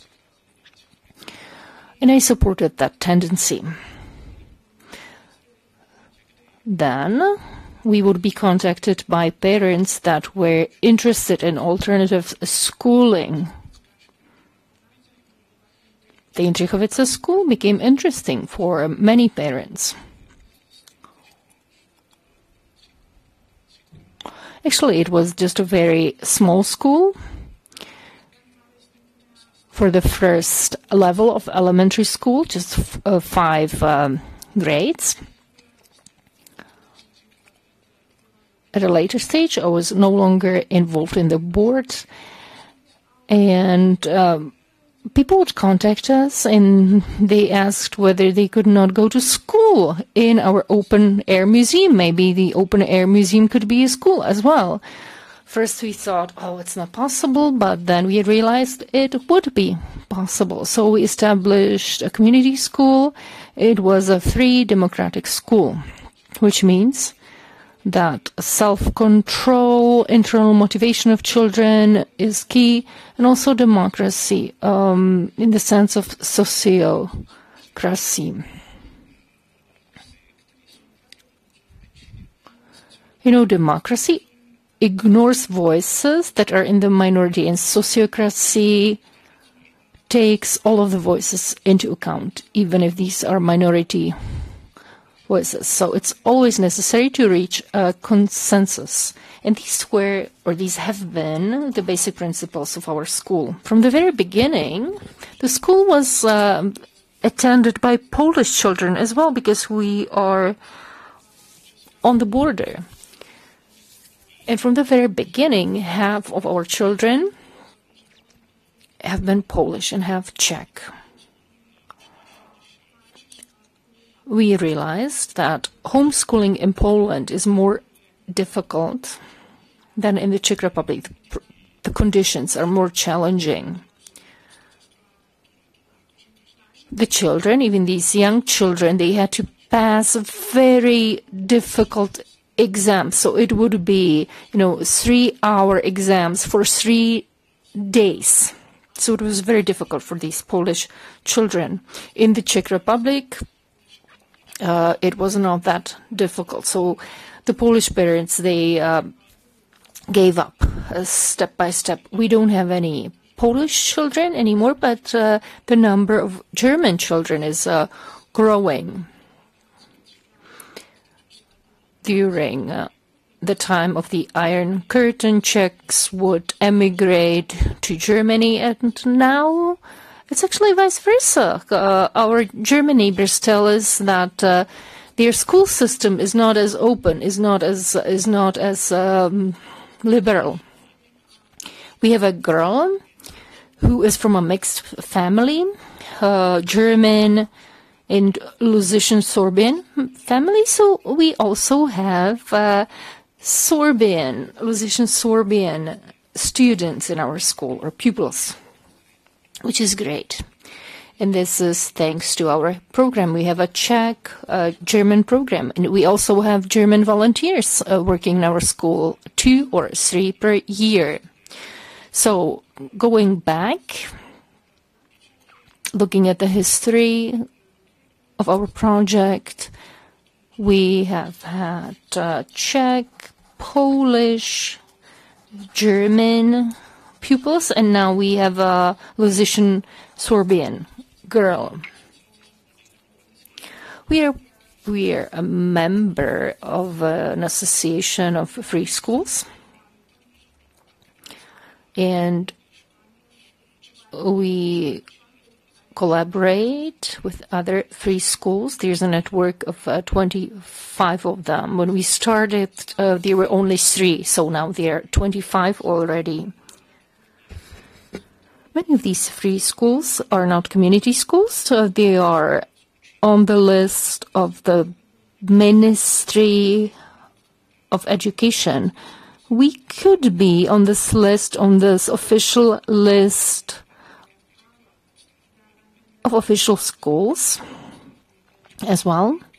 But our school is located in the open air museum, and we do not comply with hygiene standards that need to be respected. And therefore we realized that we would need to build a new building which would be outside of the open air museum, and it could be an elementary school, but we could add a high school as well. And then we could be already registered on the list of the Ministry of Education. So this is the current situation. We are looking for funding for this new building. We identified several sources of funding that are not possible. Interreg has been mentioned several times, and we cannot use the Interreg funding for building a school. However, once we have that school building, we could use Interreg funding for our activities. And I believe that the Ministry of the Environment has a program for low energy buildings. So this is our plan, and our plan also involves cooperation with the Lusian region. We've organized joint trips of children, for example. We also organized a summer camp of our schools and Lusian-Sorbian children. The summer camp was organized in a historic quarry,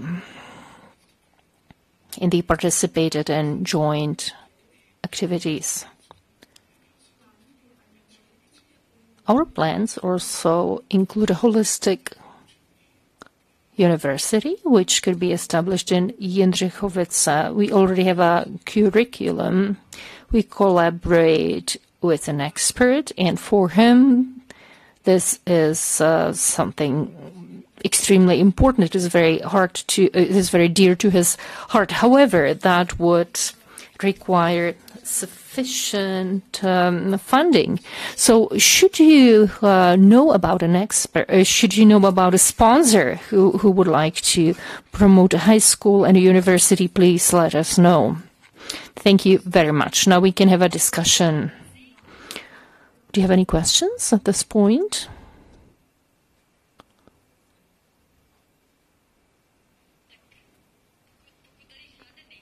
If it's not the case, we will continue. We will open the next panel. I will close the first panel. I would like to thank all panelists. And now we will open the second panel, Šumava Spring Glow.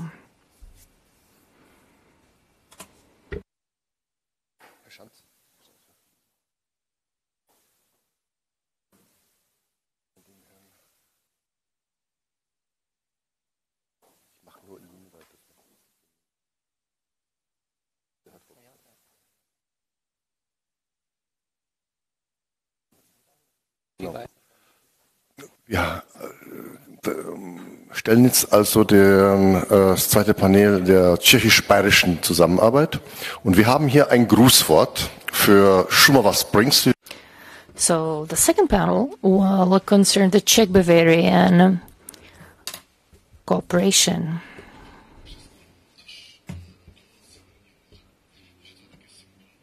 And there will be greetings here as well. We have collaborated for a long time. There's been a cross-border collaboration between Bavaria and the Czech Republic. And there's collaboration between politicians as well. And we will hear the greetings of our politician now.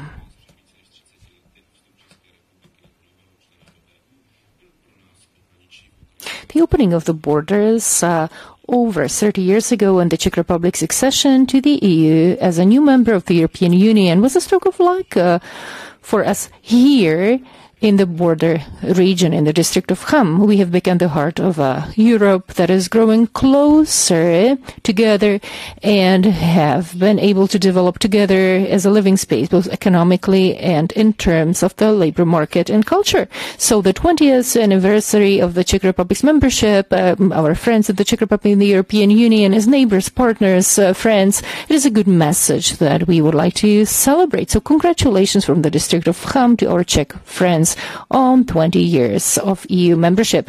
Let us work together to ensure that, especially in these turbulent times, when so much is being called into question, we are now the driving force behind a Europe that is growing together, that is peaceful and secure with opportunities for all generations. All the best to the Czech Republic from the district of Cham and the border region. Now, there will be some greetings from Andreas Haas. That's a representative of the Bavarian the State Theatre. We have cooperation in the area of music. Last year already, this theatre performed Prodana Nevěsta by Bedřich Smetana, the Sold Bride. And we would also like to implement a project of music theater in Bavaria. So this could be a performance of a Czech author on the Bavarian side and also a Bavarian piece on the Czech side. So this would be something specific, music theater. This could also facilitate cross-border exchanges. This artistic or music element is also very important. So now, Mr. Haas, we will hear these video greetings now.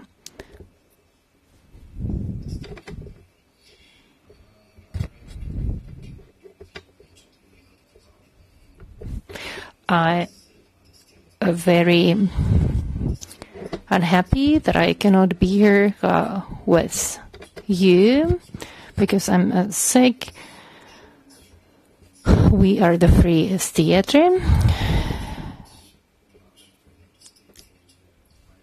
We have to work economically and thrifty, but it also means that we are flexible and can come and play anywhere.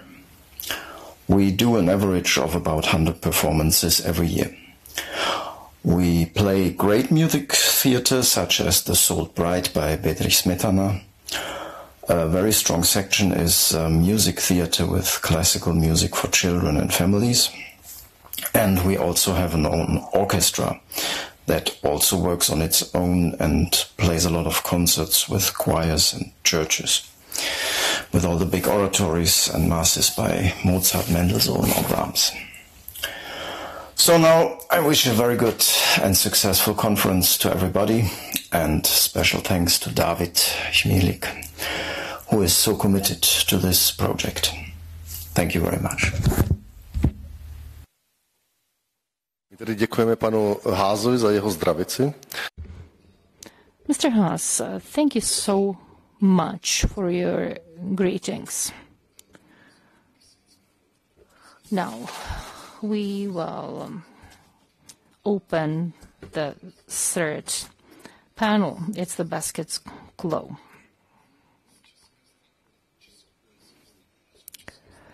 We have representatives from Poland and also from Slovakia and from the Czech Republic.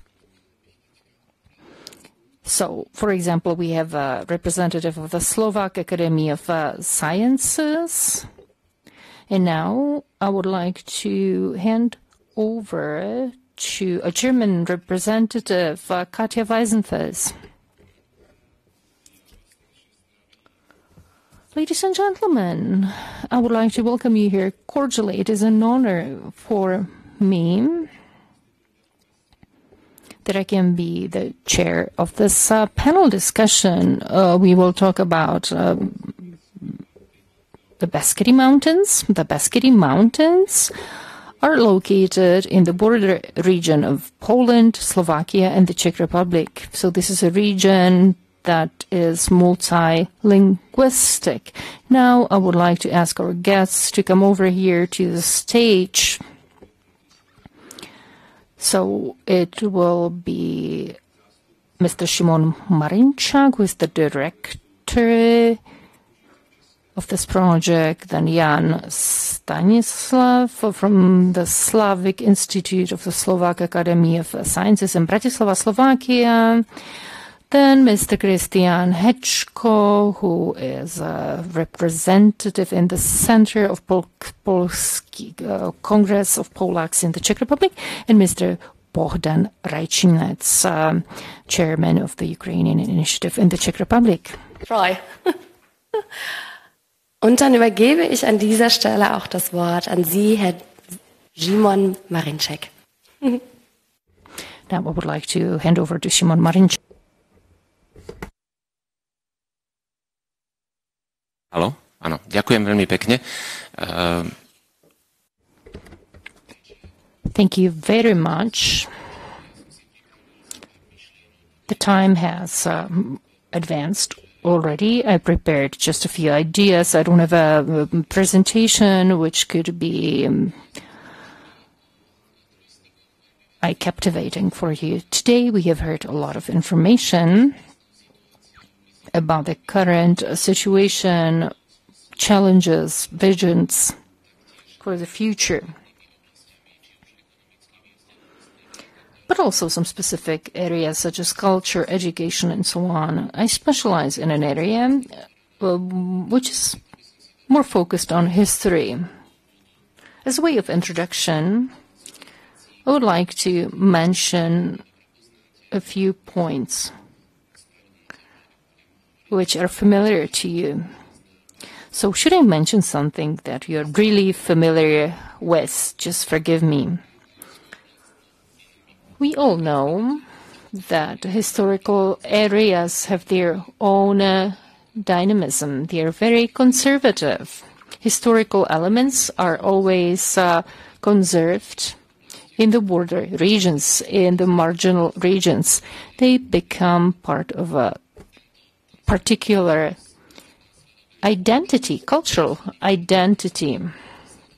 Changes in culture are more difficult.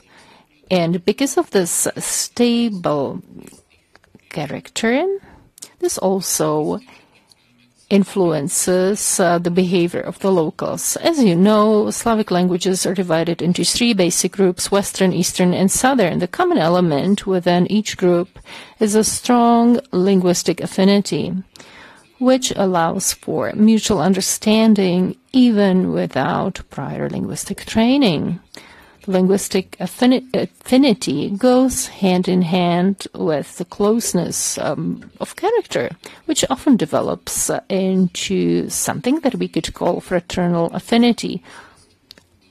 All the rarer is the linguistic and ethnic closeness, which is represented not by two, but by three partners. Such proximity is quite unique in Europe, and not common in most border areas between European nations.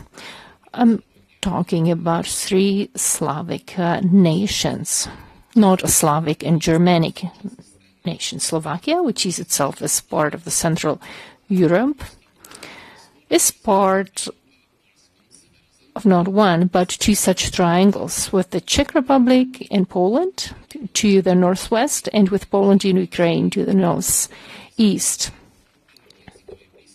The cultural interest of these border areas, in addition to conservatism and linguistic proximity, is that it allows and conditions ethnic consolidation, namely the emergence of a separate ethnicity.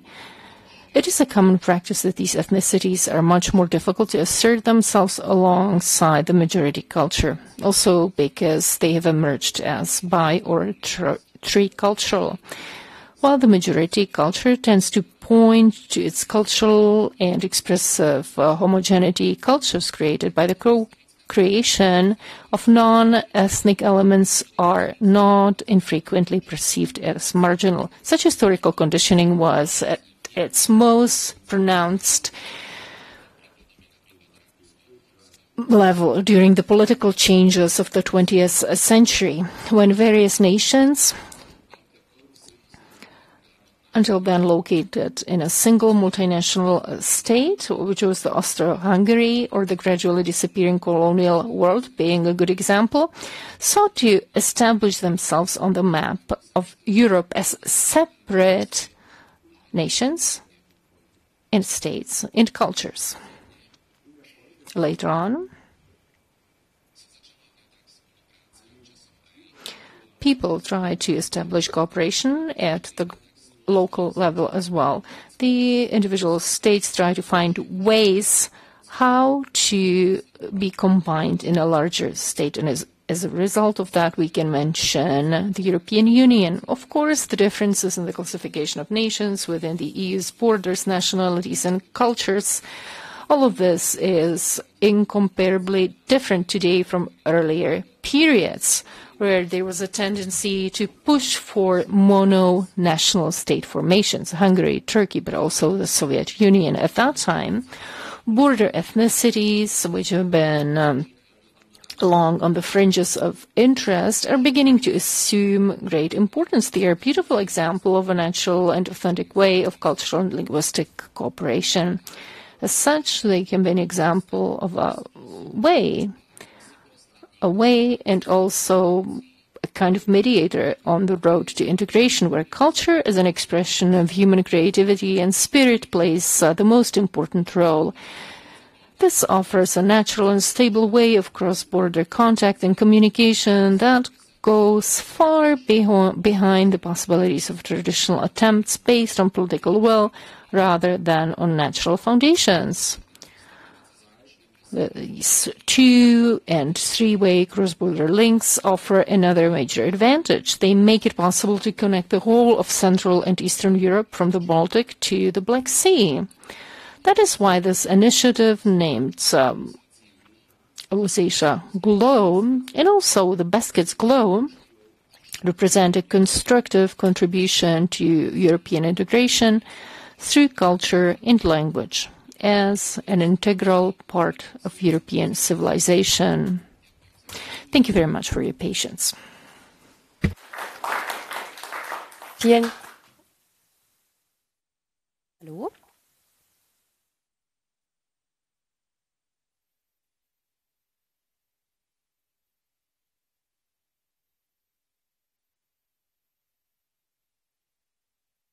Now? Ja. Vielen Dank, Herr Marinczak, für diesen ausführlichen Vortrag. Thank you very much, Mr. Marinczak, for this very detailed lecture. I would like to ask you to remember all of the questions that came to mind. You will have the opportunity to ask them later on. And now I would like to hand over to Mr. Hečko.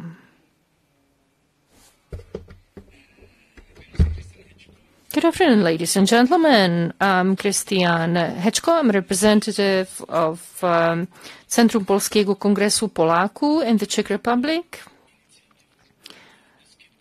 I would like to thank for the Basket Glow initiative.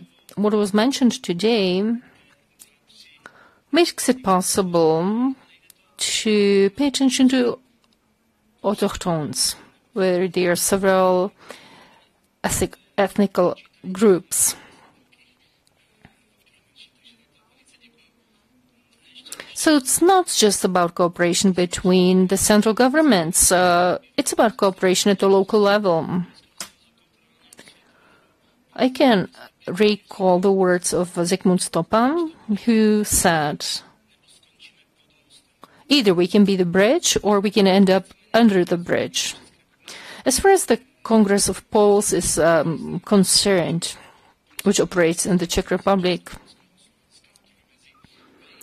I would like to emphasize that Poles play a very important role on the Slovak and also Czech territory. What does the Congress represent? Imagine a house. The foundations are based on family tradition, education, culture, religious activities, identity activities of various associations, and also information about the native language. This has a symbolical meaning as well. Well, we have the mother tongue and also the father tongue, the mother's language and the father's language. Both are represented in our identity. The walls of this house are represented by the Association of Helena Legovichova, and the rooms are filled with our organizations. Some are small, some are large. There are many of them on the list.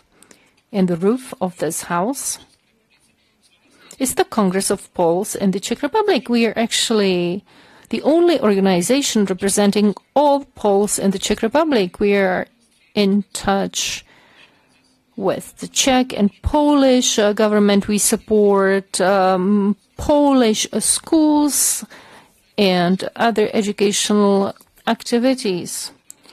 We also promote the publishing activities of the Polish Center, and so on and so forth. We create murals in the public space, and we promote activities in the media. Economic cooperation, social coherence also play an important role in the development of the region. As the Polish minority, we are proud that we can be a bridge connecting our nations and our cultures and traditions. I believe that our activities can be beneficial for our communities and for our societies. How can we make a difference as Poles in the Czech, Polish, and Slovak region in this triangle? The Polish minority can contribute at several levels. The Polish minority is usually multilingual.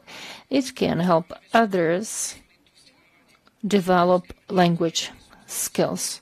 We can also make a contribution in the area of education. Polish schools are excellent. They can serve as an example and a source of inspiration. So we can pass our experience to others. Anything that is mainstream for others is an alternative for us, and vice versa. For example, a pop singer from Warsaw would not have a large audience in the Teschin region, and if you organize an alternative event, there are many visitors appearing.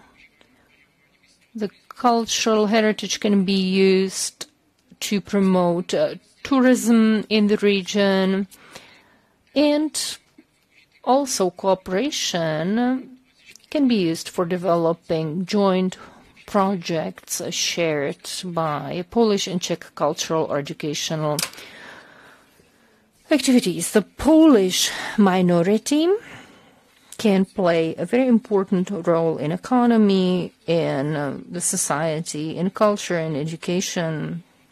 The Secretary Havlicek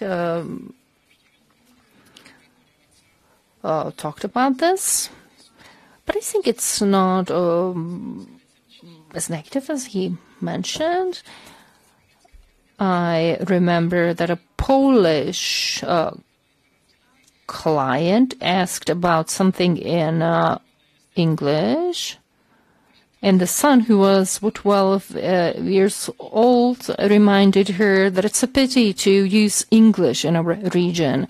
So I believe that our children will be more courageous than we are.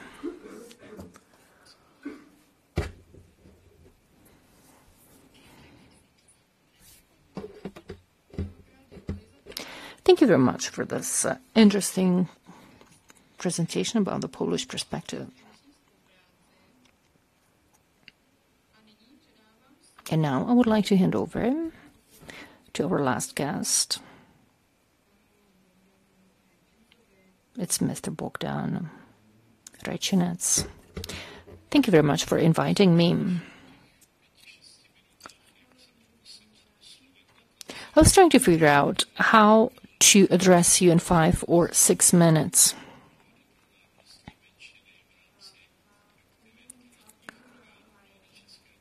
I represent the Ukrainian initiative in the Czech Republic, and I'm also active on the government board for minorities. There are possibilities for minorities to get represented. There are many good ideas how to do this at various levels, at the expert, political, and also civil levels in various spheres.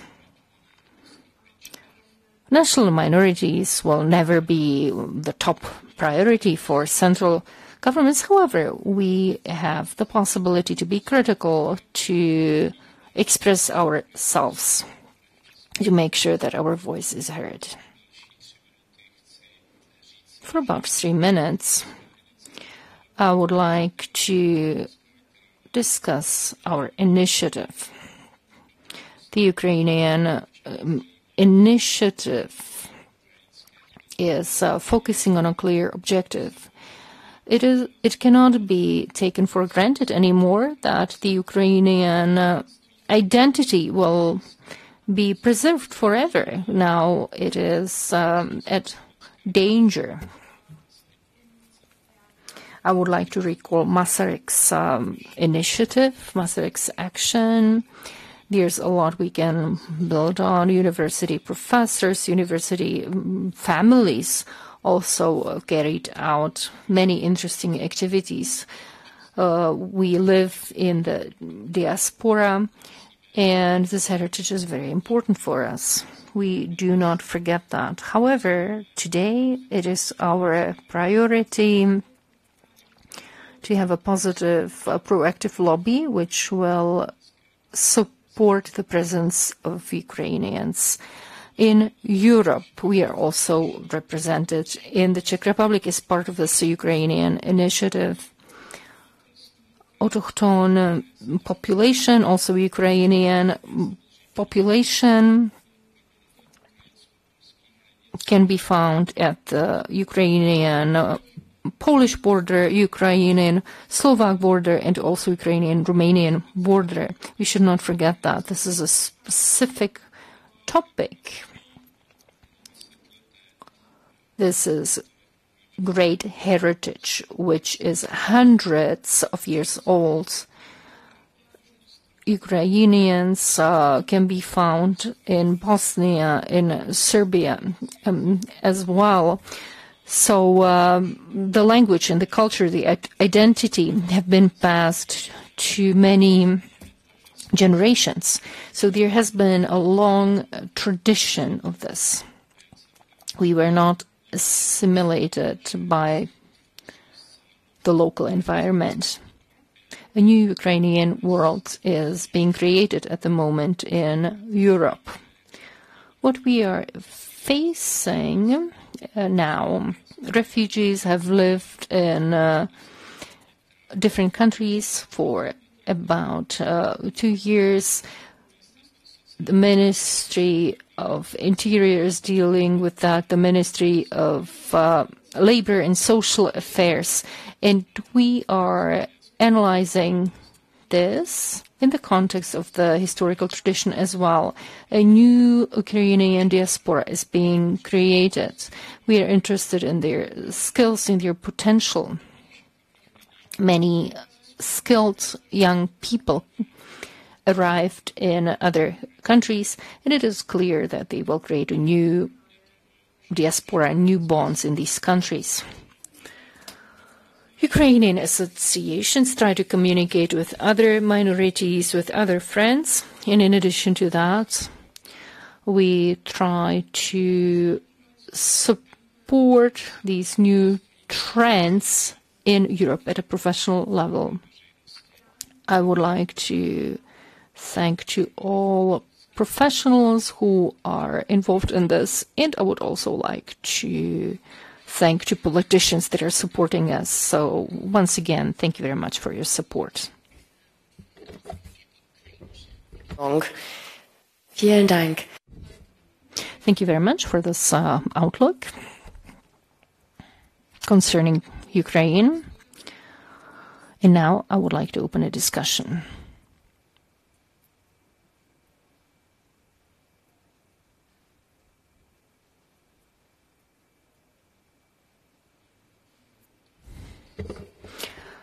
So I can see that there are no more questions, and therefore I would like to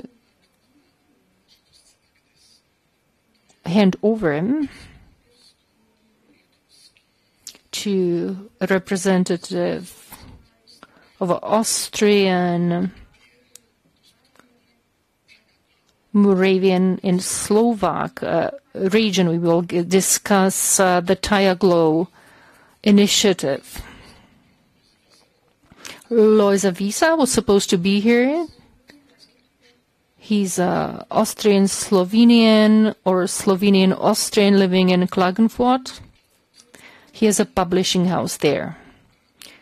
He publishes bilingual texts, Slovenian, Austrian, some Czech texts as well, Polish. And actually these Polish, Slovenian or Czech authors are translated to German. He calls it Europa lesen. It means that we get to know Europe through literature. Loisa Visa is unfortunately not here. He is ill. He cannot attend this conference, and he sent me a text. He asked me to read it to you. We can see an opportunity for a corridor from Moravia through Austria, Canton, to Slovenia, Croatia, and even farther through literature. This is yet another aspect we would like to touch on. We had a music theater as an example being presented here. We heard about examples of educational projects, and this is a literary project, and also we would like to have a digital project. It would be a digital multilinguistic library. And now, as concluding remarks, in a way, I would like to read the text of Loisa Visa in German. Es mag kein Zufall sein, dass die Mitte Europas eine sprachliche Kennzeichnung hat. Maybe it is not a coincidence that the center of Europe is about languages. It is a gate to Europe. It's a center where Slavonic and Germanic languages meet. It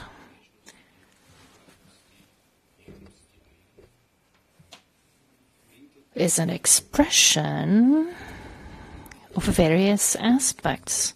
In the past, This continent believed that it could do without various melodies. However, literature gives us new perspectives which are opening up. Literature provides various pictures, and it awakens something that makes people free and balanced. Literature gives dignity to individuals, to their being, to their language, to their self-perception. It gives respect to them. It is not necessary to make any declarations, to provide definitions. Literature can be compared to rivers, underground rivers. We cannot see them, but we can hear them. They are a place that attracts us. Everyone talks about Europe. We don't talk about it. We read it. We read about it.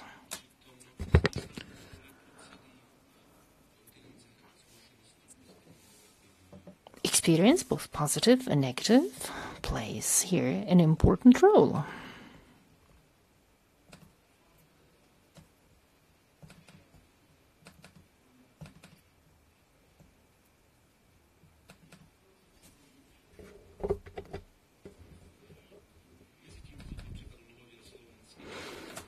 Many Czech, Slovenian works have been created in this region. It seems to be small, but it's not so small. Mr. Hanke mentions this Central European space, and it is necessary to open the doors to literature. Edition of Slovenian library can be a very good example of this. It shows how we can open the gates, and we end up in a storage of excellent multilinguistic culture. Couldn't culture be a continuance of politics with different means? This is what I asked myself in 2021. My answer was, I am sure it is the case. Europe can be only read book by book, not war by war. Rosa Visa, Klagenfurt, 17th of January 2024.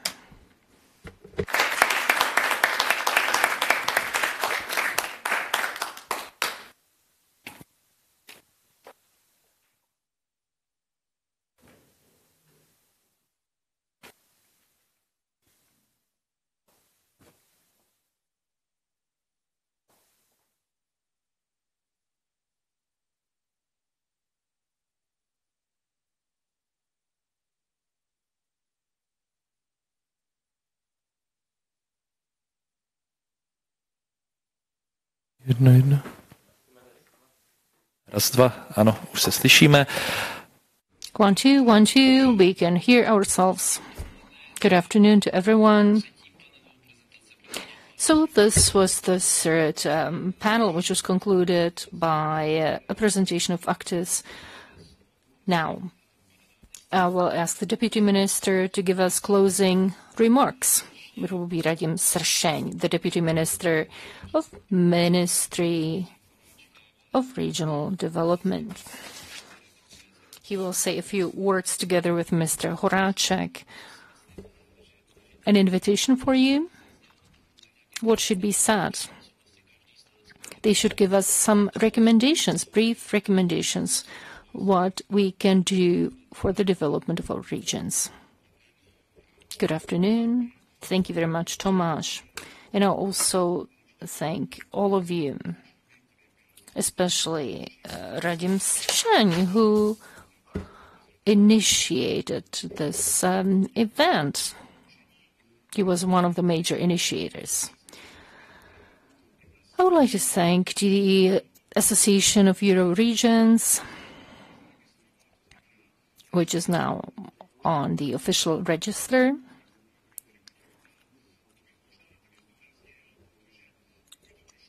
I would like to mention that there are still many bureaucratic obstacles. Euro regions administer about 10% of the available funding when it comes to Czech German projects, and when it comes to Czech Polish projects, it's about 20%. In the Czech Republic, we already have tokens for electronic signatures. In Germany, it's still necessary to make a signature by hand.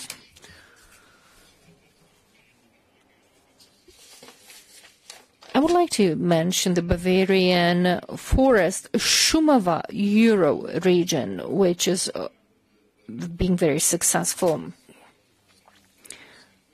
It is also necessary to simplify administration, to make it easier. We believe that this would be the right way to go. Maybe a recommendation for all of you. If you don't have much experience with cross-border projects, maybe we could try it with Euro regions. You can start with smaller projects up to a certain sum of money. You can learn how to do it, and you can avoid certain mistakes for the future. So thank you very much.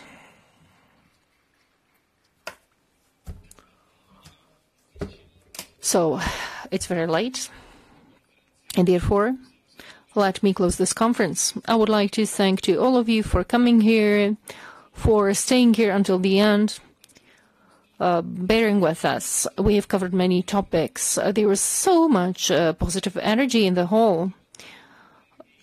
Motivation to get involved, to share values. We can see that we have shared the same values over centuries. I could feel the energy which is evident in the border regions. First of all, I would like to thank to all of the organizers. It was a really small team. I would like to thank to technicians, interpreters for giving us support as well. You know, the last letter, which was read by David, it was very challenging, and some of the presentations were very difficult as well. I was listening to the Czech translation, and I must say that even in Brussels, interpretation is not perfect, but now it was perfect. I would like to thank to the team of Professor Horáček, the team from the Ministry of Regional Development, David's team, the team of Slavonic Europe, Teresa Koulokova, Jiří Rajka, and others. It was also my team, which was very small, Jarka, who is somewhere outside, Tomáš Pavelka.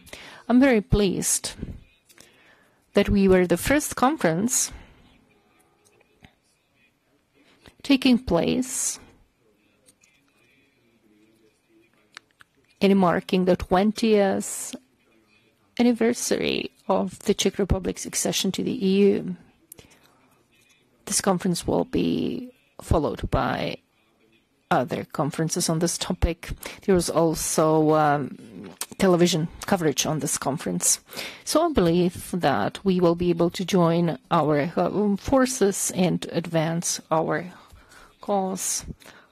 On the 29th, we will have a delegation visiting us, which is very interested in cross-border cooperation. So we will definitely do our best to advance this cause. These regions are beautiful, and I believe that we should advance our activities. These regions deserve it. Europe knows no regions, and therefore we should continue eliminating these borders. This is what Europe is about. We can exchange our experience, and diversity is what is beautiful about Europe. So bon appétit, And congratulations on the 20th anniversary. We joined the EU 20 years ago, and this is a reason to celebrate. I look forward to our cooperation, and I do believe that we will continue to be successful. So enjoy the rest of the day. Děkujeme. Thank you very much for these closing remarks. And now this is the end of the conference here, and we can continue our discussions in the next hall, in the corridors. Thank you very much for participating in our conference. The title of the conference was The Future and Outlooks of Cross-Border Cooperation in the Context of Today's Europe. So I also wish you a very nice